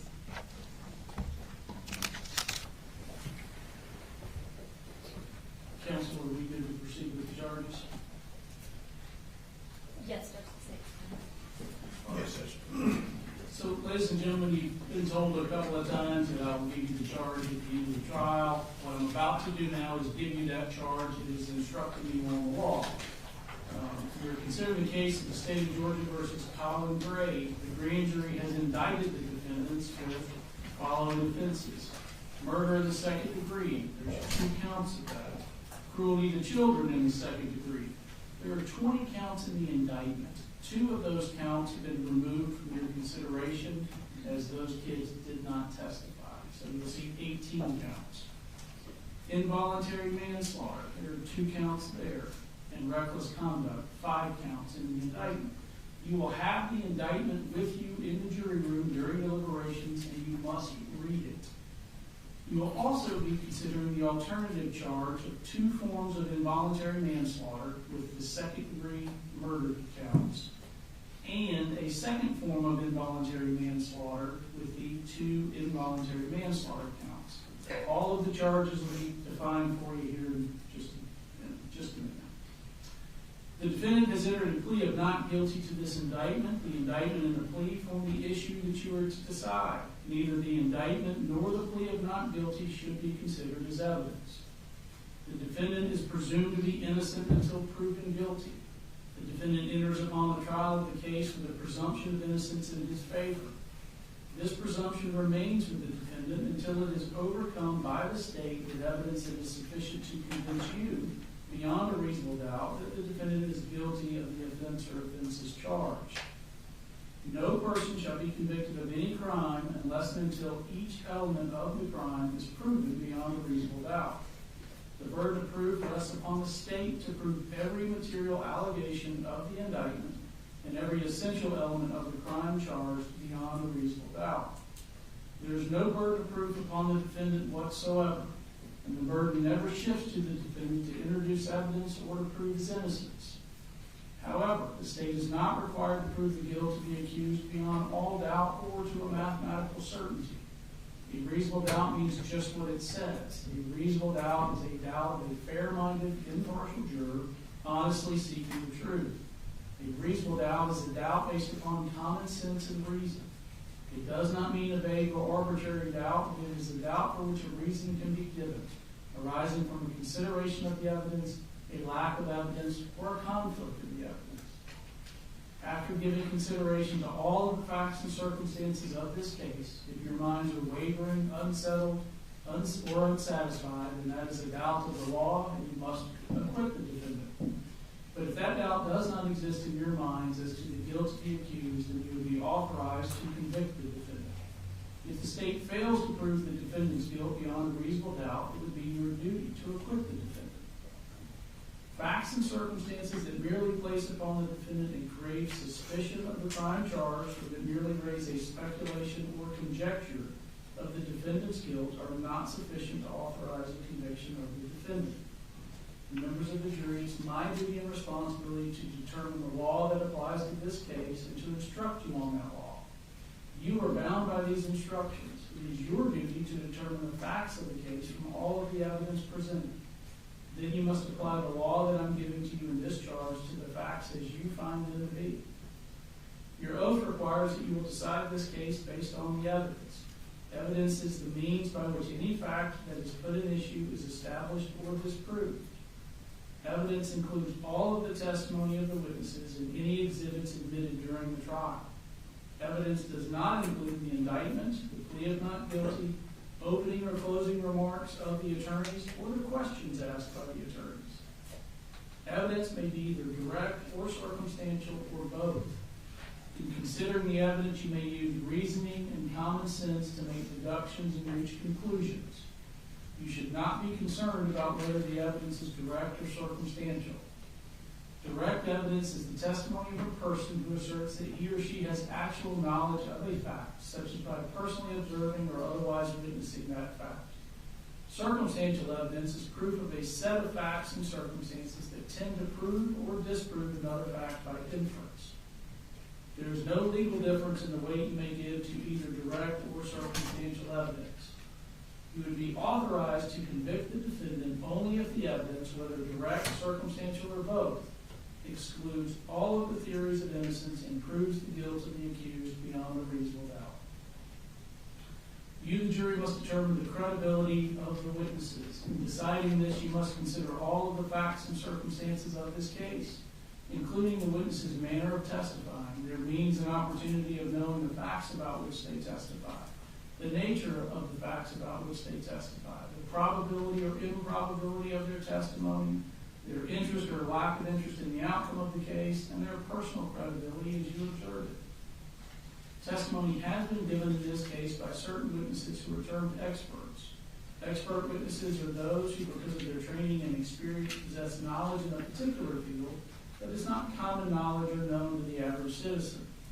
The law permits expert witnesses to give their opinions based upon that training and experience.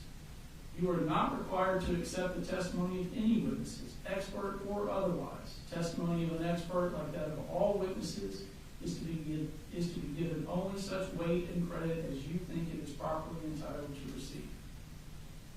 In determining the credibility of a witness, you may consider, where applicable, evidence offered to attack or challenge the witness's credibility. This may include evidence of bias toward a party, shown by specific instances of conduct of the witness in question, and may relate to the witness's bias towards a party. The credibility of a witness may be attacked by disproving the facts to which the witness testified. Your assessment of a trial witness's credibility may be affected by comparing or contrasting that testimony to statements or testimony of that same witness before the trial started. It is for you to decide whether there is a reasonable explanation for any inconsistency in a witness's pretrial statements and testimony when compared to the same witness's trial testimony. As with all issues of witness credibility, you, the jury, must apply your common sense and reason to decide what testimony you believe or do not believe. The testimony of a single witness, if believed, is sufficient to establish a fact. Generally, there is no legal requirement of corroboration of a witness, provided you find the evidence to be sufficient. The defendant in a criminal case may take the stand and testify and be examined and cross-examined as any other witness. You should evaluate such testimony as you would that of any other witness. Now, sometimes evidence is admitted conditionally, that is, although you've been permitted to hear the evidence, it is only admitted and you may only consider it if you also find certain required but disputed predicate facts which allow you to consider such evidence. If you do not find the conditions necessary in order to allow you to consider the evidence, then you must disregard it completely, even though you've heard that evidence. In that connection, I charge you regarding the statements made by the defendant. A statement that the defendant allegedly made has been offered for your consideration. Before you may consider this as evidence for any purpose, you must determine whether the defendant's statement was voluntary. To be voluntary, a statement must be freely and willingly given and without coercion, duress, threats, use of violence, fear of injury, or any suggestions or promises of leniency or reward. A statement induced by the slightest hope of benefit or the remotest fear of injury is not voluntary. To be voluntary, a statement must be the product of a free will and not under compulsion or any necessity imposed by others. The burden of proof is upon the state to establish that the statement was voluntary, that is freely and willingly made.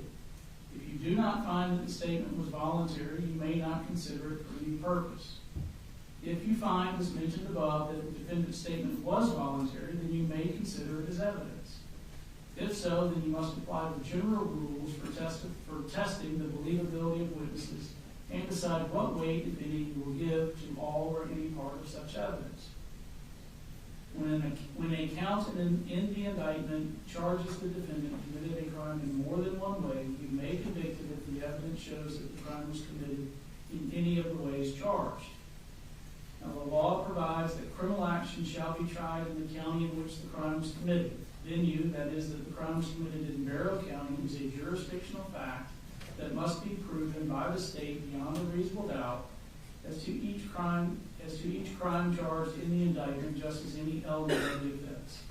Venue must be proved by direct or circumstantial evidence or both. I'm going to define the various charges for you here. For murder in the second degree, the state must prove that the defendant caused the death of another, irrespective of malice, by committing cruelty to children in the second degree. For cruelty to children in the second degree, the state must prove that the defendant caused cruel and excessive physical or mental pain to a child under the age of 18 through criminal negligence by consciously disregarding the substantial and unjustifiable risk that his act would harm and endanger the bodily safety of another. Criminal negligence is an act which shows a willful, wanton, or reckless disregard for the safety of others who might reasonably be expected to be injured by the act. Involuntary manslaughter. As I mentioned, there are two forms of this. This first is unlawful act, involuntary manslaughter by an unlawful act. For involuntary manslaughter, the state must prove that the defendant caused the death of another without intending to by committing the offense of reckless conduct, which is defined as follows. For reckless conduct, the state must prove that the defendant endangered the bodily safety of another by consciously disregarding the substantial and unjustifiable risk that the defendant's act would endanger the safety of another person. A conscious disregard must rise to the level of a gross deviation from the standard of care a reasonable person would exercise in a particular situation.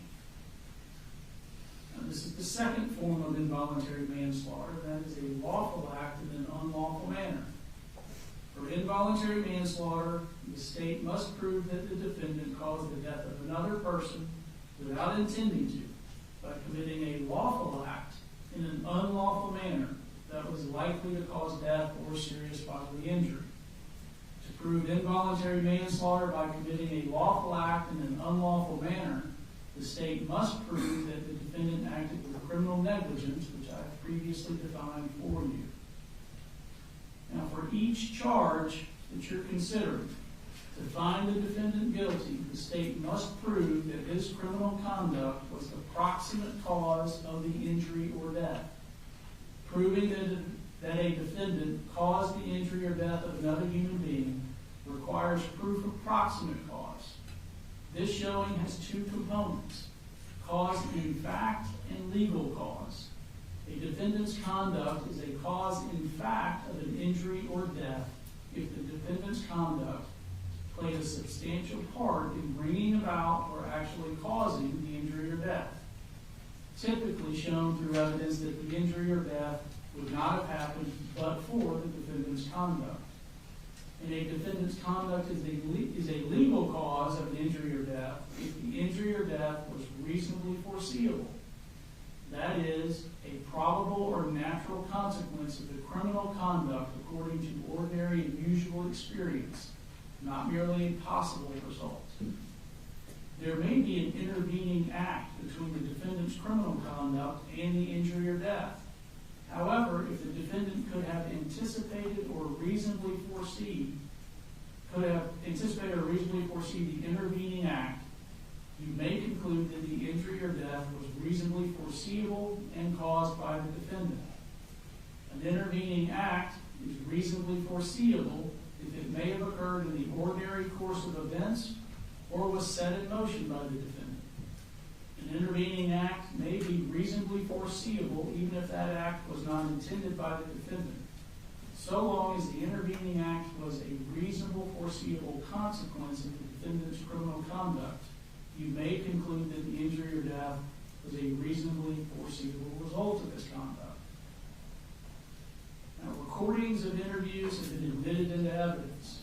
Only portions of the interviews have been played to ensure that the videos comply with the rules of evidence, and we also skip past periods of inactivity on the videos. Only introducing portions of the videos was not a mistake or an oversight by the parties, but was intentional so that the video could be admitted as evidence.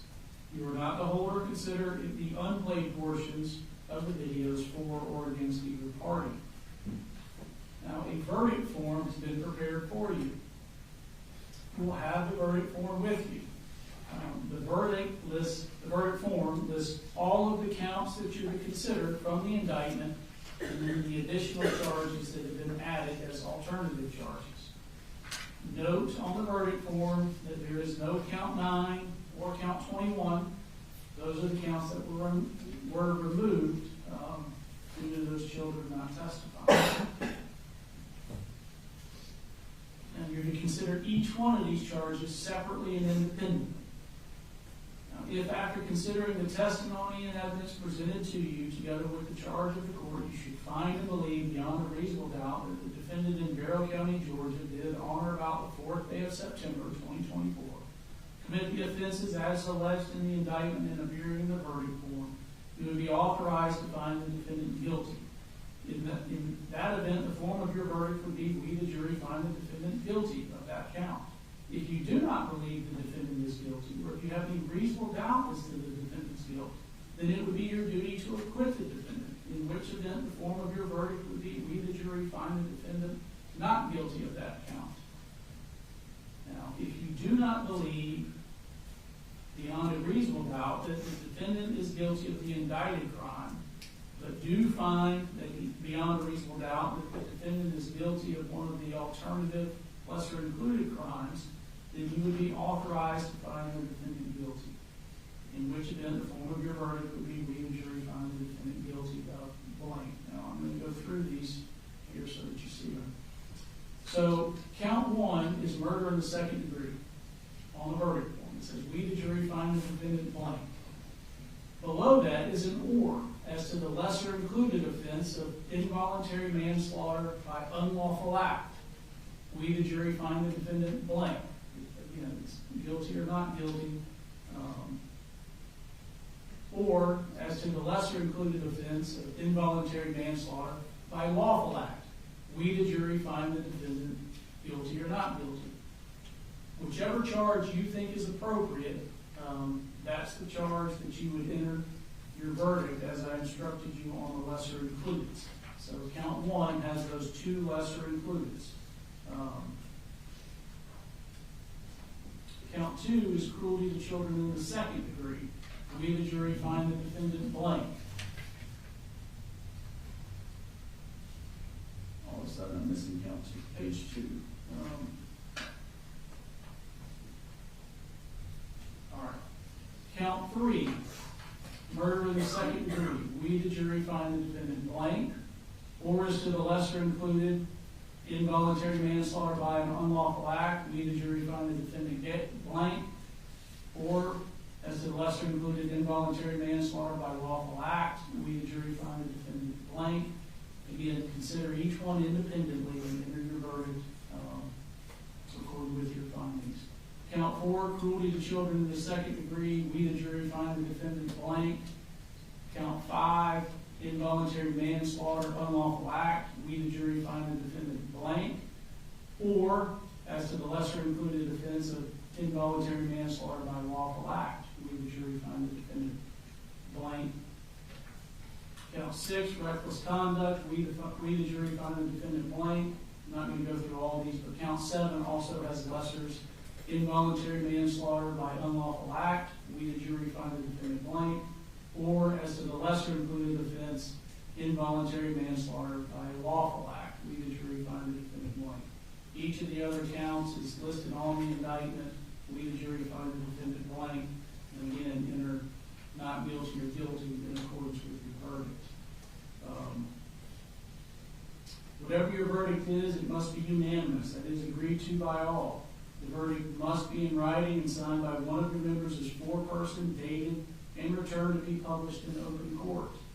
By no ruling or comment that I've made during the progress of the trial, I intend to express any interest upon the facts of the case, upon the credibility of the witnesses, upon the evidence, or upon the guilt or innocence of the defendant.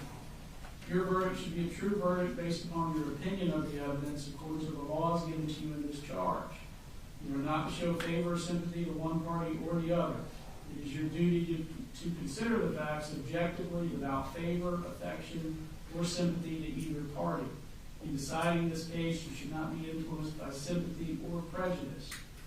You are only concerned with whether the defendant is guilty or not guilty. You are not to concern yourselves with punishment. One of your first duties in the jury room would be to choose one of your members to be the foreperson. The foreperson will manage your deliberations and will sign the verdict to which all 12 of you freely and voluntarily agree. You should start your deliberations with an open mind. Talk with each other and consider each other's views. Each of you must decide this case for yourself, but you should do so only after discussing and considering the case with your fellow jurors. Don't hesitate to change an opinion if you're convinced that it's wrong. However, you should never give up an honest opinion to be congenial or to reach a verdict solely because of the opinions of other jurors. During your deliberations, you must not communicate with anyone other than your fellow jurors about the case. You're also, of course, not permitted to do any research about the case, including looking up anything about any of the legal concepts or anything that you heard during the course of the trial. These rules apply not only to in-person communication, but also using your cell phones to access the internet.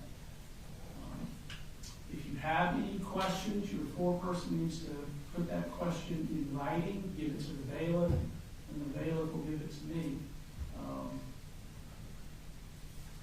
I've got alternates, but aside from that, are there any issues with the charge? No, Your Honor. Nothing to state, Your Honor.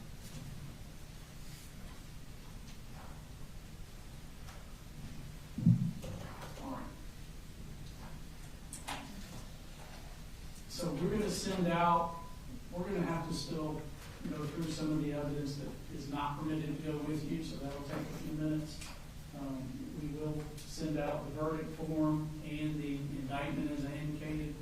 The lecture foreperson will send that out, and then we'll send the evidence in as we get through what's able to go back with you, okay? Juror 122, raise your hand. Juror 130. Juror 139. Okay. If you three will just stay there for now, if the rest of you will go ahead and retire to the jury room.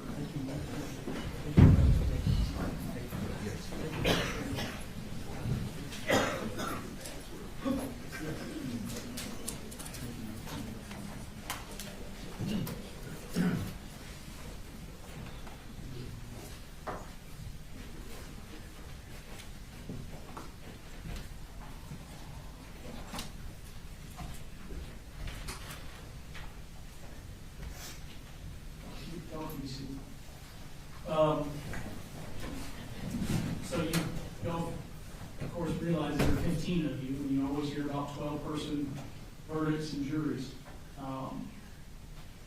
You guys are the alternates, and it's only based on summons number. So as the jury was selected, they go down the list by summons number. I very well may still need you, okay? And to be honest, I'm kind of shocked that we got through a trial of this length without having to use an alternate. Normally a case lasts about a week, and probably in 25% of those cases, in just week-long cases, we've had to put an alternate on. And it could be somebody got sick, it could be somebody did something that they're not supposed to do. There's a number of reasons that a juror could be removed. If we didn't have alternates and something happened to a juror, then we'd have to try the case again. You can't move forward with less than 12. So presently, you're going to go to the other jury room, the three of you, if you need snacks or drinks or whatever, they'll get those for you. Don't discuss the case, and really, and I apologize, I know you sit here for 2 weeks or however long it's been. You may still wind up on the jury, but until that time, I have to keep you in the other jury room. Just don't discuss things, and then I'll just follow up with you as I get more information about whether or not we're going to need you to be seated on the jury. Do you have questions? Okay.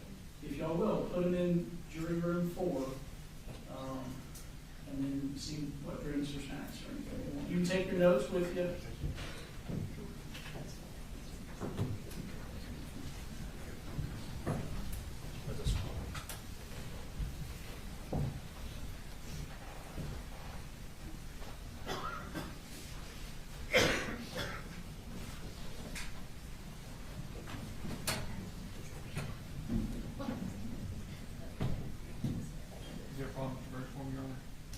No, there was not a problem with the verdict form.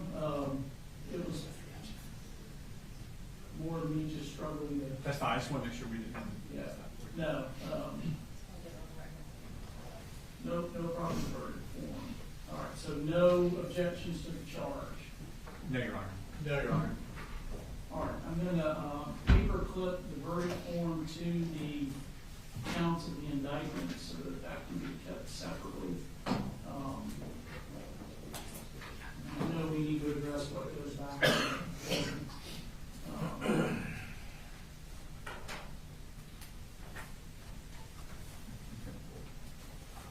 I need to step off. I think I have a case or two on point about what goes back and what doesn't, just for a couple of issues. So I'll grab that. If I need the restroom break, go ahead and take it. So we'll resume in just a minute.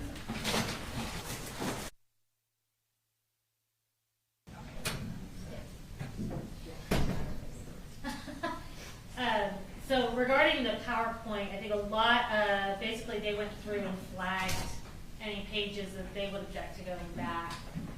I'd say well over half, like 75% of the flagged pages were where we had red boxes around relevant dates, times, names, things like that. Once we saw that, our office went back and took all those red boxes out. So we now have a version that does not have that. So I think that resolves a large percentage of it. Mr. Berry's pointed out one slide where we had an FBI press release that was in reference to a text message that was sent by Marcy to the defendant, but we're fine taking out that press release because the slide was just the text of the press release. Okay. So we will take that out.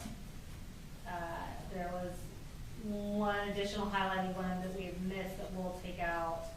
And then I think the only other two issues in flipping through it is there's one picture that's duplicated a couple times that I can address why we did that and why we think it's appropriate to stay. And then we have the calendar that we use for reference throughout with different things on it that I think is appropriate evidence as it was prepared by the witness and isn't continuing evidence that would go back to the jury. I've got all the numbers, so once they pull those out, if I can go through them, I've probably got maybe 15, 18, so Yeah. shouldn't take us. Can I see the calendar? Is that readily accessible? It's on multiple slides, but I can show you like an example of one. We essentially had a running calendar that was filling out.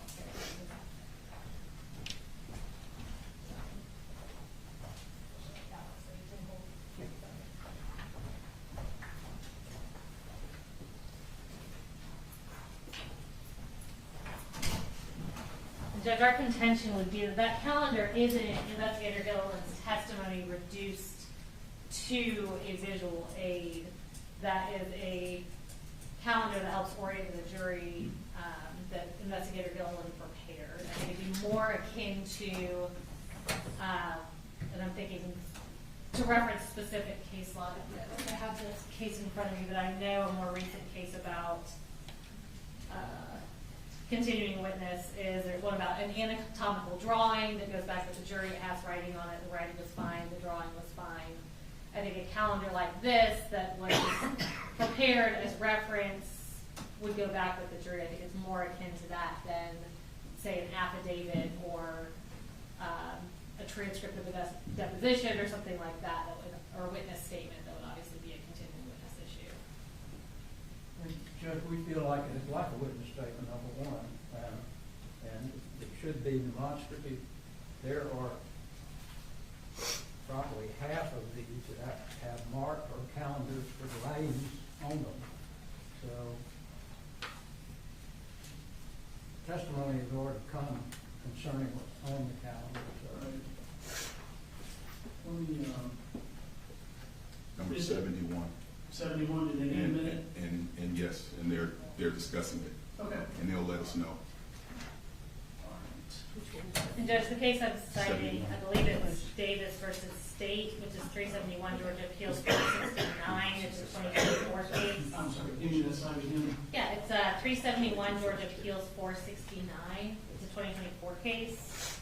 It says, typically the types of documents that have been held subject to the continuing witness rule include affidavits, depositions, written confessions, statements, dying declarations.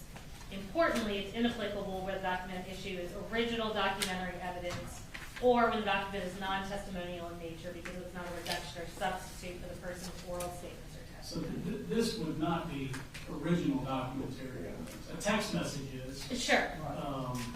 But this also would not be a substitute for Investigator Gilliland's testimony as it's referencing a specific date to a specific incident, not memorializing what she testified to as like How many calendars are there? Probably a 15, few. maybe 20.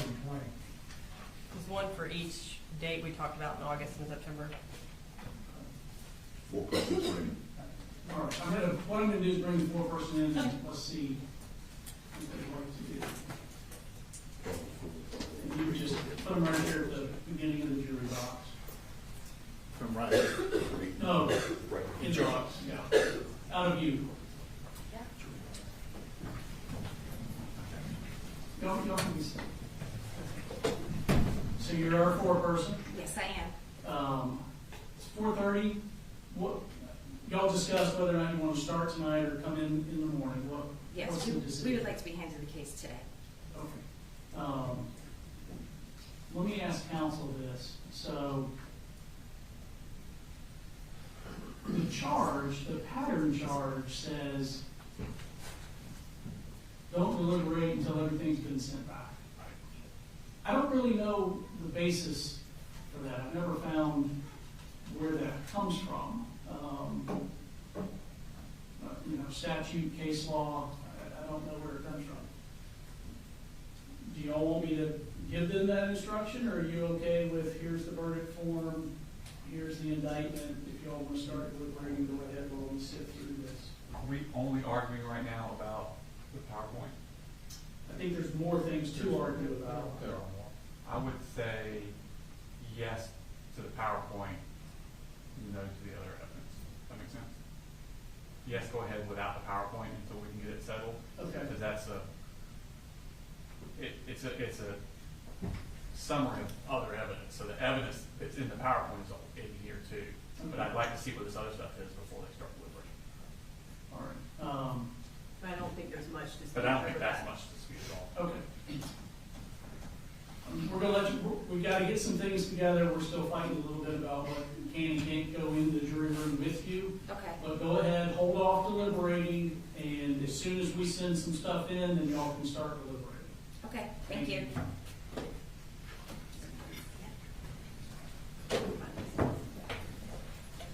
We'd rather kind of iron everything out than have everything go back at the same time. I understand. Yeah. After brief discussion, we are going to concede the calendars so that the jury can get the case quicker. So we've started working on that in our office. Okay. Which I believe just leaves. Let me give you this back. One of the. A duplicate photo. There's a photo of Colt Gray. The court can see, and you may recall this procedure in her closing. Colt Gray pointing the laser at the camera.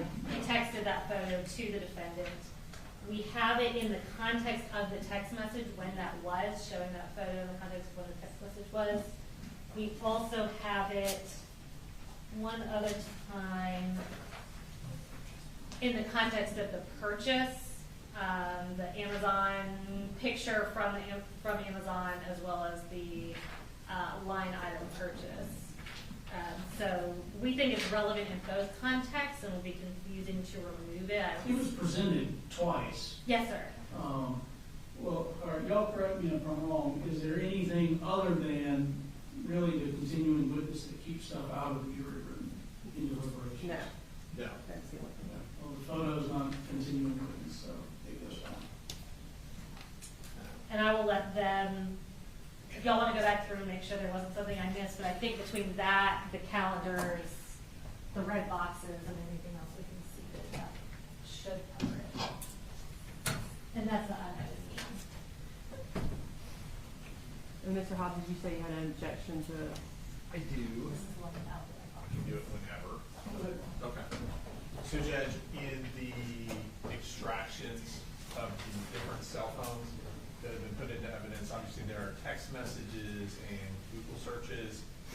We are objecting to those going back to the jury as a continuing witness. I will concede there is case law that they are documentary evidence. However, I do not feel that that law is correct and it needs to be changed. If I were to walk into a library and write a note saying, how do you dispose of a body, and hand it to the librarian, and then subsequently prosecuted, and that note came into evidence and was read by an investigator, there's no doubt that would be continuing witness and would not go out with the jury. The modern day equivalent of that very same scenario is me typing the same search on my phone. However, the Court of Appeals Supreme Court has said that goes out as documentary evidence. We feel that that rule is not correct and should be changed, and we would ask that the cell phone records, specifically in regards to the Google searches and text messages, not go out with the jury under the continuing witness rule. Now, let me make sure, but you do not have a case that says text messages are prohibited from the continuing, barred by the continuing witness rule. No, Judge, we feel that case is coming, and it hasn't come yet. Yes, sir. One other thing too, Judge, sending all of those out, there are a lot of those that were never used. So sending out things that were never brought to the attention of the jury is just throwing everything out there and letting them go through whatever number there is that they have. I know they looked at 60,000, and you don't want to be sending 60,000 messages back. Yeah, what is y'all's position on what? So we obviously did not print out the entirety of the extraction, but a lot of times in Investigator Gilliland's testimony, she referenced what wasn't present. And so on those days, we put timelines so that we can show, hey, the defendant never called 911 on the day of September 4th. Or here's what the defendant and Marcy talked about on August 29th. So there are timelines in there that weren't necessarily presented, because you can't present the entirety of the timeline when we're talking about the absence of something. But the jury would have to be able to, it was admitted into evidence and it is admissible and it's relevant, and I think the jury would be able to look through it to determine the absence of evidence. We did go through and get rid of anything that, like, there were some text messages between Marcy and Colt that were originally in there, but that the court excluded. We took those out. But I think anything in there currently is relevant and admissible, and it was evidence that the jury can consider. I don't think evidence has to be published specifically to the jury in order for it to go back with the jury. I looked for case law and there's nothing that says that. Here's my concern, and again, I don't know, I only saw what the jury saw. My concern is, and this is why I was kind of phrasing it, the foundation's been laid, it's been authenticated, for, let's say, 60,000, the phone dump, 60,000 pages. You've authenticated the phone dump. But that does not mean that all the parts of the phone dump are still admissible, even though a foundation's been laid. For instance, if there were web searches about pornography, well, that's part of the phone dump, the foundation's been laid, but it's not admissible for various, it's irrelevant. So that's my concern, that we've got, I don't know how many pages of documents that the foundation was laid for, but if a particular message or search or something wasn't presented, then it may not be admissible for a variety of reasons. And I understand the court's position. Our condition is that we only extracted and put in the notebooks what was relevant and admissible, and that what Investigator Gilliland testified to. But some of what her testimony was the absence of information. And so on those days, those timelines are present. We don't believe there's anything that would be inadmissible in them. The timeline, so a timeline extraction on a phone essentially is something that happens, is the part of the extraction that isn't just text messages. The text messages come in the bubbles. And then the website searches, you have the pictures. A timeline just shows what you're doing with your phone at each second of the day. It's all in one document. So it's like the defendant calls Colt at 10:20. Are these the timelines that she testified about, or are there other timelines that she didn't testify about? No, when she testified, and when Investigator McCorkle testified about these coming in, the only days that we put in was information she testified about. So for example, August 29th was a day where a lot happened. And a lot of the information was either the absence of information or what Marcy and the defendant were doing. So that timeline is in there because that day, what happened that day is relevant. But we don't have August 28th, for example, we don't have like August 28th and August 27th and August 26th and August 25th. We don't have those timelines in there because not everything that happened that day was relevant. But if she testified about the absence of information, then that whole day of what the defendant did is in there because it's relevant what he did that day. So like September 4th, what he did that entire day is relevant. So that whole day is in there, but not the whole day of July 31st. All the things she testified about. Yes. The problem is she's created, this is an investigator created this document. And so I don't understand how it could not be continuing testimony. testimony, Lou, if the investigator created that and then they're putting her creation into evidence saying this is what I created. Well, tell me if you, I mean, it's somewhat like you have voluminous records and someone creates a summary of the voluminous records, that summary is admissible.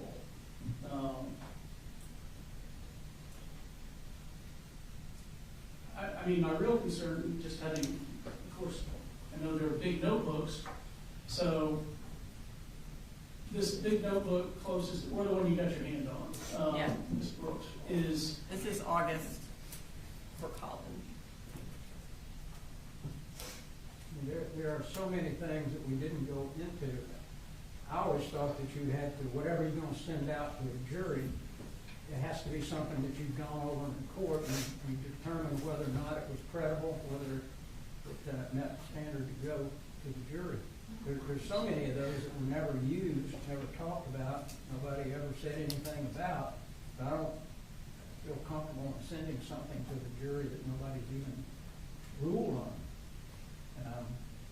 If it's text messages that they pulled out and we talked about, then that's one thing. But just to send a whole ton of messages back there that have, we don't know whether they got any public value, not, other than the state saying, well, we think it fits into the public value, but I don't know how that many text messages can be public. And I think our disconnect is not publishing is not the same as not going over. There was, I said not publishing something is not the same as not going over in testimony. Investigator Gilliland went over multiple things in testimony about what was in the text messages, but like I was saying, a timeline that has what the defendant did on a particular day is going to be like 30 pages. You can't publish to a jury 30 pages to show he didn't call the school this day. But we have that in the notebook to show he didn't call the school that day. And therefore, that timeline is relevant and admissible. If there's a particular text message that they find is inadmissible, I mean, we've had these books available for them to go through for a month.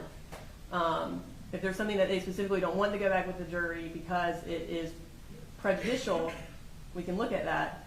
But our intent was to put in the notebooks what was relevant, what was admissible, and what was part of Investigator Gilliland's testimony, though some of it wasn't published because of the impossibility of publishing that in that manner. It just has to be through testimony.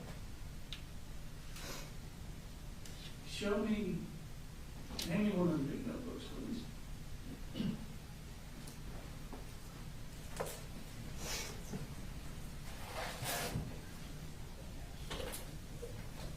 This is, most of them are small like this. This is the only big one.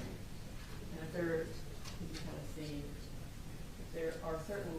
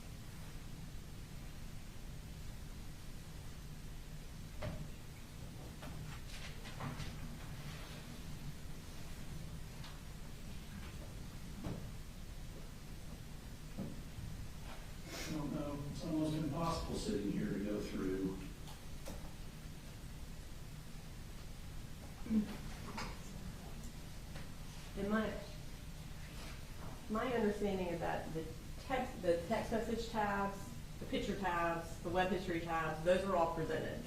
The only information that wouldn't have been presented in its entirety would be the timeline tabs. I think if the court wants us to, we can take out some of those tabs that, I mean, like I said, I think September 4th is relevant because that whole day is relevant, and I think August 29th and August 26th, because those are the days that actually Gilliland testified to the absence of information. But if you want us to take out some of the other timelines, that's the majority of what, those are the only items that wouldn't have been presented in their entirety. I mean, I just, so that you understand my concern, there are a lot of text messages in here that I didn't see. So there could be a text message in here that says,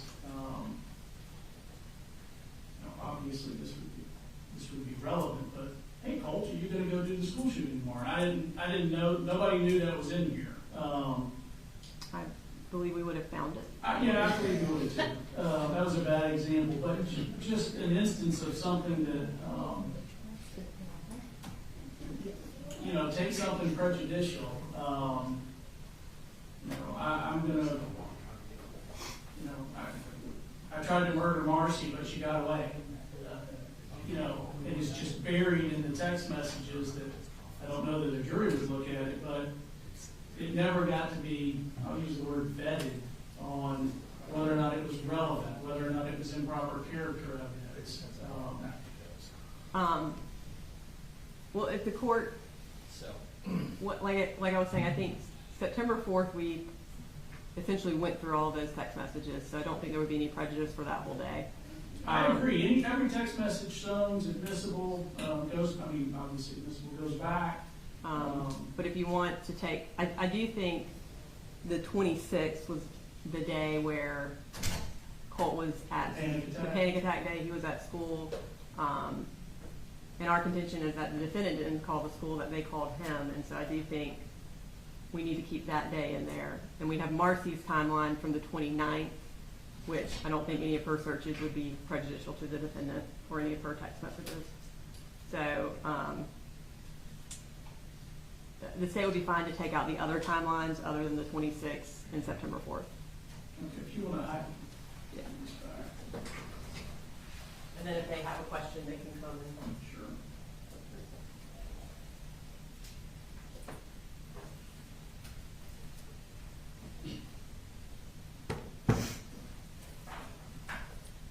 Can we get some paperwork?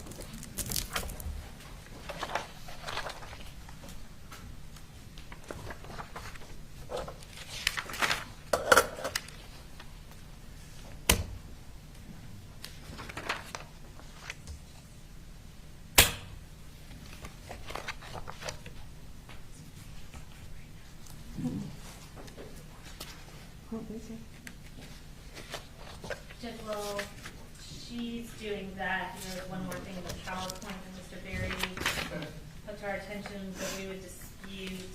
There's screenshots of the defendant's location data, I think primarily, but maybe not entirely, on September 4th. The state's contention is that those screenshots, one, aren't subject to the continuing witness rule, but also are showing where the defendant was at different specific points in time. I think Mr. Berry felt that they were duplicative, but similar to the other one, I think they're relevant and also. Do you believe that they're continuing witness? Continuing witness, and also just 4 or 5 of the firehouse itself. But then they do have time on it. I don't understand what they're saying, but I do think it's continuing witness.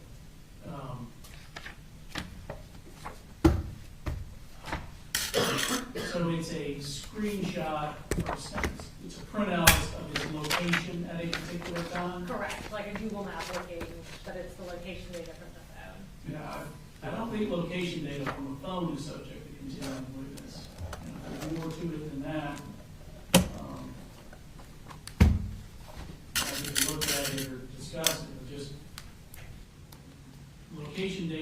extracted from the phone is Yeah. not continuing testimony. This one? Yeah, for now.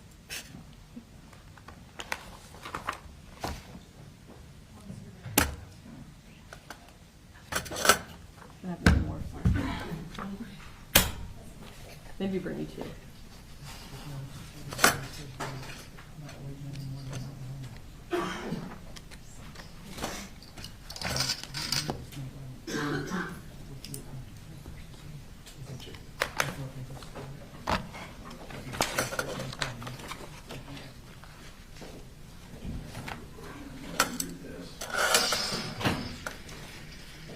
Judge, can I vote for this? As long as you're not bringing me a problem. Now, the jury foreperson came to the door and said they thought they were going to be able to start right away. They're not going to wait any longer. They want to come back tomorrow and start deliberations tomorrow. And you bring her out and they'll tell you that. You know, so they shifted gears. They want to come back tomorrow morning. Do you want me to bring just foreperson in? Do you want me to bring them all in? We don't mind if you just send a message back. Don't discuss the case, but we'll take you home. We're also about to give them all the things, so. Okay. Yeah, if they know it'll just be a couple more minutes, does that change their mind? I don't want to, we say a couple of minutes and then it turns into 15.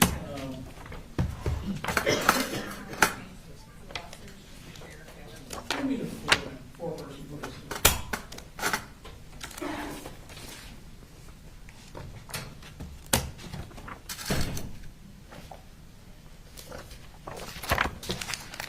I think we resolved all of ours.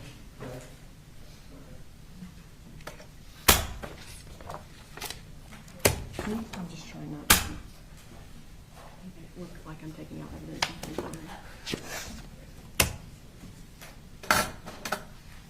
Of course, just for the record, we still object to any of the text messages going out. Based on what we hope the courts will do sometime down the road. There's one attorney that I'm familiar with often argues for the law should be. Ma'am, our apologies, It's okay. but you don't want to go home, come back in the morning. Yeah, we were under the impression you guys were ready and we were gonna take it then, but if you still hashing stuff out, we'd rather come back fresh in the morning. Okay. Tell them 8:30, Brooks, tell them 8:30, again, nobody should be discussing the case or looking up anything, that continues. And then you don't deliberate until all 12 of you are in the jury room. Understood. Okay. Thank you. And then Brooks, if you'll bring me the 3 alternates. Yes, sir. Yeah, will we have the evidence in there tomorrow when they get here? Or wait until they get here and then bring it? All right, did both sides see the written charge? Yes, sir. Yes, sir. Does everybody think it's okay? No objection. You just changed the lesser included part? Yeah, it's the couple little things that I had just added, I had already written down, so Danielle changed those. All right, so we're going to send the charges out then? Yes, sir. All right.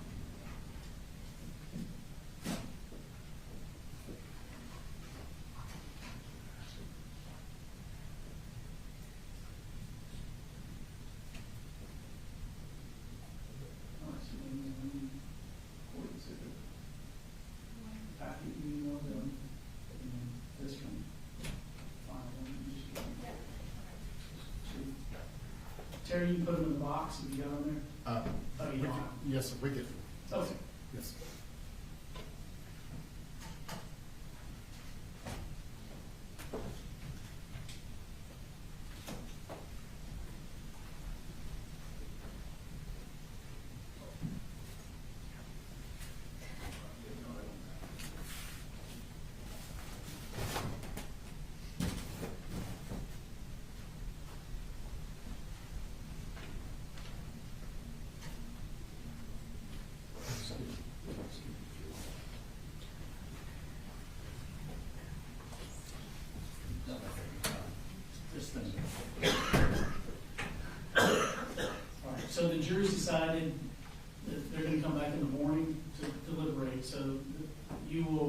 be on the bus and come over with them, okay?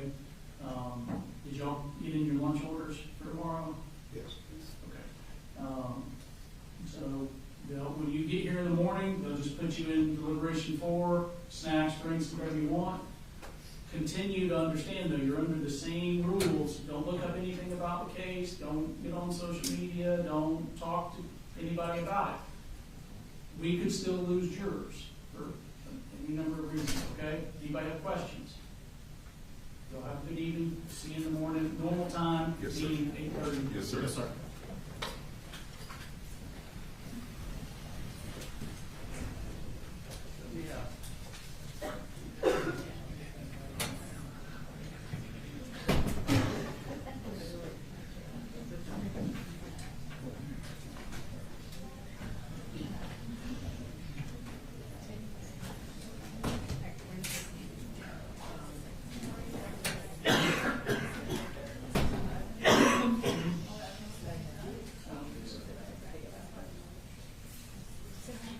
She was, okay, so, you fight about anything else going out. The text messages are going, photographs are going, states removed, things that were red boxes or whatever on the, Yeah. did we ever, we never decided that this was the, PowerPoint, is that right? Yeah.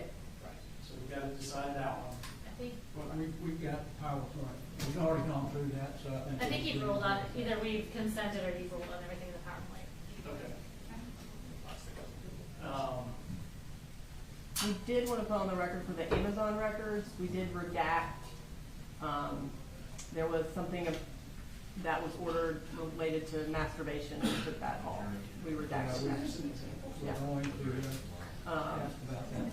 But, so this should be either relevant or non-prejudicial items that were purchased. All right, so you've seen that, y'all are fine with that, is that right? I'll double check it, Okay.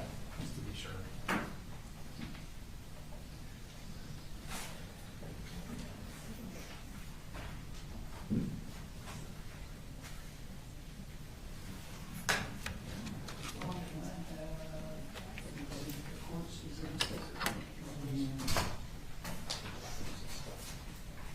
I'm just going to this cord, just the white one, this is. Yeah.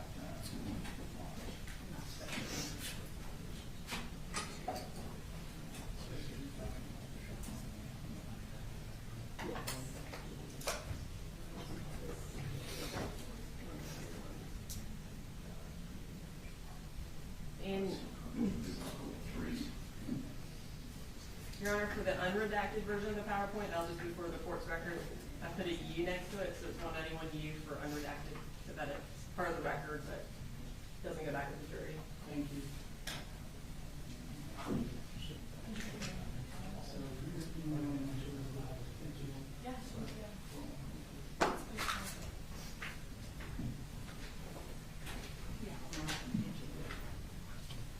So one is the preliminary packet. And two is this final charge, which is,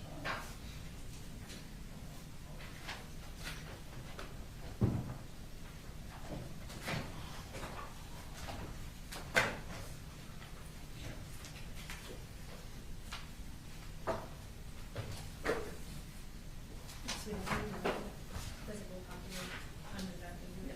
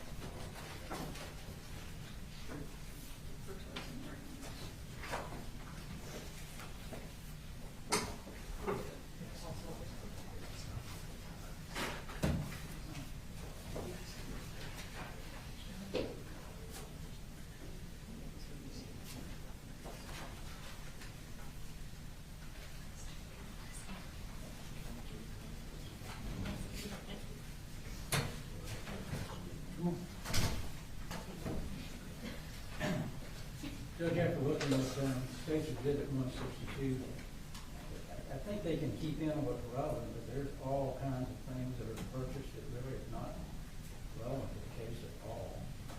I know they redacted a few things, but Is there anything prejudicial? well, Because part of their argument was, well, I don't know, I haven't seen her exhibit. Can I see it? Sure. But yes, Your Honor, part of our argument was that he chose to buy things other than gun safes, and so I think anything that is non-prejudicial that costs money would be relevant.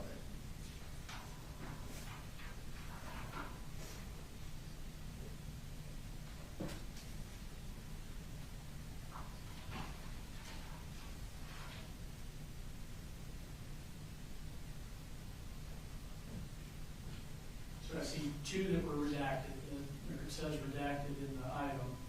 Actually, Some of them came to us redacted. okay. And we redacted, I think, one additional one. The other one's just, it was like that when we received it.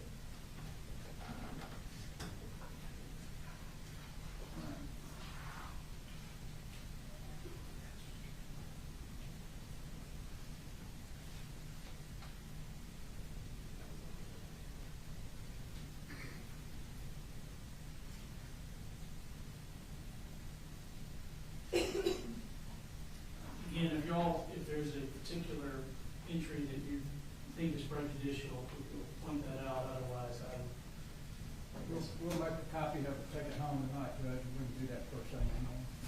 I would otherwise allow that. Well, Gary, You can make a copy over there. Anything else? No, Your Honor.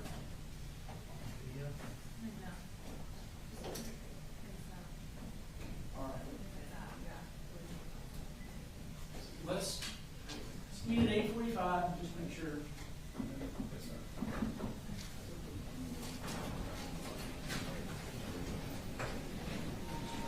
All right, we'll be in recess until tomorrow morning. Thank you.